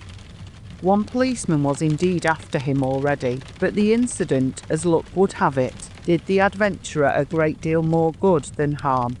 After the first introduction, there were few evenings when he did not find his way to McGinty's saloon, there to make closer acquaintance with the boys, which was the jovial title by which the dangerous gang who infested the place were known to one another. His dashing manner and fearlessness of speech made him a favourite with them all, while the rapid and scientific way in which he polished off his antagonist in an all-in barroom scrap earned the respect of that rough community. Another incident, however, raised him even higher in their estimation. Just at the crowded hour one night, the door opened and a man entered with the quiet blue uniform and peaked cap of the mine police. This was a special body raised by the railways and colliery owners to supplement the efforts of the ordinary civil police, who were perfectly helpless in the face of the organised ruffianism which terrorised the district. There was a hush as he entered, and many a curious glance was cast at him, but the relations between policemen and criminals are peculiar in some parts of the States, and McGinty himself, standing behind his counter, showed no surprise when the policeman enrolled himself among his customers. "A straight whiskey, for the night is bitter," said the police officer. "I don't think we've met before, councillor." You'll be the new captain, said McGinty. "That's so. We're looking to you, councillor, and to the other leading citizens to help us in upholding law and order in this township. Captain Marvin is my name." We'd do better without you, Captain Marvin, said McGinty coldly. For we have our own police of the township, and no need for any imported goods. What are you but the paid tool of the capitalists, hired by them to club or shoot your poor fellow citizen? Well, we won't argue about that, said the police officer good-humouredly. I expect we all do our duty, same as we see it. We can't all see it the same. He had drunk off his glass and had turned to go, when his eyes fell upon the face of Jack McMurdo, who was scowling at his elbow. "Hello, hello," he cried, looking him up and down. "Here's an old acquaintance." McMurdo shrank away from him. "I was never a friend to you, nor any other cursed copper in my life," said he. "An acquaintance isn't always a friend," said the police captain, grinning. You're Jack McMurdo of Chicago right enough, and don't you deny it. McMurdo shrugged his shoulders. I'm not denying it, said he. Do you think I'm ashamed of my own name? You've good cause to be anyhow. What the devil do you mean by that? He roared with his fists clenched. No, Jack. Bluster won't do with me. I was an officer in Chicago before ever I came to this damned coal bunker, and I know a Chicago crook when I see one. McMurdo's face fell. Don't tell me you're Marvin of the Chicago Central, he cried. Just the same old Teddy Marvin at your service. We haven't forgotten the shooting of Jonas Pinto up there. I never shot him. Did you not? That's good impartial evidence, ain't it? Well, his death came in uncommon handy for you, or they would have had you for shoving the queer. Well, we can let that be bygones, for between you and me, and perhaps I'm going further than my duty in saying it, they could get no clear case against you. Chicago's open to you tomorrow. I'm very well where I am. Well, I've given you the pointer, and you were a sulky dog not to thank me for it. Well, I suppose you mean well, and I do thank you, said McMurdo in no very gracious manner. It's none with me, so long as I see you living on the straight, said the captain. But by the Lord, if you get off after this, it's another story. So, good night to you, and good night, counsellor. He left the bar room, but not before he had created a local hero. McMurdo's deeds in far Chicago had been whispered before. He had put off all questions with a smile, as one who did not wish to have greatness thrust upon him. But now the thing was officially confirmed. The bar loafers crowded round him and shook him heartily by the hand. He was free of the community from that time on. He could drink hard and show little trace of it. But that evening, had his mate Scanlon not been at hand to lead him home, the fated hero would surely have spent his night under the bar. On a Saturday night, McMurdo was introduced to the lodge. He had thought to pass in without ceremony, as being an initiate of Chicago, but there were particular rites in Vermissa of which they were proud, and these had to be undergone by every postulant. The assembly met in a large room reserved for such purposes at the Union House. Some 60 members assembled at Vermissa, but that by no means represented the full strength of the organisation, for there were several other lodges in the valley and others across the mountains on each side, who exchanged members when any serious business was afoot, so that a crime might be done by men who were strangers to the locality. Altogether there were not less than 500 scattered over the coal district. In the bare assembly room, the men were gathered around a long table. At the side was a second one, laden with bottles and glasses, on which some members of the company were already turning their eyes. McGinty sat at the head with a flat black velvet cap upon his shock of tangled black hair, and a coloured purple stole round his neck, so that he seemed to be a priest presiding over some diabolical ritual. To right and left of him were the higher lodge officials, the cruel, handsome face of Ted Baldwin among them. Each of these wore some scarf or medallion as emblem of his office. They were, for the most part, men of mature age, but the rest of the company consisted of young fellows from 18 to 25, the ready and capable agents who carried out the commands of their seniors. Among the older men were many whose features showed the tigerish, lawless souls within, but looking at the rank and file, it was difficult to believe that these eager and open-faced young fellows were in very truth a dangerous gang of murderers, whose minds had suffered such complete moral perversion that they took a horrible pride in their proficiency at the business, and looked with deepest respect at the man who had the reputation of making what they called a clean job. To their contorted natures, it had become a spirited and chivalrous thing to volunteer for service against some man who had never injured them, and whom in many cases they had never seen in their lives. The crime committed, they quarrelled as to who had actually struck the fatal blow, and amused one another and the company by describing the cries and contortions of the murdered man. At first they had shown some secrecy in their arrangements, but at the time which this narrative describes, their proceedings were extraordinarily open, for the repeated failure of the law had proved to them that on the one hand no one would dare to witness against them, and on the other they had an unlimited number of staunch witnesses upon whom they could call, and a well-filled treasure chest from which they could draw the funds to engage the best legal talent in the state. In 10 long years of outrage, there had been no single conviction, and the only danger that ever threatened the Scowrers lay in the victim himself, who, however outnumbered and taken by surprise, might, and occasionally did, leave his mark upon his assailants. McMurdo had been warned that some ordeal lay before him, but no one would tell him in what it consisted. He was led now into an outer room by 2 solemn brothers. Through the plank partition, he could hear the murmur of many voices from the assembly within.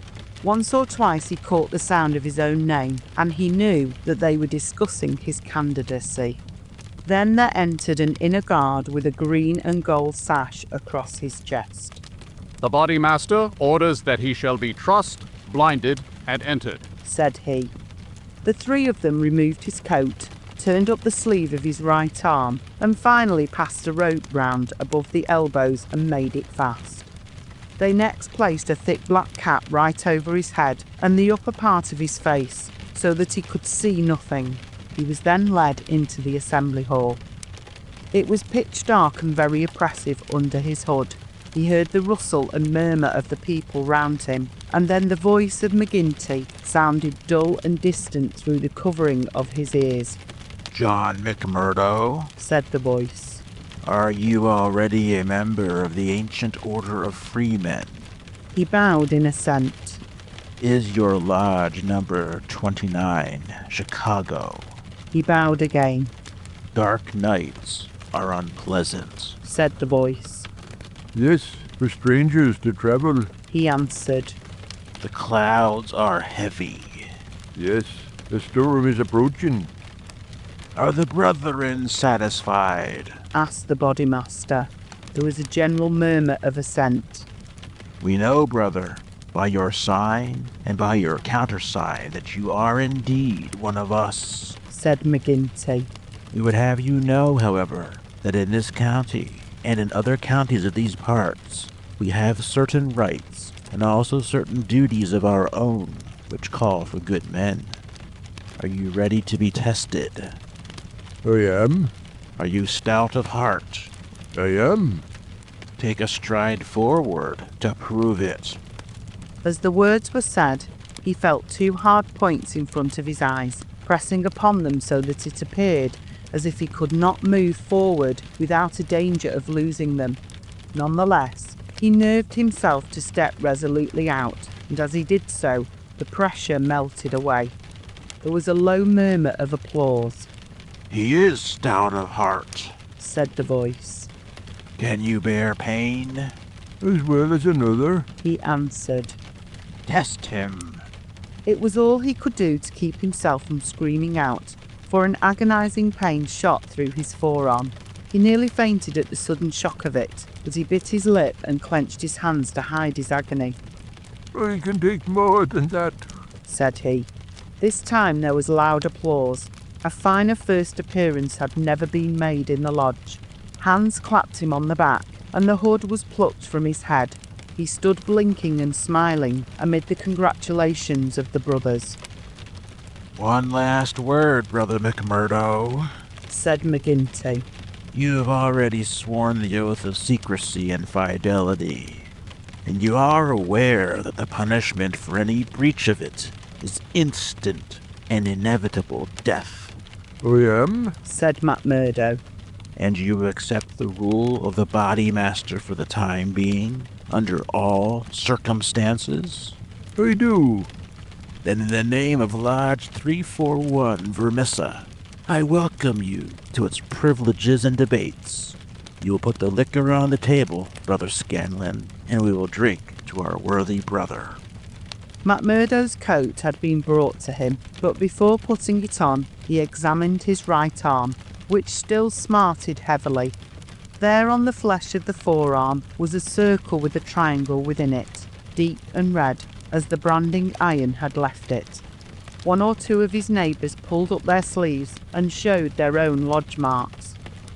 "We've all had it," said one. but not all as brave as you over it.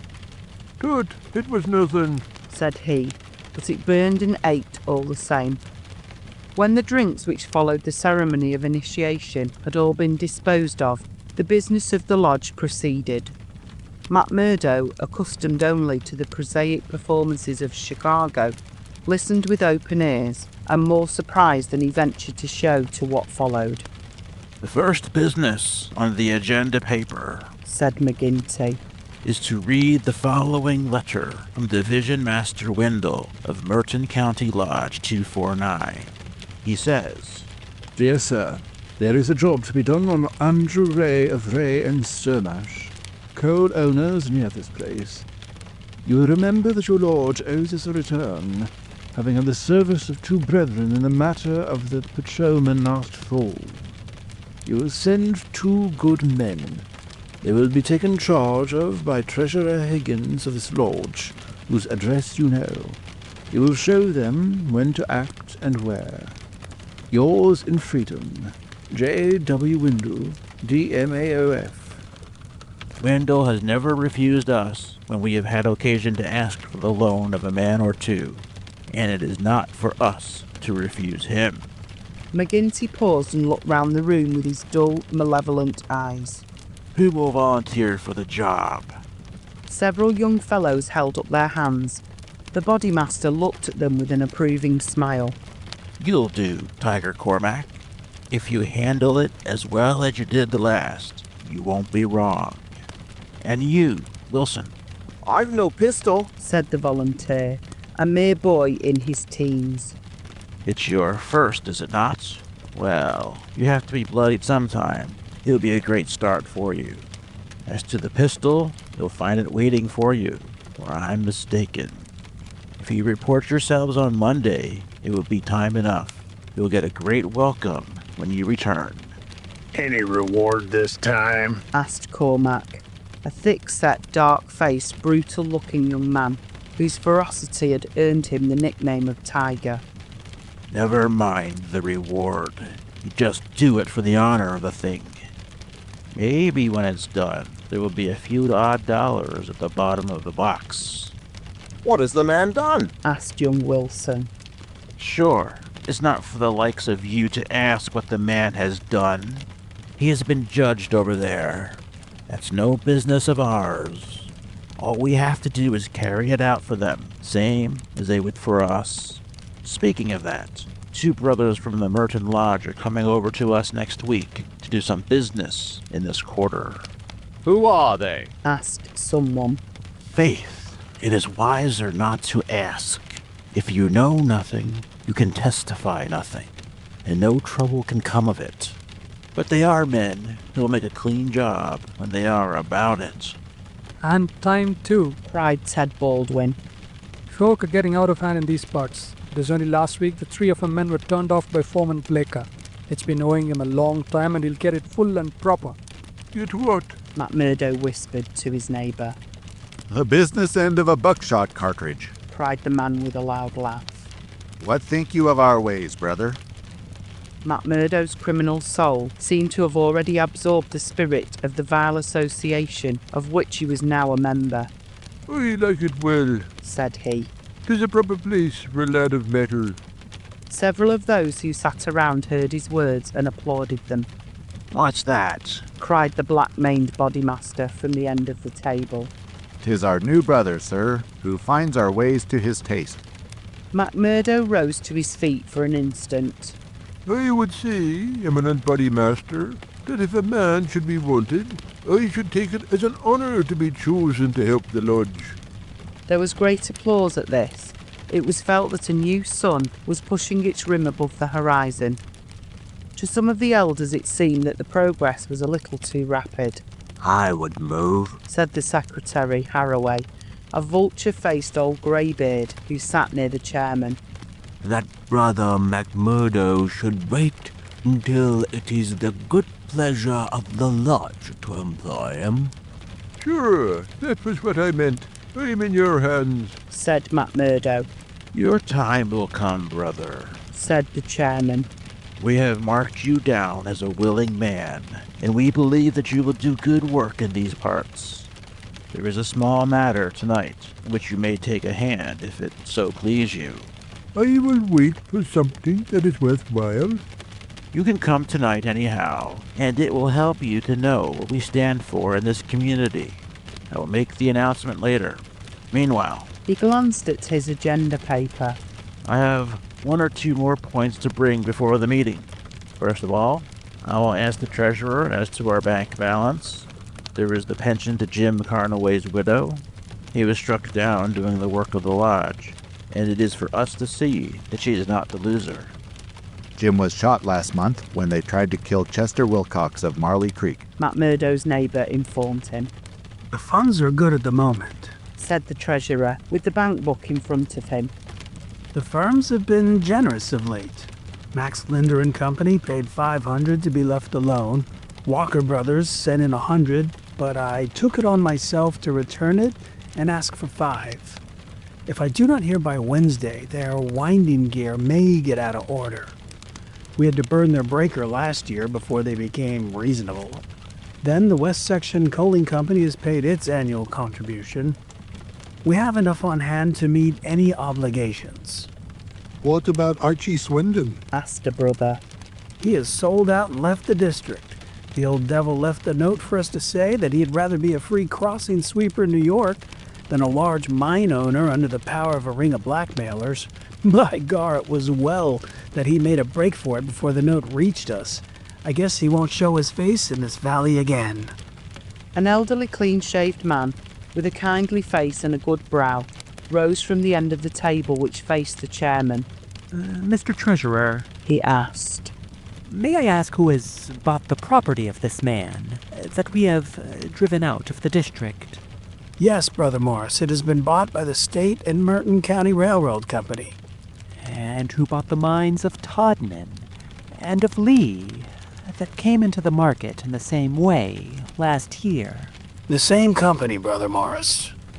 And who bought the ironworks of Manson and of Schumann and of Van Dyer and of Atwood, which have all been given up of late? They were all bought by the West Gilmerton General Mining Company. I don't see, Brother Morris, said the chairman, that it matters to us who buys them, since they can't carry them out of the district. With all respect to you, eminent body master, I think it may matter very much to us. This process has been going on for 10 long years. We are gradually driving all the small men out of trade. What is the result? We find in their place great companies like the railroad or the General Iron, who have their directors in New York or Philadelphia and care nothing for our threats. We can take it out of their local bosses, but it only means that others will be sent in their stead. We are making it dangerous for ourselves. The small men could not harm us. They had not the money nor the power. So long as we did not squeeze them too dry, they would stay under our power. But if these big companies find that we stand between them and their profits, they will spare no pains and no expense to hunt us down and bring us to court. There was a hush at these ominous words, and every face darkened as gloomy looks were exchanged. So omnipotent and unchallenged had they been, that the very thought that there was possible retribution in the background had been banished from their minds. And yet the idea struck a chill to the most reckless of them. It is my advice, the speaker continued, that we go easier upon the small men. On the day that they have all been driven out, the power of this society will have been broken. Unwelcome truths are not popular. There were angry cries as the speaker resumed his seat. McGinty rose with gloom upon his brow. Brother Morris, said he, you are always a croaker. So long as the members of this lodge stand together, there is no power in the United States that can touch them. Sure, have we not tried it often enough in the law courts? I expect the big companies will find it easier to pay than to fight, same as the little companies do. And now, brethren, McGinty took off his black velvet cap and his stole as he spoke. this lodge has finished its business for the evening, save for one small matter which may be mentioned when we are parting.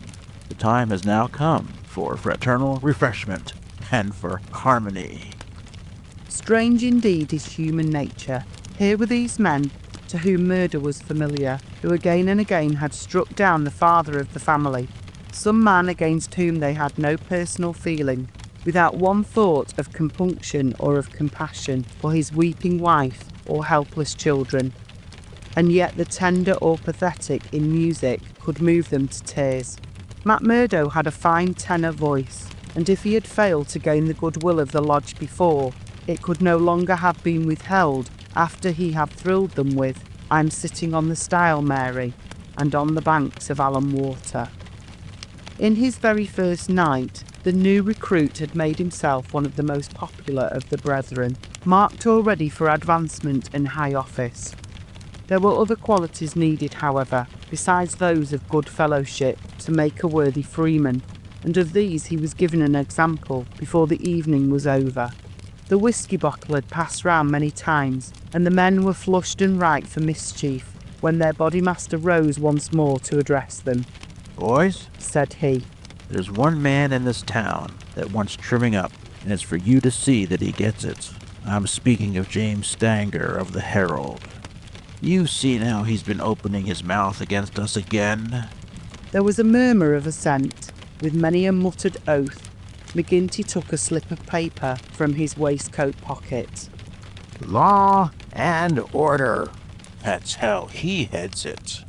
Reign of terror in the coal and iron district. 12 years have now elapsed since the first assassinations, which proved the existence of a criminal organization in our midst. From that day, these outrages have never ceased, until now they have reached a pitch which makes us the opprobrium of the civilized world. Is it for such results as this that our great country welcomes to its bosom the alien who flies from the despotisms of Europe? Is it that they shall themselves become tyrants over the very men who have given them shelter, and that a state of terrorism and lawlessness should be established under the very shadow of the sacred folds of the starry flag of freedom, which would raise horror in our minds if we read of it as existing under the most effete monarchy of the East? The men are known. The organization is patent and public. How long are we to endure it? Can we forever live? Sure, I've read enough of the slush, cried the chairman, tossing the paper down upon the table. That's what he says of us. The question I'm asking you is, what shall we say to him? Kill him. Cried a dozen fierce voices. I protest against that, said Brother Morris, the man of the good brow and shaved face. I tell you, brethren, that our hand is too heavy in this valley, and that there will come a point where in self-defense every man will unite to crush us out. James Stanger is an old man. He is respected in the township and the district. His paper stands for all that is solid in the valley. If that man is struck down, there will be a stir through this state that will only end with our destruction. How would they bring about our destruction, Mr. Standback? Cried McGinty. Is it by the police? Sure. Half of them are in our pay, and half of them afraid of us. Or is it by the law courts and the judge? Haven't we tried that before now? And whatever came of it? There is a Judge Lynch that might try the case, said Brother Morris. A general shout of anger greeted the suggestion. I have but to raise my finger, cried McGinty. And I could put 200 men into this town that would clear it out from end to end. then suddenly raising his voice and bending his huge black brows into a terrible frown. See here, Brother Morris, I have my eye on you, and have had for some time. You've no heart yourself, and you tried to take the heart out of others. It will be an ill day for you, Brother Morris, when your own name comes on our agenda paper. And I'm thinking that it's just there that I ought to place it. Morris had turned deadly pale, and his knees seemed to give way under him as he fell back into his chair. He raised his glass in his trembling hand and drank before he could answer. I apologize, eminent body master. To you and to every brother in this lodge, if I have said more than I should. I am a faithful member, you all know that. And it is my fear lest evil come to the lodge, which makes me speak in anxious words. But I have greater trust in your judgment than in my own, eminent body master. And I promise you that I will not offend again. The bodymaster's scowl relaxed as he listened to the humble words. Very good, Brother Morris. It's myself that would be sorry if it were needful to give you a lesson. But so long as I am in this chair, we shall be a united lodge in word and in deed. And now, boys, he continued, looking round at the company, I'll say this much, that if Stanger got his full deserts, there would be more trouble than we need ask for. These editors hang together, and every journal in the state will be crying out for police and troops. But I guess you can give him a pretty severe warning. Will you fix it, Brother Baldwin? Sure, said the young man eagerly. How many will you take? Half a dozen, and 2 to guard the door. You'll come Gower, and you Mansell, and you Scanlon, and the 2 Willoughbys. I promised the new brother he should go, said the chairman. Ted Baldwin looked at McMurdo with eyes which showed that he had not forgotten nor forgiven. Well, he can come if he wants, he said in a surly voice. That's enough. The sooner we get to work, the better. The company broke up with shouts and yells and snatches of drunken song. The bar was still crowded with revellers, and many of the brethren remained there. The little band who had been told off for duty passed out into the street, proceeding in 2s and 3s along the sidewalk so as not to provoke attention. It was a bitterly cold night, with a half-moon shining brilliantly in a frosty star-spangled sky.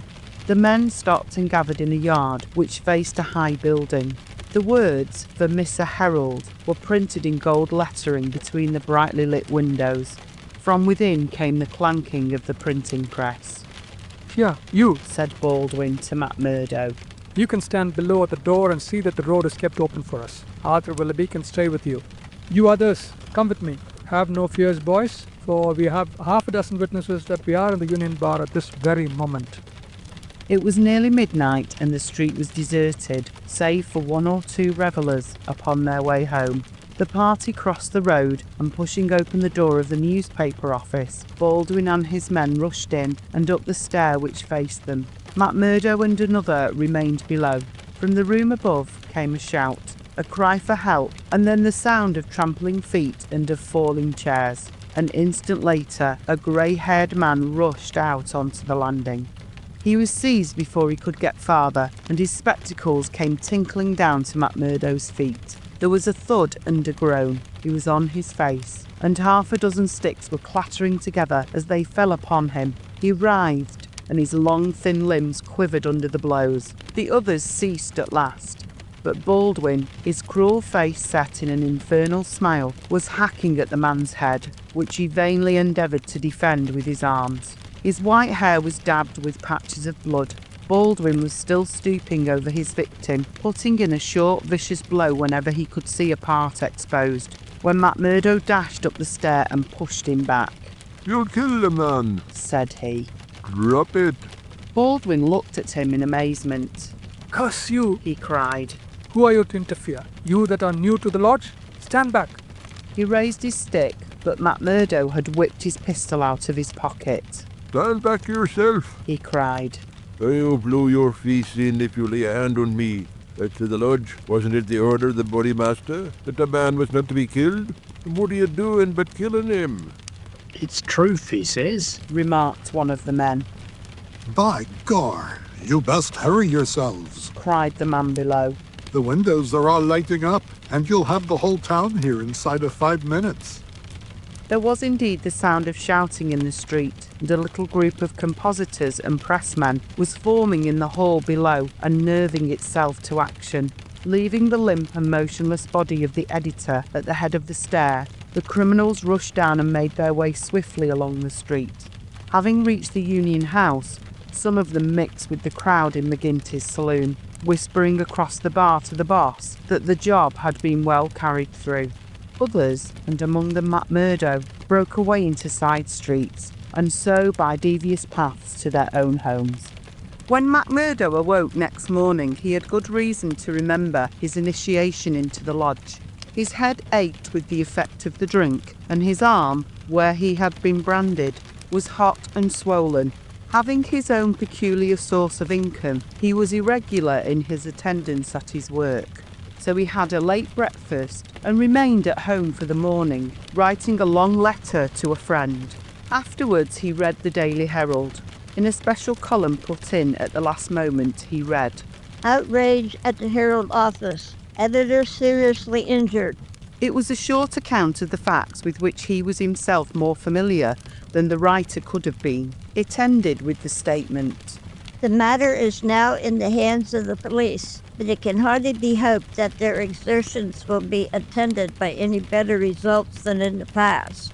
Some of the men were recognized, and there is hope that a conviction may be obtained. The source of the outrage was, it need hardly be said, that infamous society which has held this community in bondage for so long a period, and against which the Herald has taken so uncompromising a stand. Mr. Stanger's many friends will rejoice to hear that, though he has been cruelly and brutally beaten, and though he has sustained severe injuries about the head, there is no immediate danger to his life."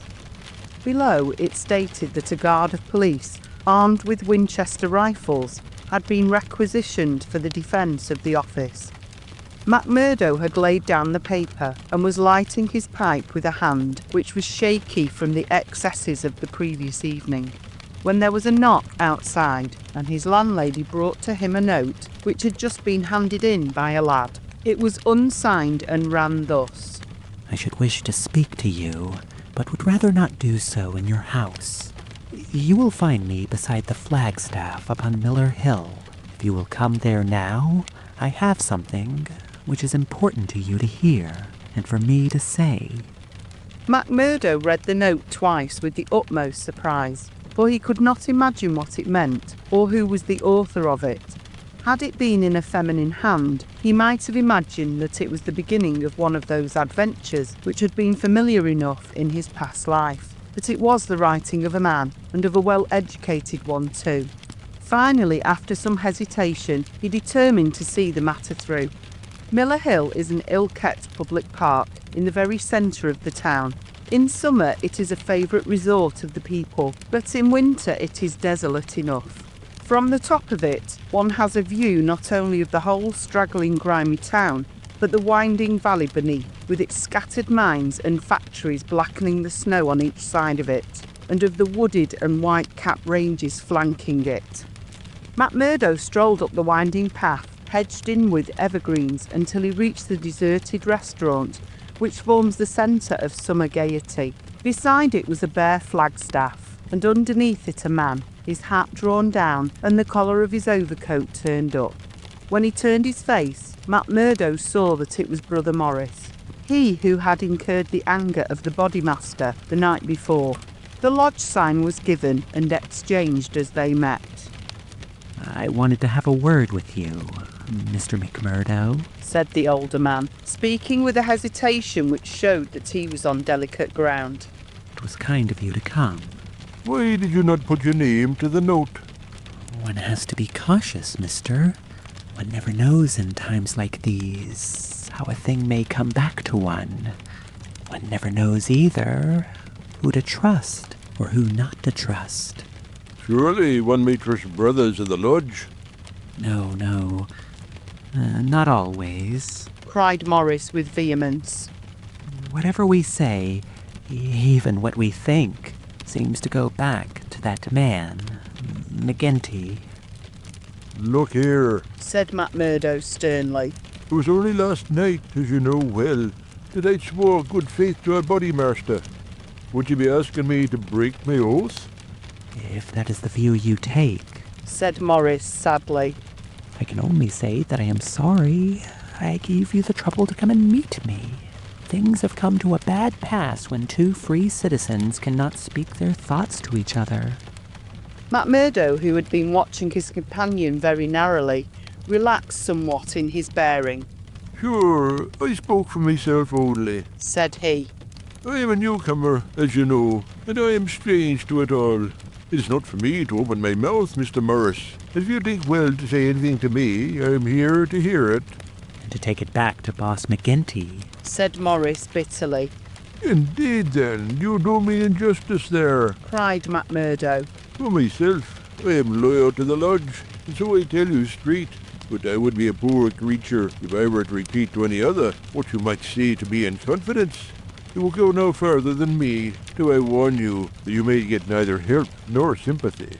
I have given up looking for either the one or the other, said Morris. I may be putting my very life in your hands by what I say, but bad as you are, and it seemed to me last night that you were shaping to be as bad as the worst. Still, you are new to it, and your conscience cannot yet be as hardened as theirs. That is why I thought to speak with you. Well, what have you to say? If you give me away, may a curse be on you.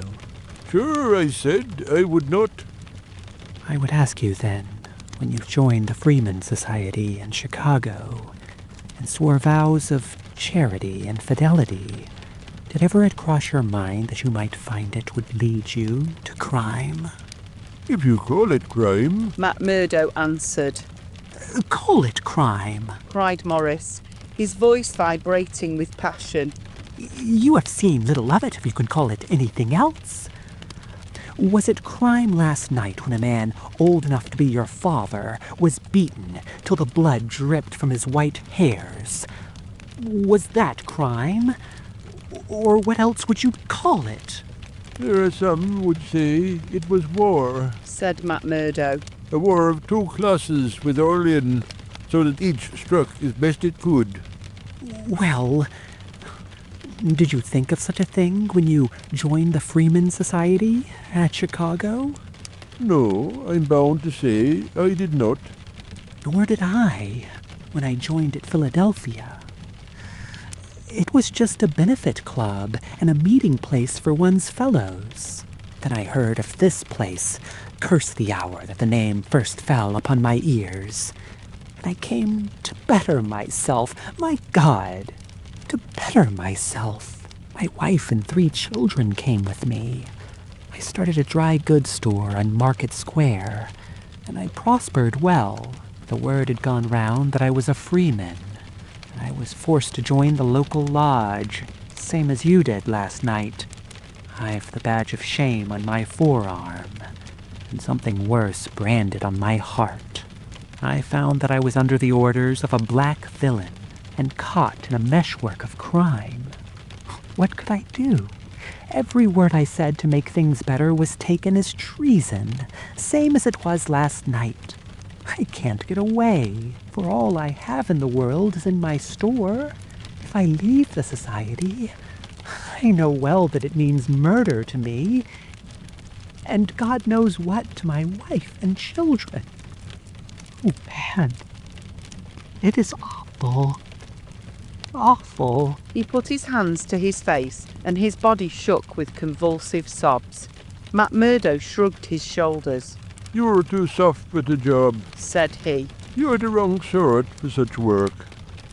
I had a conscience and a religion, but they made me a criminal among them. I was chosen for a job. If I backed down, I knew well what would come to me. Maybe I'm a coward, Maybe it's the thought of my poor little woman and the children that makes me one. Anyhow, I went.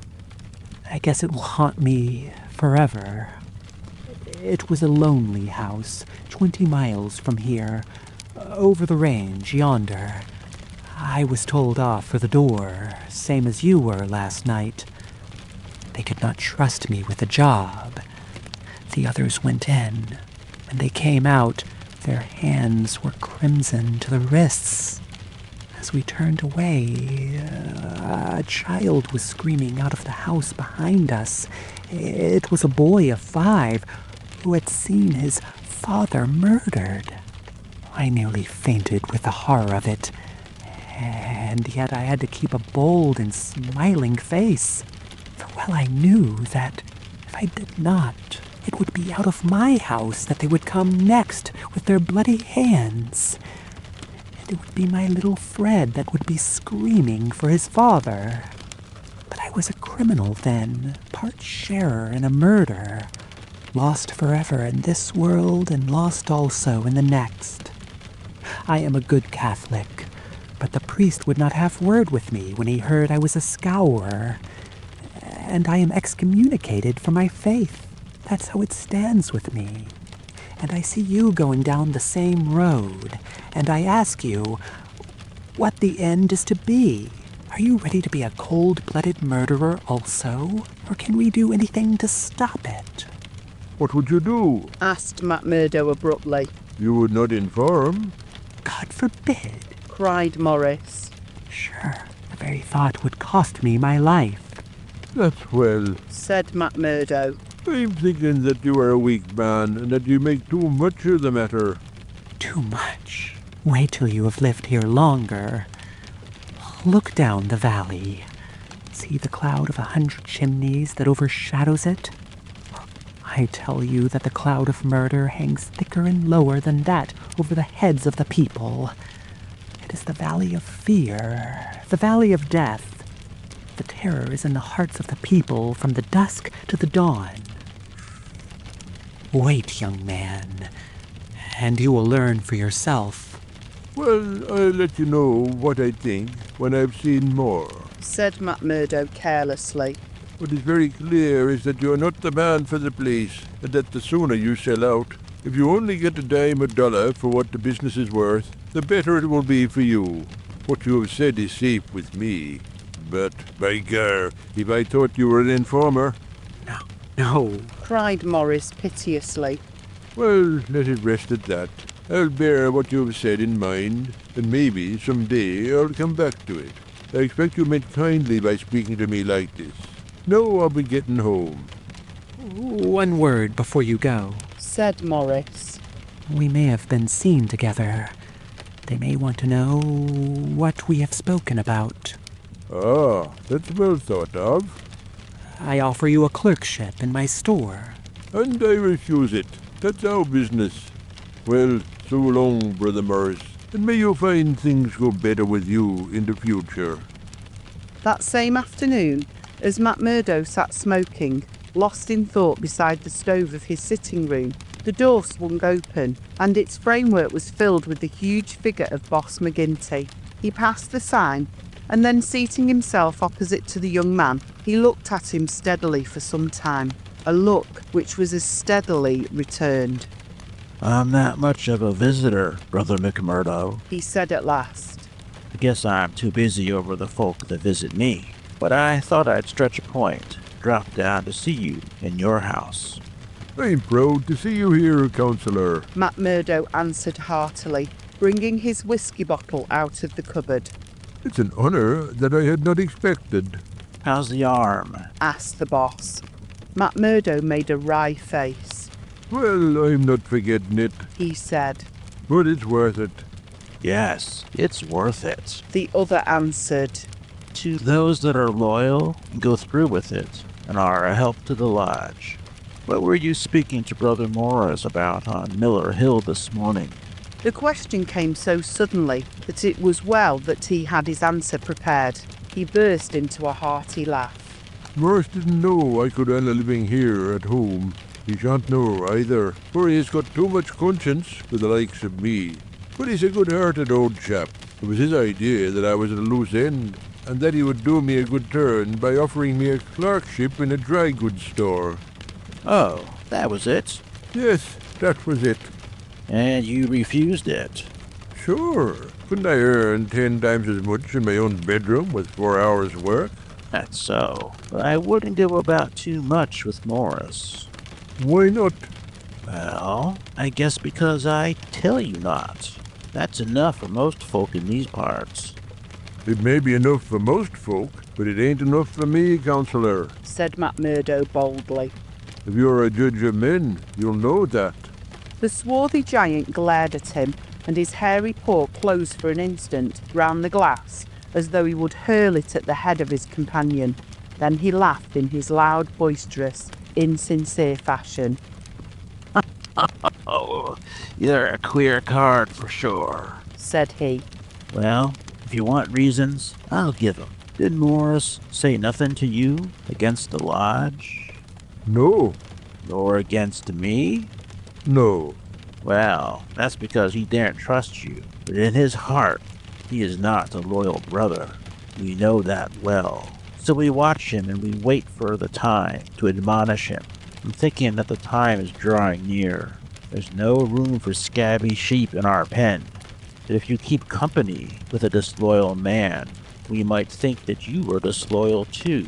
See? There's no chance of my keeping company with him, for I dislike the man, McMurdo answered. As to being disloyal, if it was any man but you, he would not use the word to me twice.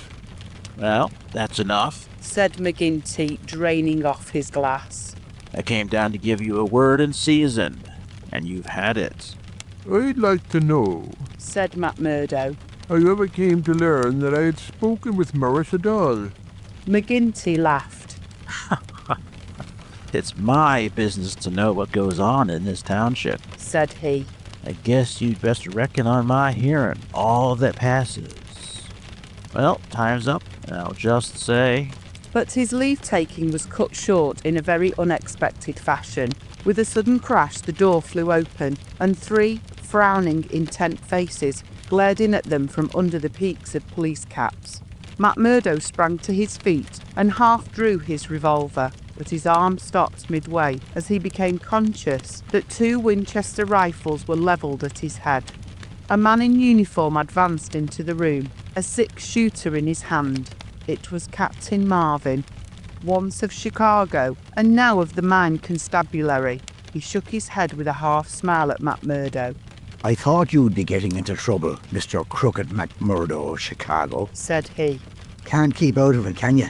Take your hat and come along with us. I guess you'll pay for this, Captain Marvin, said McGinty. Who are you, I'd like to know, to break into a house in this fashion and molest honest, law-abiding men? You're standing out in this deal, Councillor McGinty, said the police captain. We are not out after you, but after this man, McMurdo. It is for you to help, not to hinder us in our duty. He is a friend of mine, and I'll answer for his conduct, said the boss. By all accounts, Mr. McGinty, you may have to answer for your own conduct some of these days. The captain answered. This man McMurdo was a crook before ever he came here, and he's a crook still. Cover him, patrolman, while I disarm him. There's my pistol, said McMurdo coolly. Maybe, Captain Marvin, if you and I were alone and face to face, you would not take me so easily. Where's your warrant? asked McGinty. By gar, a man might as well live in Russia as in Vermissa, while folk like you are running the police. It's a capitalist outrage, and you'll hear more of it, I reckon. You do what you think is your duty the best way you can, Councillor. We look after ours. What am I accused of? asked McMurdo. Of being concerned in the beating of old Editor Stanger at the Herald office. It wasn't your fault that it isn't a murder charge. Well, if that's all you have against him, cried McGinty with a laugh. You can save yourself a deal of trouble by dropping it right now. This man was with me in my saloon, playing poker up to midnight, and I can bring a dozen to prove it. That's your affair, and I guess you can settle it in court tomorrow. Meanwhile, come on, McMurdo, and come quietly if you don't want a gun across your head. You stand wide, Mr. McGinty, for I warn you, I will stand no resistance when I am on duty. So determined was the appearance of the captain that both McMurdo and his boss were forced to accept the situation. The latter managed to have a few whispered words with the prisoner before they parted. What about? He jerked his thumb upward to signify the coining plant. All right, whispered McMurdo, who had devised a safe hiding place under the floor. I'll bid you goodbye, said the boss, shaking hands. I'll see Riley the lawyer and take the defense upon myself. Take my word for it that they won't be able to hold you. I wouldn't bet on that. Guard the prisoner, you two, and shoot him if he tries any games. I'll search the house before I leave. He did so, but apparently found no trace of the concealed plant. When he had descended, he and his men escorted McMurdo to headquarters. Darkness had fallen, and a keen blizzard was blowing so that the streets were nearly deserted, but a few loiterers followed the group, and emboldened by invisibility, shouted imprecations at the prisoner. Lynch the cursed Scowrer, they cried. Lynch him. They laughed and jeered as he was pushed into the police station. After a short formal examination from the inspector in charge, he was put into the common cell. Here he found Baldwin and 3 other criminals of the night before, all arrested that afternoon and waiting their trial next morning. But even within this inner fortress of the law, the long arm of the Freeman was able to extend. Late at night there came a jailer with a straw bundle for their bedding, out of which he extracted 2 bottles of whiskey, some glasses and a pack of cards. They spent a hilarious night without an anxious thought as to the ordeal of the morning. Nor had they cause, as the result was to show. The magistrate could not possibly, on the evidence, have held them for a higher court. On the one hand, the compositors and pressmen were forced to admit that the light was uncertain, that they were themselves much perturbed, and that it was difficult for them to swear to the identity of the assailants, although they believed that the accused were among them. Cross-examined by the clever attorney who had been engaged by McGinty, they were even more nebulous in their evidence. The injured man had already deposed that he was so taken by surprise by the suddenness of the attack that he could state nothing beyond the fact that the first man who struck him wore a moustache. He added that he knew them to be Scowrers, since no one else in the community could possibly have any enmity to him, and he had long been threatened on account of his outspoken editorials. On the other hand, it was clearly shown by the united and unfaltering evidence of 6 citizens, including that high municipal official, Councillor McGinty, that the men had been at a card party at the Union House until an hour very much later than the commission of the outrage. Needless to say that they were discharged with something very near to an apology from the bench for the inconvenience to which they had been put, together with an implied censure of Captain Marvin and the police for their officious zeal. The verdict was greeted with loud applause by a court in which McMurdo saw many familiar faces. Brothers of the lodge smiled and waved, but there were others who sat with compressed lips and brooding eyes as the men filed out of the dock. One of them, a little dark-bearded, resolute fellow, put the thoughts of himself and comrades into words as the ex-prisoners passed him. "You damn murderers," he said. "We'll fix you yet." If anything had been needed to give an impetus to Jack McMurdo's popularity among his fellows, it would have been his arrest and acquittal. That a man on the very night of joining the lodge should have done something which brought him before the magistrate was a new record in the annals of the society. Already he had earned the reputation of a good boon companion, a cheery reveller, and withal a man of high temper, who would not take an insult even from the all-powerful boss himself. But in addition to this, he impressed his comrades with the idea that among them all there was not one whose brain was so ready to devise a bloodthirsty scheme, or whose hand would be more capable of carrying it out. He'll be the boy for the clean job, said the oldsters to one another, and waited their time until they could set him to his work. McGinty had instruments enough already, but he recognised that this was a supremely able one. He felt like a man holding a fierce bloodhound in leash. There were curs to do the smaller work, but someday he would slip this creature upon its prey. A few members of the lodge, Ted Baldwin among them, resented the rapid rise of the stranger and hated him for it, but they kept clear of him, for he was as ready to fight as to laugh. But if he gained favour with his fellows, there was another quarter, one which had become even more vital to him, in which he lost it. Ettie Shafter's father would have nothing more to do with him, nor would he allow him to enter the house. Ettie herself was too deeply in love to give him up altogether, and yet her own good sense warned her of what would come from a marriage with a man who was regarded as a criminal. One morning after a sleepless night, she determined to see him, possibly for the last time, and make one strong endeavour to draw him from those evil influences which were sucking him down. She went to his house, as he had often begged her to do, and made her way into the room which he used as his sitting room. He was seated at a table, with his back turned and a letter in front of him. A sudden spirit of girlish mischief came over her. She was still only 19. He had not heard her when she pushed open the door. Now she tiptoed forward and laid her hand lightly upon his bended shoulders.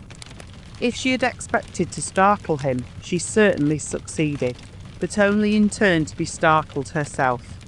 With a tiger spring he turned on her, and his right hand was feeling for her throat. At the same instant, with the other hand, he crumpled up the paper that lay before him. For an instant he stood glaring. Then astonishment and joy took the place of the ferocity which had convulsed his features.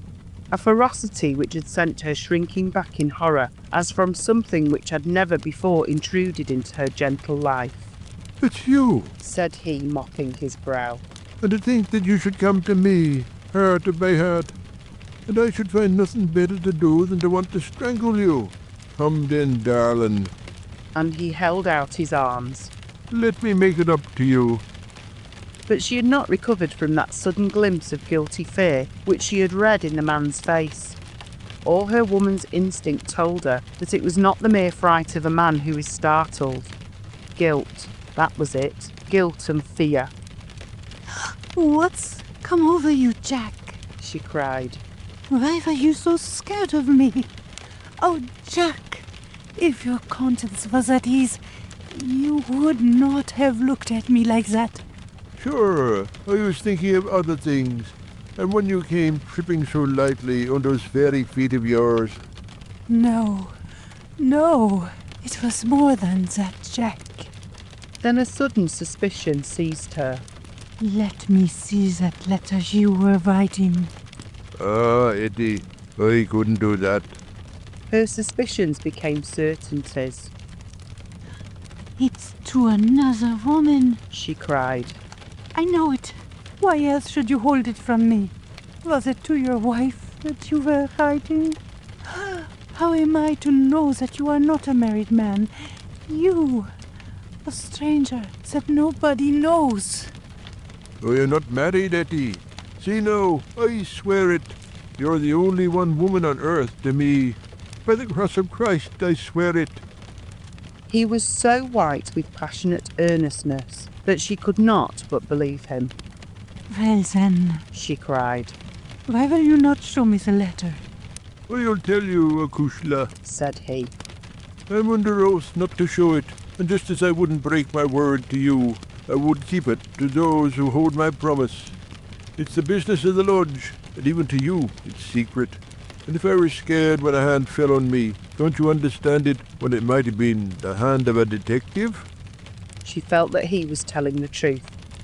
He gathered her into his arms and kissed away her fears and doubts. "Sit here by me, then. It's a queer throne for such a queen, but it's the best your poor lover can find. He'll do better for you some of these days, I'm thinking. Now your mind is easy once again, is it not?" How can it ever be at ease, Jack, when I know that you are a criminal among criminals? When I never know the day that I may hear you are in court for murder. McMurdo, the Scowrer. That's what one of our boarders called you yesterday.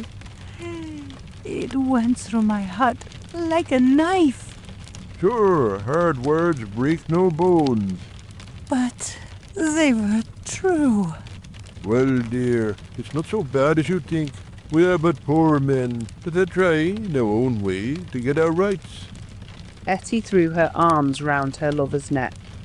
Give it up, Jack. For my sake, for God's sake, give it up. It was to ask you that I came here today. Oh, Jack, see, I beg it of you on my bended knees, kneeling here before you. I implore you to give it up. He raised her and soothed her with her head against his breast. Sure, my darling, you don't know what it is you are asking. How could I give it up when it would be to break my oath and to desert my comrades? If you could see how things stand with me, you could never ask it of me. Besides, if I wanted to, how could I do it? You don't suppose that the Lord would let a man go free with all its secrets? I've thought of that, Jack. I've planned it all. Father has saved some money. He is weary of this place, where the fear of these people darkens our lives. He's ready to go. We would fly together to Philadelphia or New York, where we would be safe from them. McMurdo laughed. The Lodge has a long arm. Do you not think it could stretch from here to Philadelphia or New York? Well then, to the west, or to England, or to Germany, where Father came from. Anywhere to get away from this valley of fear. McMurdo thought of old Brother Morris. Sure, it is the second time I have heard the valley so named, said he. The shadow does indeed seem to lie heavy on some of you. It darkens every moment of our lives. Do you suppose that Ted Baldwin has ever forgiven us? If it were not that he fears you, what do you suppose our chances would be? If you saw the look in those dark, hungry eyes of his when they fall on me. Oi, Gar, I'd teach him better manners if I caught him at it. But see here, little girl, I can't leave here. I can't. Take that from me once and for all. But if you leave me to find my own way, I will try to prepare a way of getting honorably out of it. There is no honor in such a matter. Well, it's just how you look at it. But if you give me 6 months, I'll work it so I can leave without being ashamed to look others in the face. The girl laughed with joy. 6 months, she cried. Is it a promise? Well, it may be 7 or 8, but within a year at the furthest, we will leave the valley behind us. It was the most that Ettie could obtain, and yet it was something. There was this distant light to illuminate the gloom of the immediate future. She returned to her father's house, more light-hearted than she had ever been since Jack McMurdo had come into her life. It might be thought that as a member, all the doings of the society would be told to him, but he was soon to discover that the organisation was wider and more complex than the simple lodge. Even Boss McGinty was ignorant as to many things, for there was an official named the county delegate, living at Hobson's Patch farther down the line, who had power over several different lodges, which he wielded in a sudden and arbitrary way. Only once did McMurdo see him, a sly little grey-haired rat of a man, with a slinking gait and a sidelong glance which was charged with malice. Evans Pott was his name, and even the great boss of Vermissa felt towards him something of the repulsion and fear which the huge Danton may have felt for the puny but dangerous Robespierre. One day Scanlon, who was McMurdo's fellow boarder, received a note from McGinty, enclosing one from Evans Pott, which informed him that he was sending over 2 good men, Lawler and Andrews, who had instructions to act in the neighbourhood. though it was best for the cause that no particulars as to their objects should be given. Would the bodymaster see to it that suitable arrangements be made for their lodgings and comfort until the time for action should arrive?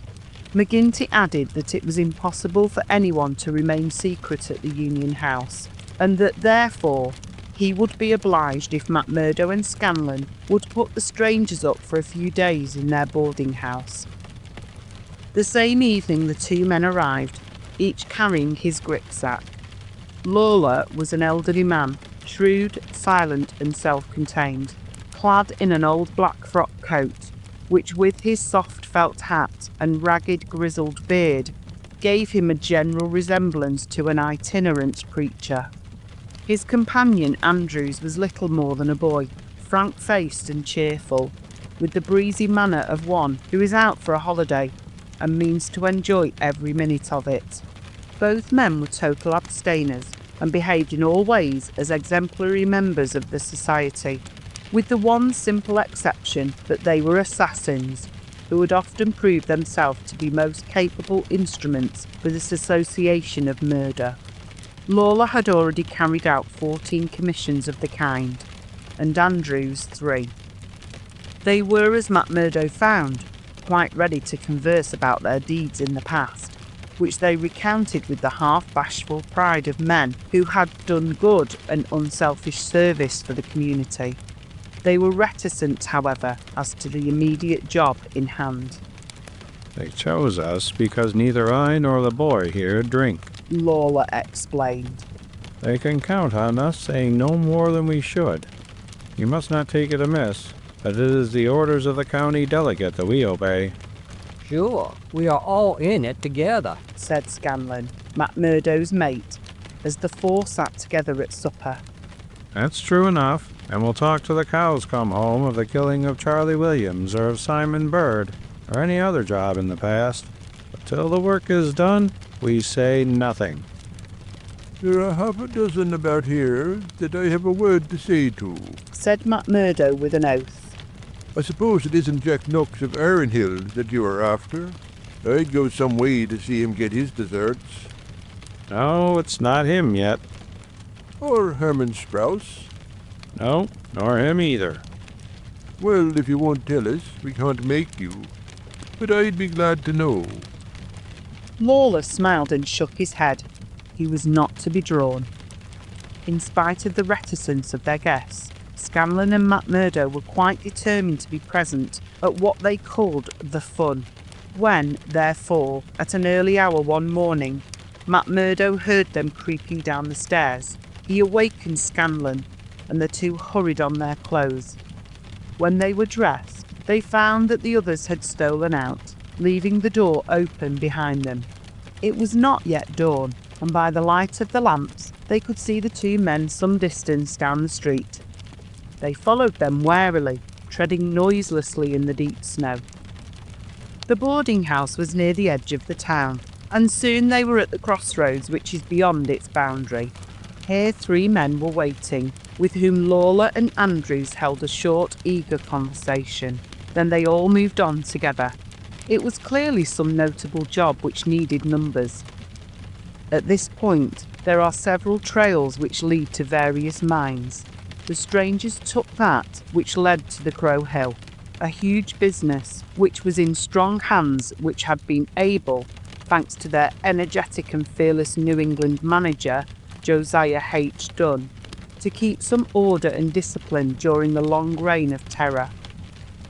Day was breaking now, and a line of workmen was slowly making their way, singly and in groups, along the blackened path. McMurdo and Scanlon strolled on with the others, keeping in sight of the men whom they followed. A thick mist lay over them, and from the heart of it there came the sudden scream of a steam whistle. It was the 10-minute signal before the cages descended and the day's labour began.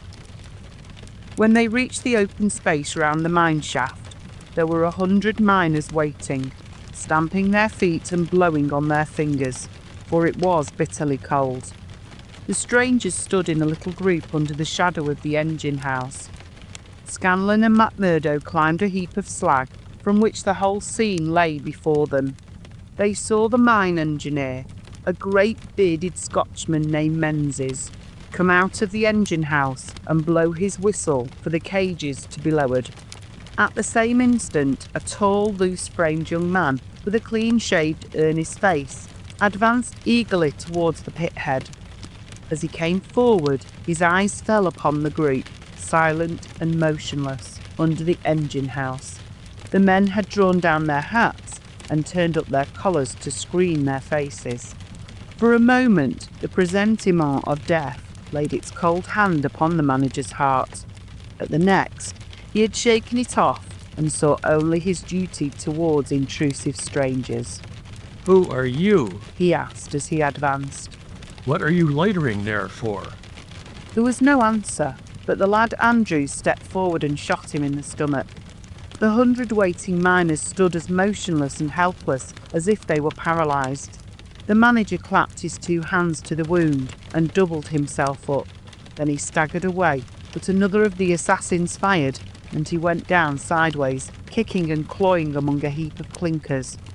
Menzies, the Scotchman, gave a roar of rage at the sight and rushed with an iron spanner at the murderers, but was met by 2 balls in the face, which dropped him dead at their very feet. There was a surge forward of some of the miners, and an inarticulate cry of pity and of anger.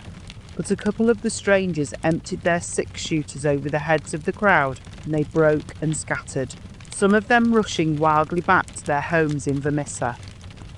When a few of the bravest had rallied, and there was a return to the mine, the murderous gang had vanished in the mists of morning, without a single witness being able to swear to the identity of these men who in front of 100 spectators had wrought this double crime.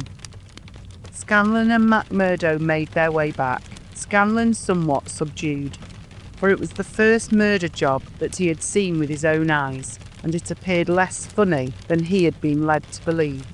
The horrible screams of the dead manager's wife pursued them as they hurried to the town. McMurdo was absorbed and silent, but he showed no sympathy for the weakening of his companion. "Sure, it is like a war," he repeated. "What is it but a war between us and them? And we hit back where we best can." There was high revel in the lodge room at the Union House that night, not only over the killing of the manager and engineer of the Crow Hill mine, which would bring this organisation into line with the other blackmailed and terror-stricken companies of the district, but also over a distant triumph which had been wrought by the hands of the lodge itself. It would appear that when the county delegate had sent over 5 good men to strike a blow in Vermissa, he had demanded that in return 3 Vermissa men should be secretly selected and sent across to kill William Hales of Stake Royal, one of the best known and most popular mine owners in the Gilmerton district, a man who was believed not to have an enemy in the world, for he was in all ways a model employer. He had insisted, however, upon efficiency in the work, and had therefore paid off certain drunken and idle employees who were members of the all-powerful society. Coffin notices hung outside his door had not weakened his resolution, and so in a free civilised country he found himself condemned to death. The execution had now been duly carried out. Ted Baldwin, who sprawled now in the seat of honour beside the bodymaster, had been chief of the party. His flushed face and glazed, bloodshot eyes told of sleeplessness and drink. He and his 2 comrades had spent the night before among the mountains. They were unkempt and weather-stained, but no heroes returning from a forlorn hope could have had a warmer welcome from their comrades. The story was told and retold amid cries of delight and shouts of laughter. They had waited for their man as he drove home at nightfall, taking their station at the top of a steep hill, where his horse must be at a walk. He was so furred to keep out the cold that he could not lay his hand on his pistol. They had pulled him out and shot him again and again. He had screamed for mercy. The screams were repeated for the amusement of the lodge. "Let's hear again how he squealed," they cried. None of them knew the man, but there is eternal drama in a killing. and they had shown the Scowrers of Gilmerton that the Vermissa men were to be relied upon. There had been one contretemps, for a man and his wife had driven up while they were still emptying their revolvers into the silent body. It had been suggested that they should shoot them both, but they were harmless folk who were not connected with the mines, so they were sternly bidden to drive on and keep silence, lest a worse thing befall them. And so the blood-mottled figure had been left as a warning to all such hard-hearted employers, and the three noble avengers had hurried off into the mountains, where unbroken nature comes down to the very edge of the furnaces and the slag heaps. Here they were, safe and sound, their work well done, and the plaudits of their companions in their ears. It had been a great day for the Scowrers. The shadow had fallen even darker over the valley. It is the wise general chooses the moment of victory in which to redouble his efforts, so that his foes may have no time to steady themselves after disaster. So Boss McGinty, looking out upon the scene of his operations with his brooding and malicious eyes, had devised a new attack upon those who opposed him. That very night, as the half-drunken company broke up, he touched McMurdo on the arm and led him aside into that inner room where they had their first interview. "See here, my lad," said he. "I've got a job that's worthy of you at last. You'll have the doing of it in your own hands." "Proud I am to hear it," McMurdo answered. "You can take 2 men with you, Manders and Riley. They have been warned for service. We'll never be right in this district until Chester Wilcox has been settled, and you'll have the thanks of every lodge in the coal fields if you can down him." "I'll do my best anyhow. Who is he, and where shall I find him?" McGinty took his eternal half-chewed, half-smoked cigar from the corner of his mouth and proceeded to draw a rough diagram on a page torn from his notebook. "He's the chief foreman of the Iron Dike Company. He's a hard citizen, an old color sergeant of the war, all scars and grizzle. We've had 2 tries at him, but had no luck, and Jim Carnaway lost his life over it. Now it's for you to take it over. That's the house, all alone at the Iron Dike Crossroad, same as you see here on this map, without another within earshot. It's no good by day. He's armed and shoots quick and straight, with no questions asked. But at night, well, there he is with his wife, 3 children, and a hired help. You can't pick or choose. It's all or none. If you could get a bag of blasting powder at the front door, a slow match to it." "What's the man done?" "Didn't I tell you he shot Jim Carnaway?" "Why did he shoot him?" "What in thunder has that to do with you? Carnaway was about his house at night, and he shot him. That's enough for me and you. You've got to settle the thing right." "There's these 2 women and the children. Do they go up too?" "They have to. Else how can we get him?" "It seems hard on them, for they've done nothing." "What sort of fool's talk is this? Do you back out?" "Easy, counselor, easy. What have I ever said or done that you should think I'll be after standing back from an order of the bodymaster of my own lodge? If it's right or if it's wrong, it's for you to decide." "You'll do it then?" "Of course I will do it." "When?" "Well, you had best give me a night or 2 that I may see the house and make my plans. Then?" "Very good," said McGinty, shaking him by the hand. "I'll leave it with you. It'll be a great day when you bring us the news. It's just the last stroke that'll bring them all to their knees." McMurdo thought long and deeply over the commission which had been so suddenly placed in his hands. The isolated house in which Chester Wilcox lived was about 5 miles off in an adjacent valley. That very night he started off all alone to prepare for the attempt. It was daylight before he returned from his reconnaissance. Next day he interviewed his 2 subordinates, Manders and Riley, reckless youngsters who were as elated as if it were a deer hunt. 2 nights later they met outside the town, all 3 armed, and one of them carrying a sack stuffed with the powder which was used in the quarries. It was 2 in the morning before they came to the lonely house. The night was a windy one, with broken clouds drifting swiftly across the face of a 3/4 moon. They had been warned to be on their guard against bloodhounds, so they moved forward cautiously with their pistols cocked in their hands. But there was no sound save the howling of the wind, and no movement but the swaying branches above them.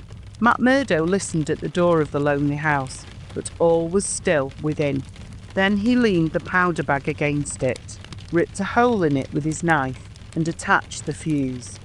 When it was well alight, he and his 2 companions took to their heels and were some distance off, safe and snug in a sheltering ditch, before the shattering roar of the explosion, with the low, deep rumble of the collapsing building, told them that their work was done. No cleaner job had ever been carried out in the blood-stained annals of the society. But alas, that work so well organised and boldly carried out should all have gone for nothing. Warned by the fate of the various victims, and knowing that he was marked down for destruction, Chester Wilcox had moved himself and his family only the day before to some safer and less known quarters, where a guard of police should watch over them. It was an empty house which had been torn down by the gunpowder, and the grim old colour sergeant of the war was still teaching discipline to the miners of Irondike. "Leave him to me," said McMurdo. "He's my man, and I'll let him sure if I have to wait a year for him." A vote of thanks and confidence was passed in full lodge, and so for the time the matter ended. When a few weeks later it was reported in the papers that Wilcox had been shot at from an ambuscade, it was an open secret that McMurdo was still at work upon his unfinished job. Such were the methods of the Society of Freeman, and such were the deeds of the Scowrers, by which they spread their rule of fear over the great and rich district, which was for so long a period haunted by their terrible presence. Why should these pages be stained by further crimes? Have I not said enough to show the men and their methods? These deeds are written in history, and there are records, wherein one may read the details of them.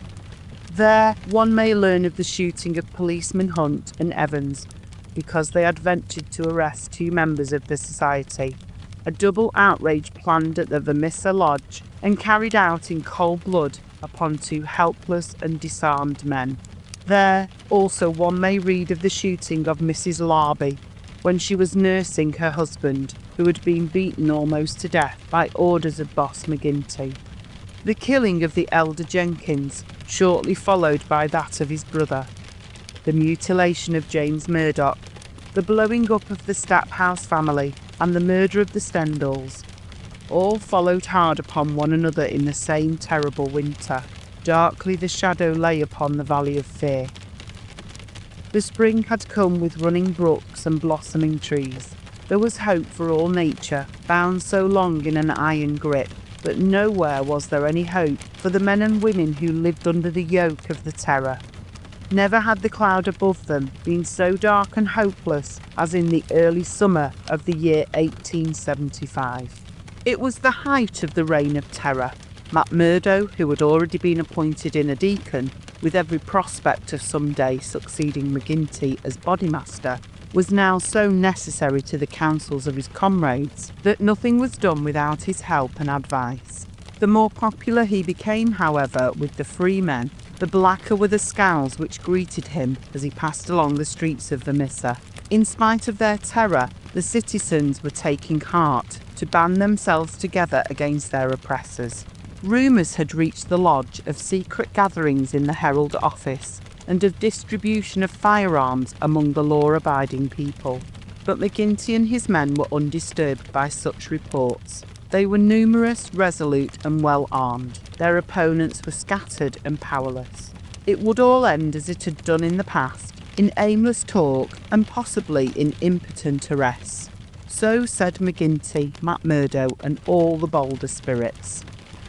It was a Saturday evening in May. Saturday was always the lodge night, and McMurdo was leaving his house to attend it when Morris, the weaker brother of the order, came to see him. His brow was creased with care, and his kindly face was drawn and haggard. Can I speak with you freely, Mr. McMurdo? Sure. I can't forget that I spoke my heart to you once, and that you kept it to yourself, even though the boss himself came to ask you about it. What else could I do if you trusted me?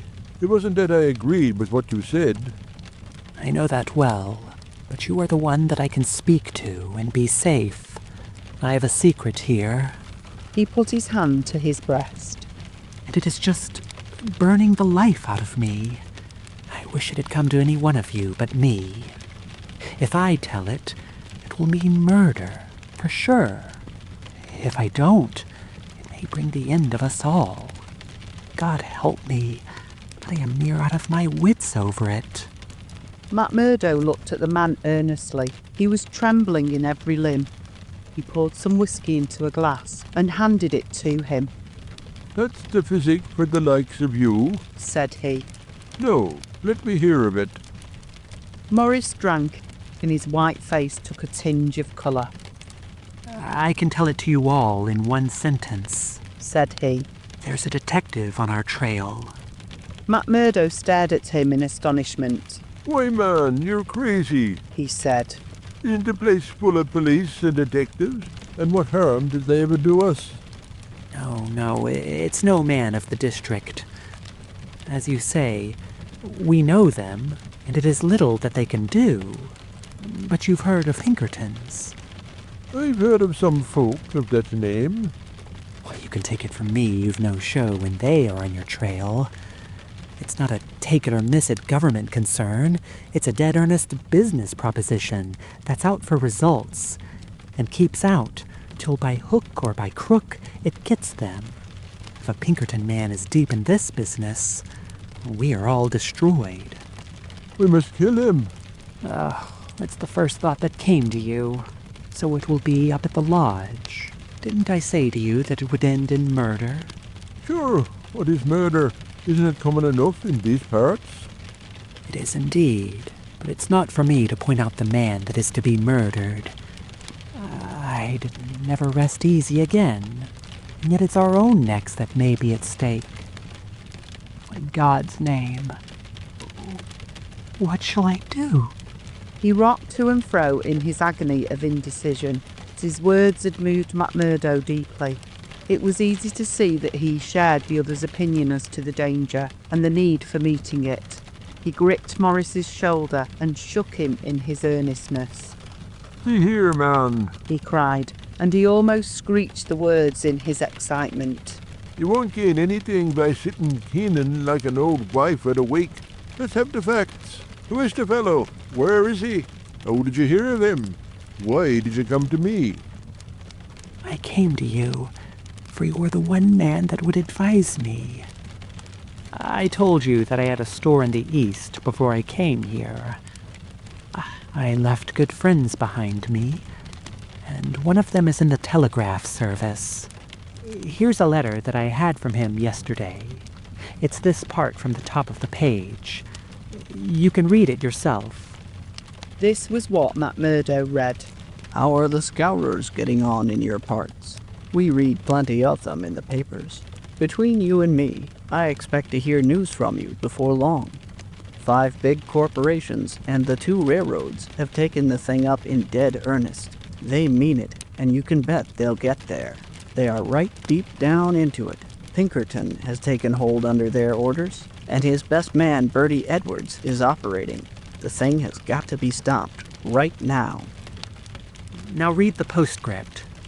Of course, what I give you is what I learned in business, so it goes no further. It's a queer cipher that you can handle by the yard every day and can get no meaning from. McMurdo sat in silence for some time, with the letter in his listless hands. The mist had lifted for a moment, and there was the abyss before him. Does anyone else know of this? He asked. I have told no one else. But this man, your friend, has he any other person that he would be likely to write to? Well, I dare say he knows 1 or 2 more. Of the lodge? It's likely enough. I was asking because it is likely that he may have given some description of this fellow, Birdie Edwards. Then we could get on his trail. Well, it's possible, but I should not think he knew him. He is just telling me the news that came to him by way of business.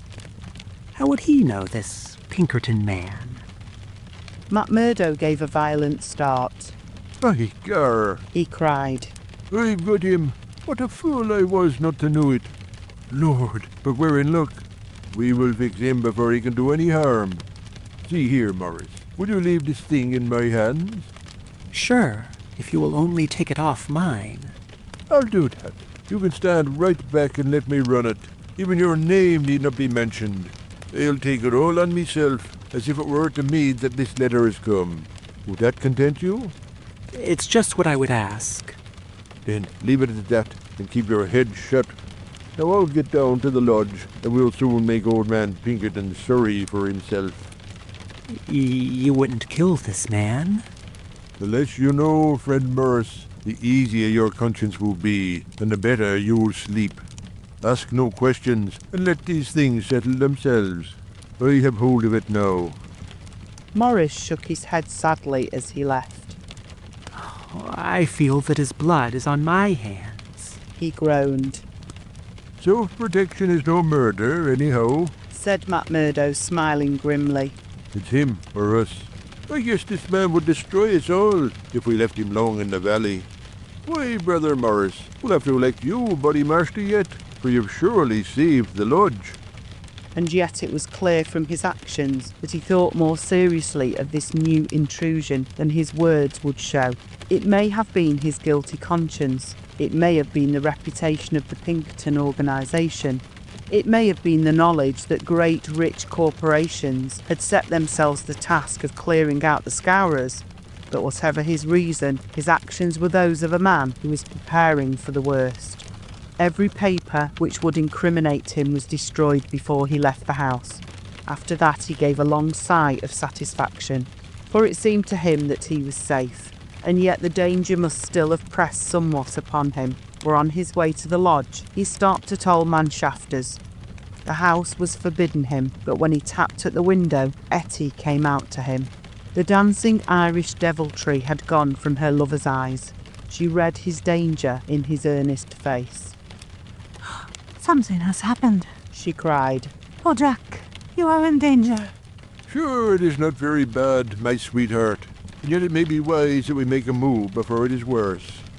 Make a move? I promised you once that I would go someday.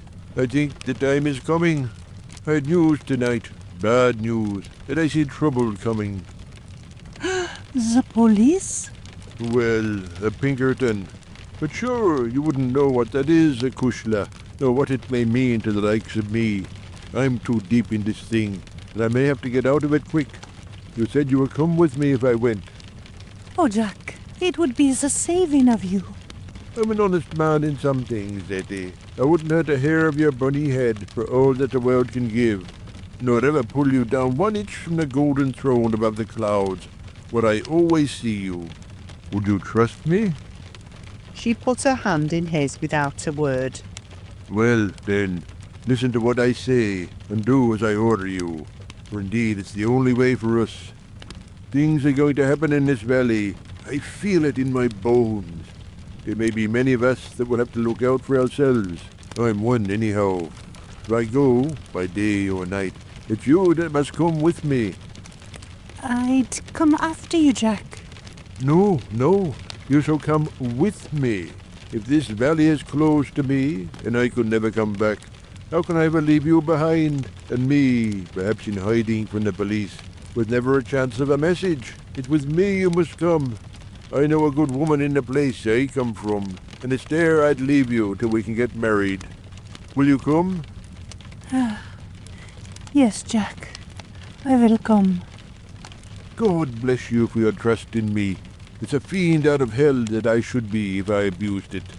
No, mark you, Ettie, there'll be just a word to you, and when it reaches you, you will drop everything and come right down to the waiting room of the depot and stay there till I come for you. day or night. I'll come at the word, Jack. Somewhat eased in mind, now that his own preparations for escape had been begun, McMurdo went on to the lodge. It had already assembled, and only by complicated signs and countersigns could he pass through the outer guard and inner guard who close tiled it. A buzz of pleasure and welcome greeted him as he entered.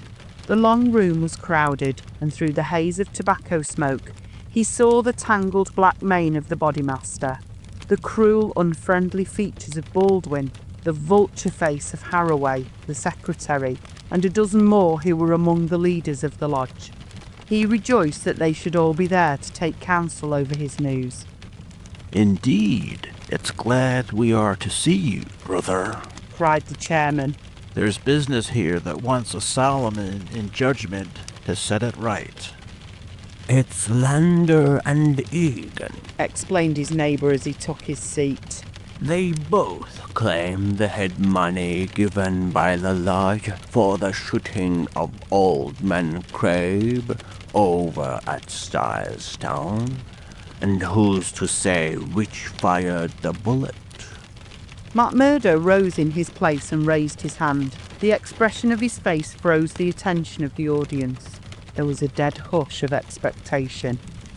Eminent Bodymaster, he said in a solemn voice. I claim urgency. Brother McMurdo claims urgency, said McGinty. It's a claim that by the rules of this lodge takes precedence. Now, brother, we attend you. McMurdo took the letter from his pocket. Eminent Bodymaster and brethren, he said.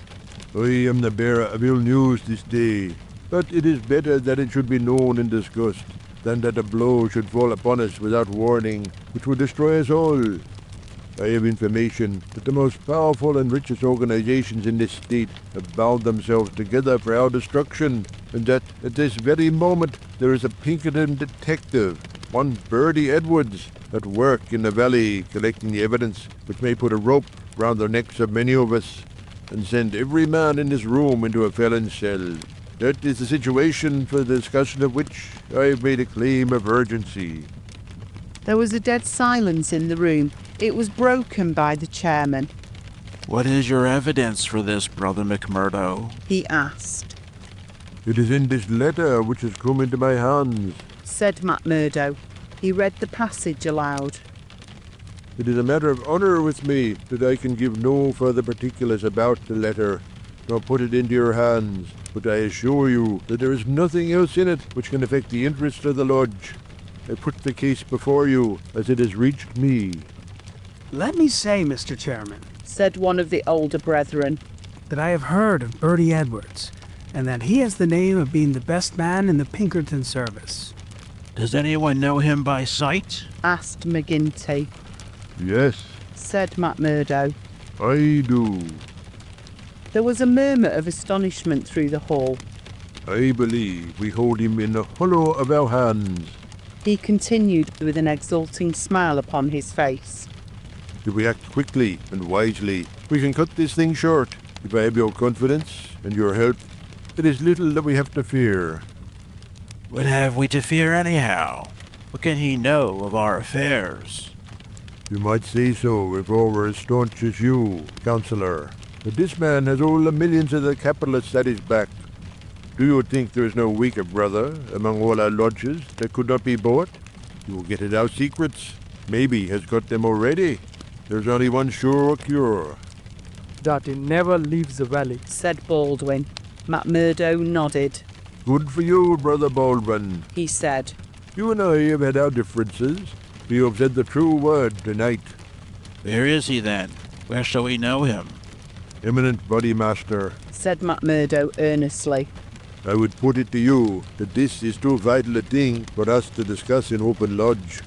God forbid that I should throw a doubt on anyone here, but if so much as a word of gossip got to the ears of this man, there would be an end of any chance of our getting him. I would ask the lodge to choose a trustee committee, Mr. Chairman. Yourself, if I might suggest it, and Brother Baldwin here, and 5 more. Then I can talk freely of what I know and of what I advise should be done. The proposition was at once adopted and the committee chosen.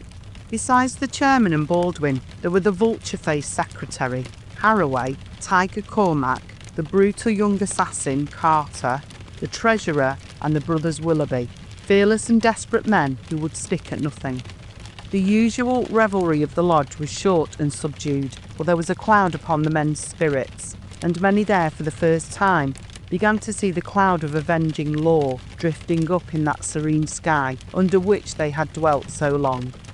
The horrors they had dealt out to others had been so much a part of their settled lives that the thought of retribution had become a remote one, and so seemed the more startling now that it came so closely upon them. They broke up early and left their leaders to their council. Now, McMurdo, said McGinty when they were alone. The 7 men sat frozen in their seats. I said just now that I knew Bertie Edwards, McMurdo explained. I need not tell you that he is not here under that name. He's a brave man, but not a crazy one. He passes under the name of Steve Wilson, and he is lodging at Hobson's Patch. how do you know this? Because I fell into talk with him. I thought little of it at the time. I would have given it a second thought, but for this letter. But no, I'm sure it's the man. I met him on the cars when I went down the line on Wednesday. A hard case, if ever there was one. He said he was a reporter. I believed it for the moment. Wanted to know all he could about the Scowrers and what he called the outrages for a New York paper. Asked me every kind of question so as to get something. You bet I was giving nothing away. I'd pay for it, and pay well, said he, if I could get some stuff that would suit my editor. I said what I'd thought would please him best, and he handed me a $20 bill for my information. There's 10 times that for you, said he, if you can find me all that I want. What did you tell him then? Any stuff I could make up. How do you know he wasn't a newspaper man? I'll tell you. He got out at Hobson's Patch, and so did I. I chanced into the telegraph bureau, and he was leaving it. See here, Said the operator after he'd gone out. I guess we should charge double rates for this. I guess you should, said I. He'd filled the form with stuff that might have been Chinese, for all we could make of it. He fires a sheet of this off every day. Said the clerk. Yes, said I. It's special news for his paper, and he's scared that the others should tap it. That's what the operator thought, what I thought at the time. But I think differently now. By gar, I believe you are right, said McGinty. But what do you allow that we should do about it? Why not go right down now and fix him? Someone suggested. Aye, the sooner the better. I'd start this next minute if I knew where we could find him, said McMurdo. He's in Hobson's Patch, but I don't know the house. I've got a plan, though, if you'll only take my advice. Well, what is it? I'll go to the patch tomorrow morning. I'll find him through the operator. He can locate him, I guess.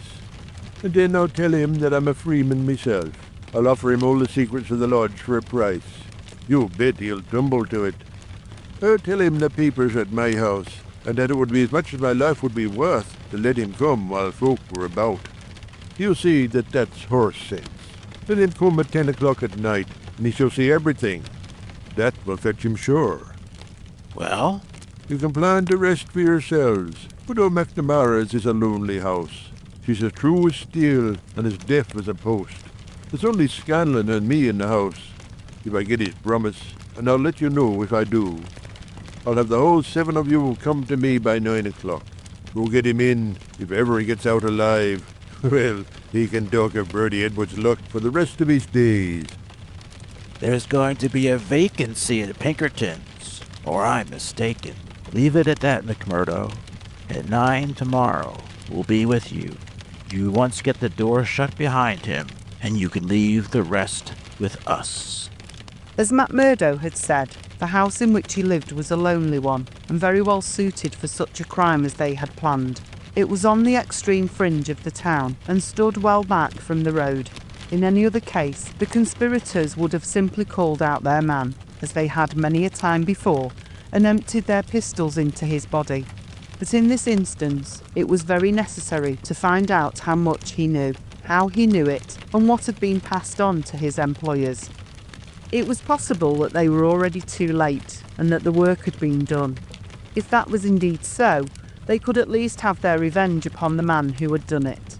But they were hopeful that nothing of great importance had yet come to the detective's knowledge, as otherwise, they argued, he would not have troubled to write down and forward such trivial information as McMurdo claimed to have given him. However, all this they would learn from his own lips. Once in their power, they would find a way to make him speak. It was not the first time that they had handled an unwilling witness. McMurdo went to Hobson's Patch as agreed. The police seemed to take particular interest in him that morning, and Captain Marvel, he who had claimed the old acquaintance with him at Chicago, actually addressed him as he waited at the station. McMurdo turned away and refused to speak with him. He was back from his mission in the afternoon and saw McGinty at the Union House. "He is coming," he said. "Good," said McGinty. The giant was in his shirt sleeves, with chains and seals gleaming athwart his ample waistcoat, and a diamond twinkling through the fringe of his bristling beard. Drink and politics had made the boss a very rich as well as powerful man. The more terrible, therefore, seemed that glimpse of the prison or the gallows which had risen before him the night before. "Do you reckon he knows much?" he asked anxiously. McMurdo shook his head gloomily. "He's been here some time. 6 weeks at the least. I guess he didn't come into these parts to look at the prospect. He's been working among us all that time with the railroad money at his back. I should expect that he has got results, and that he has passed them on." "There's not a weak man in the lodge," cried McGinty. "True as steel, every man of them. And yet, by the Lord, there is that skunk Morris. What about him? If any man gives us away, it would be he. I have a mind to send a couple of the boys round before evening to give him a beating up and see what they can get from him." "Well, there would be no harm in that," McMurdo answered. "I won't deny that I have a liking for Morris. I would be sorry to see him come to harm. He has spoken to me once or twice over at lodge matters, and though I may not see them the same as you or I, he never seemed the sort that squeals. But still, it is not for me to stand between him and you." "I'll fix the old devil," said McGinty with an oath. "I've had my eye on him this past year." "Well, you know best about that," McMurdo answered. "But whatever you do must be tomorrow, or we must lie low till the Pinkerton affair is settled up. We can't afford to set the police buzzing. The day of all days." "True for you," said McGinty. "And we'll learn from Bertie Edwards himself where he got his news, if we have to cut his heart out first. Did he seem to scent a trap?" McMurdo laughed. "I guess I took him on his weak point," he said. "If he could get a good trail of the Scowrers, he's ready to follow it into hell. I took his money." McMurdo grinned as he produced a wad of dollar notes. "And as much more when he has seen all my papers." "What papers?" "Well, there are no papers. But I showed him up about constitutions and books of rules and forms of membership. He expects to get right down to the end of everything before he leaves." "Faith, he's right there," said McGinty grimly. "Didn't he ask you why you didn't bring him the papers?" "If I would carry such things, and me a suspected man, and Captain Marvin after speaking to me this very day at the depot." I heard of that," said McGinty. "I guess the heavy end of this business is coming on to you. We could put him down an old shaft when we've done with him. But however we work it, we can't get past the man living at Hobson's Patch, and you being there today." McMurdo shrugged his shoulders. "If we handle it right, they can never prove the killing," said he. "No one can see him come to the house after dark, and I'll lay to it that no one will see him go. Now, see here, Counselor. I'll show you my plan, and I'll ask you to fit the others into it. You will all come in good time." "Very well. He comes at 10. He's to tap 3 times, and me to open the door for him. Then I'll get behind him and shut it. He's our man then." "That's all easy and plain." "Yes, but the next step wants considering. It's a hard proposition. He's heavily armed. I filled him proper, and yet he is likely to be on his guard. Suppose I show him right into a room with 7 men in it, where he expected to find me alone. There is going to be shooting, and somebody is going to be hurt. That's so. The noise is going to bring every damned copper in the township on top of it. I guess you are right. This is how I should work it. We'll all be in the big room, same as you saw when you had a chat with me. I'll open the door for him, show him into the parlor beside the door, and leave him there while I get the papers. That will give me the chance of telling you how things are sheeping. Then I will go back to him with some fake papers. When he is reading them, I will jump for him and get my grip on his pistol arm. You'll hear me call, and in you will rush. The quicker the better, for he is as strong a man as I, and I may have more than I can manage. But I'll allow that I can hold him till you come. It's a good plan, said McGinty. The lodge will owe you a debt for this. I guess when I move out of the chair, I can put a name to the man that's coming after me. Sure, Counselor. I have little more than a recruit, said McMurdo, but his face showed what he thought of the great man's compliment. When he had returned home, he made his own preparations for the grim evening in front of him. First, he cleaned, oiled, and loaded his Smith & Wesson revolver.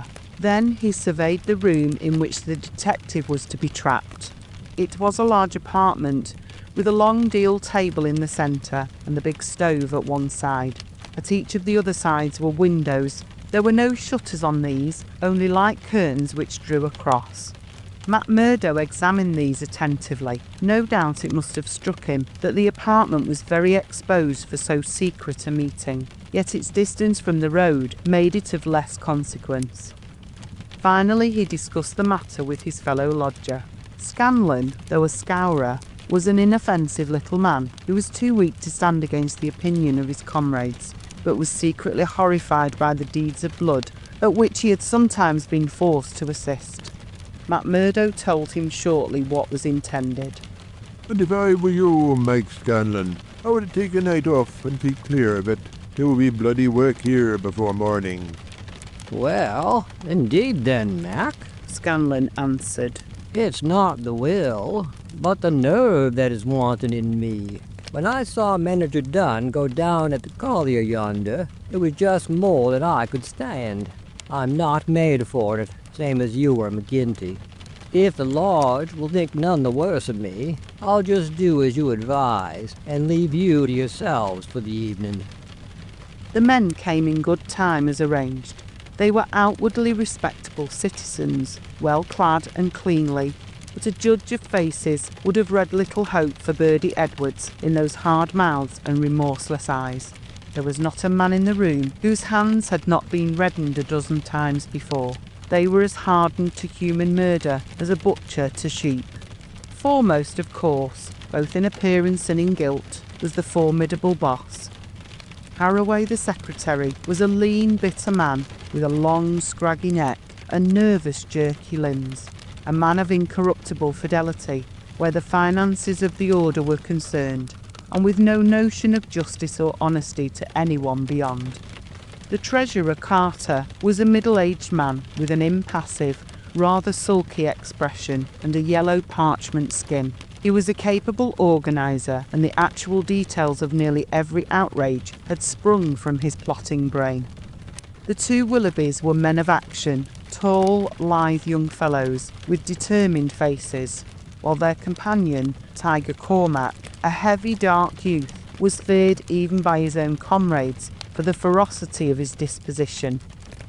These were the men who assembled that night under the roof of McMurdo for the killing of the Pinkerton detective. Their host had placed whisky upon the table, and they had hastened to prime themselves for the work before them.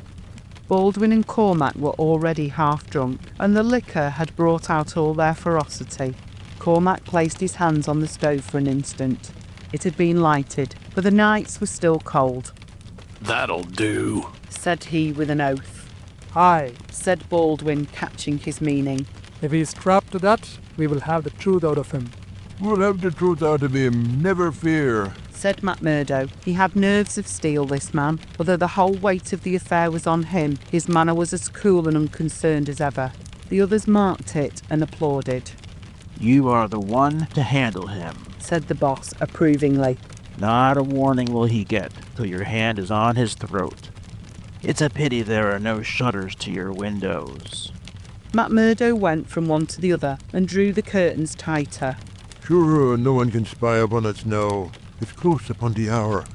Maybe he won't come. Maybe he'll get a sniff of danger, said the secretary. He'll come, never fear, McMurdo answered. He's as eager to come as you can be to see him. Hark to that. They all sat like wax figures, some with their glasses arrested halfway to their lips. 3 loud knocks had sounded at the door. Hush! McMurdo raised his hand in caution. An exulting glance went round the circle, and hands were laid upon their weapons. Not a sound, for your lives, McMurdo whispered as he went from the room, closing the door carefully behind him. With strained ears the murderers waited. They counted the steps of their comrade down the passage. Then they heard him open the outer door. There were a few words as of greeting. Then they were aware of a strange step inside, and of an unfamiliar voice. An instant later came the slam of the door and the turning of the key in the lock. Their prey was safe within the trap. Tiger Cormac laughed horribly, and Boss McGinty clapped his great hand across his mouth. Be quiet, you fool, he whispered. You'll be the undoing of us yet. There was a mutter of conversation from the next room. It seemed interminable. Then the door opened, and McMurdo appeared, his finger upon his lip. He came over to the end of the table and looked round at them. A subtle change had come over him. His manner was as of one who had great work to do. His face had set into granite firmness. His eyes shone with a fierce excitement behind his spectacles. He had become a visible leader of men. They stared at him with eager interest, but he said nothing. Still, with the same singular gaze, he looked from man to man. Well, cried Boss McGinty at last. Is he here? Is Bertie Edwards here? Yes, McMurdo answered slowly. Bertie Edwards is here. I am Bertie Edwards. There were 10 seconds after that brief speech, during which the room might have been empty, so profound was the silence. The hissing of a kettle upon the stove rose sharp and strident to the ear. 7 white faces, all turned upward to this man who dominated them, was set motionless with utter terror. Then, with a sudden shivering of glass, a bristle of glistening rifle barrels broke through each window, while the curtains were torn from their hangings. At the sight, Boss McGinty gave the roar of a wounded bear and plunged for the half-open door. A levelled revolver met him there, with the stern blue eyes of Captain Marvin of the Mine Police gleaming behind the sights. The boss recoiled and fell back into his chair. You're safer there, Counselor, said the man whom they had known as McMurdo. And you, Baldwin, if you don't take your hand off your pistol, you'll cheat the hangman yet. Pull it out, or by the Lord that made me. There, that'll do. There are 40 armed men around this house, and you can figure out for yourself what chance you have. Take their pistols, Marvin. There was no possible resistance under the menace of those rifles. The men were disarmed, sulky, sheepish, and amazed. They still sat round the table. I'd like to say a word to you before we separate, said the man who had trapped them. I guess we may not meet again until you see me on the stand in the courthouse. I'll give you something to think over between now and then. You know me now for what I am. At last I can put my cards on the table. I am Bertie Edwards of Pinkerton's. I was chosen to break up your gang. I had a hard and dangerous game to play. Not a soul, not one soul, not my nearest and dearest, knew that I was playing it. Only Captain Marvin here and my employers knew that. But it's over tonight, thank God, and I am the winner. The 7 pale, rigid faces looked up at him. There was unappeasable hatred in their eyes. He read the relentless threat. Maybe you think that the game is not over yet. Well, I take my chance of that. Anyhow, some of you will take no further hand, and there are 60 more beside yourselves that will see a jail this night.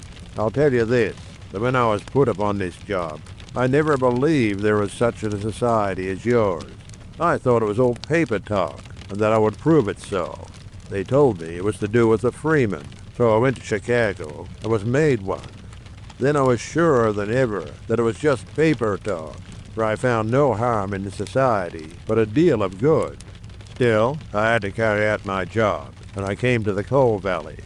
When I reached this place, I learned that I was wrong, and that it wasn't a dime novel after all, so I stayed to look after it. I never killed a man in Chicago. I never minted $1 in my life. Those I gave you were as good as any others, but I never spent money better. But I knew the way into your good wishes, and so I pretended to you that the law was after me. It all worked just as I thought. So I joined your infernal lodge, and I took my share in your councils. Maybe they will say I was as bad as you. They can say what they like, so long as I get you. But what is the truth? The night I joined, you beat up old man Stanger. I could not warn him, for there was no time, but I held your hand, Baldwin, when you would have killed him. If ever I've suggested things, they were to keep my place among you. They were things which I knew I could prevent. I could not save Dunn and Menzies, for I did not know enough, but I will see that their murderers are hanged. I gave Chester Wilcox warning, so that when I blew his house in, he and his folk were in hiding. There was many a crime that I could not stop, but if you look back and think how often your man came home the other road, or was down in town when you went for him, or stayed indoors when you thought he would come out, you'll see my work. You blasted traitor, hissed McGinty through his closed teeth. Aye, John McGinty. You may call me that, if it eases your smart. You and your like have been the enemy of God and man in these parts. It took a man to get between you and the poor devils of men and women that you held under your grip. There was just one way of doing it, and I did it. You call me a traitor, but I guess there's many 1,000 will call me a deliverer that went down into hell to save them. I've had 3 months of it. I wouldn't have 3 such months again if they let me loose in the treasury at Washington for it. I had to stay till I had it all, every man and every secret, right here in this hand. I'd have waited a little longer if it hadn't come to my knowledge that my secret was coming out. A letter had come into the town that would have set you wise to it all. Then I had to act, and act quickly. I've nothing more to say to you, except that when my time comes, I'll die the easier when I think of the work I've done in this valley. Now, Marvin, I'll keep you no more. Take them in and get it over. There is little more to tell. Scanlan had been given a sealed note to be left at the address of Miss Ettie Shafter, a mission which he had accepted with a wink and a knowing smile. In the early hours of the morning, a beautiful woman and a much muffled man boarded a special train which had been sent by the railroad company and made a swift, unbroken journey out of the land of danger. It was the last time that ever either Ettie or her lover set foot in the Valley of Fear. 10 days later, they were married in Chicago, with old Jacob Shafter as witness of the wedding. The trial of the Scowrers was held far from the place where their adherents might have terrified the guardians of the law. In vain they struggled. In vain the money of the lodge, money squeezed by blackmail out of the whole countryside, was spent like water in the attempt to save them. That cold, clear, unimpassioned statement from one who knew every detail of their lives, their organisation and their crimes, was unshaken by all the wiles of their defenders. At last, after so many years, they were broken and scattered. The cloud was lifted forever from the valley. McGinty met his fate upon the scaffold, cringing and whining when the last hour came. 8 of his chief followers shared his fate. 50-odd had various degrees of imprisonment. The work of Birdie Edwards was complete. And yet, as he had guessed, the game was not over yet. There was another hand to be played, and yet another and another. Ted Baldwin, for one, had escaped the scaffold. So had the Willoughbys. So had several others of the fiercest spirits of the gang. For 10 years they were out of the world, and then came a day when they were free once more. A day which Edwards, who knew his men, was very sure would be an end of his life of peace. They had sworn an oath on all that they thought holy to have his blood as a vengeance for their comrades. and well they strove to keep their vow. From Chicago he was chased, after 2 attempts so near success that it was sure that the third would get him. From Chicago he went under a changed name to California, and it was there that the light went for a time out of his life when Ettie Edwards died. Once again he was nearly killed, and once again under the name of Douglas he worked in a lonely canyon where, with an English partner named Barker, he amassed a fortune. At last there came a warning to him that the bloodhounds were on his track once more, and he cleared only just in time for England. And thence came the John Douglas, who for a second time married a worthy mate, and lived for 5 years as a Sussex county gentleman, a life which ended with the strange happenings of which we have heard. The police trial had passed, in which the case of John Douglas was referred to a higher court. So had the quarter sessions, at which he was acquitted as having acted in self-defense. "Get him out of England at any cost," wrote Holmes to the wife. "There are forces here which may be more dangerous than those he has escaped. There is no safety for your husband in England." 2 months had gone by, and the case had to some extent passed from our minds. Then one morning there came an enigmatic note slipped into our letterbox. "Dear me, Mr. Holmes, dear me," said this singular epistle. There was neither superscription nor signature. I laughed at the quaint message, but Holmes showed unwonted seriousness. "Deviltry, Watson," he remarked, and sat long with a clouded brow. Late last night, Mrs. Hudson, our landlady, brought up a message that a gentleman wished to see Mr. Holmes, and that the matter was of the utmost importance. Close at the heels of his messenger came Cecil Barker, our friend of the moated manor house. His face was drawn and haggard. "I've had bad news. Terrible news, Mr. Holmes," said he. "I feared as much," said Holmes. "You have not had a cable, have you?" "I have had a note from someone who has." "It's poor Douglas. They tell me his name is Edwards, but he will always be Jack Douglas of Benito Canyon to me. I told you that they started together for South Africa in the Palmyra 3 weeks ago." "Exactly." "The ship reached Cape Town last night. I received this cable from Mrs. Douglas this morning." "Jack has been lost overboard in gale off St. Helena. No one knows how accident occurred. Ivy Douglas." "Ah, it came like that, did it?" said Holmes thoughtfully. "Well, I've no doubt it was well stage managed." "You mean that you think there was no accident?" "None in the world." "He was murdered?" "Surely." "So I think also. These infernal Scowrers, this cursed vindictive nest of criminals." "No, no, my good sir," said Holmes. "There is a master hand here. It is no case of sawed-off shotguns and clumsy six-shooters. You can tell an old master by the sweep of his brush. I can tell a Moriarty when I see one. This crime is from London, not from America." "But for what motive?" "Because it is done by a man who cannot afford to fail, one whose whole unique position depends upon the fact that all he does must succeed. A great brain and a huge organization have been turned to the extinction of one man. It is crushing the nut with the trip hammer, an absurd extravagance of energy, but the nut is very effectually crushed all the same." "How came this man to have anything to do with it?" "I can only say that the first word that ever came to us of the business was from one of his lieutenants. These Americans were well advised.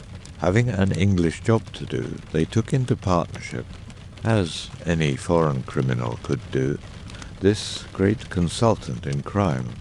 From that moment, their man was doomed. At first he would content himself by using his machinery in order to find their victim. Then he would indicate how the matter might be treated. Finally, when he read in the reports of the failure of this agent, he would step in himself with a master touch. You heard me warn this man at Burlston Manor House that the coming danger was greater than the past. Was I right?" Barker beat his head with his clenched fist in his impotent anger. Do not tell me we have to sit down under this. Do you say that no one can ever get level with this King Devil?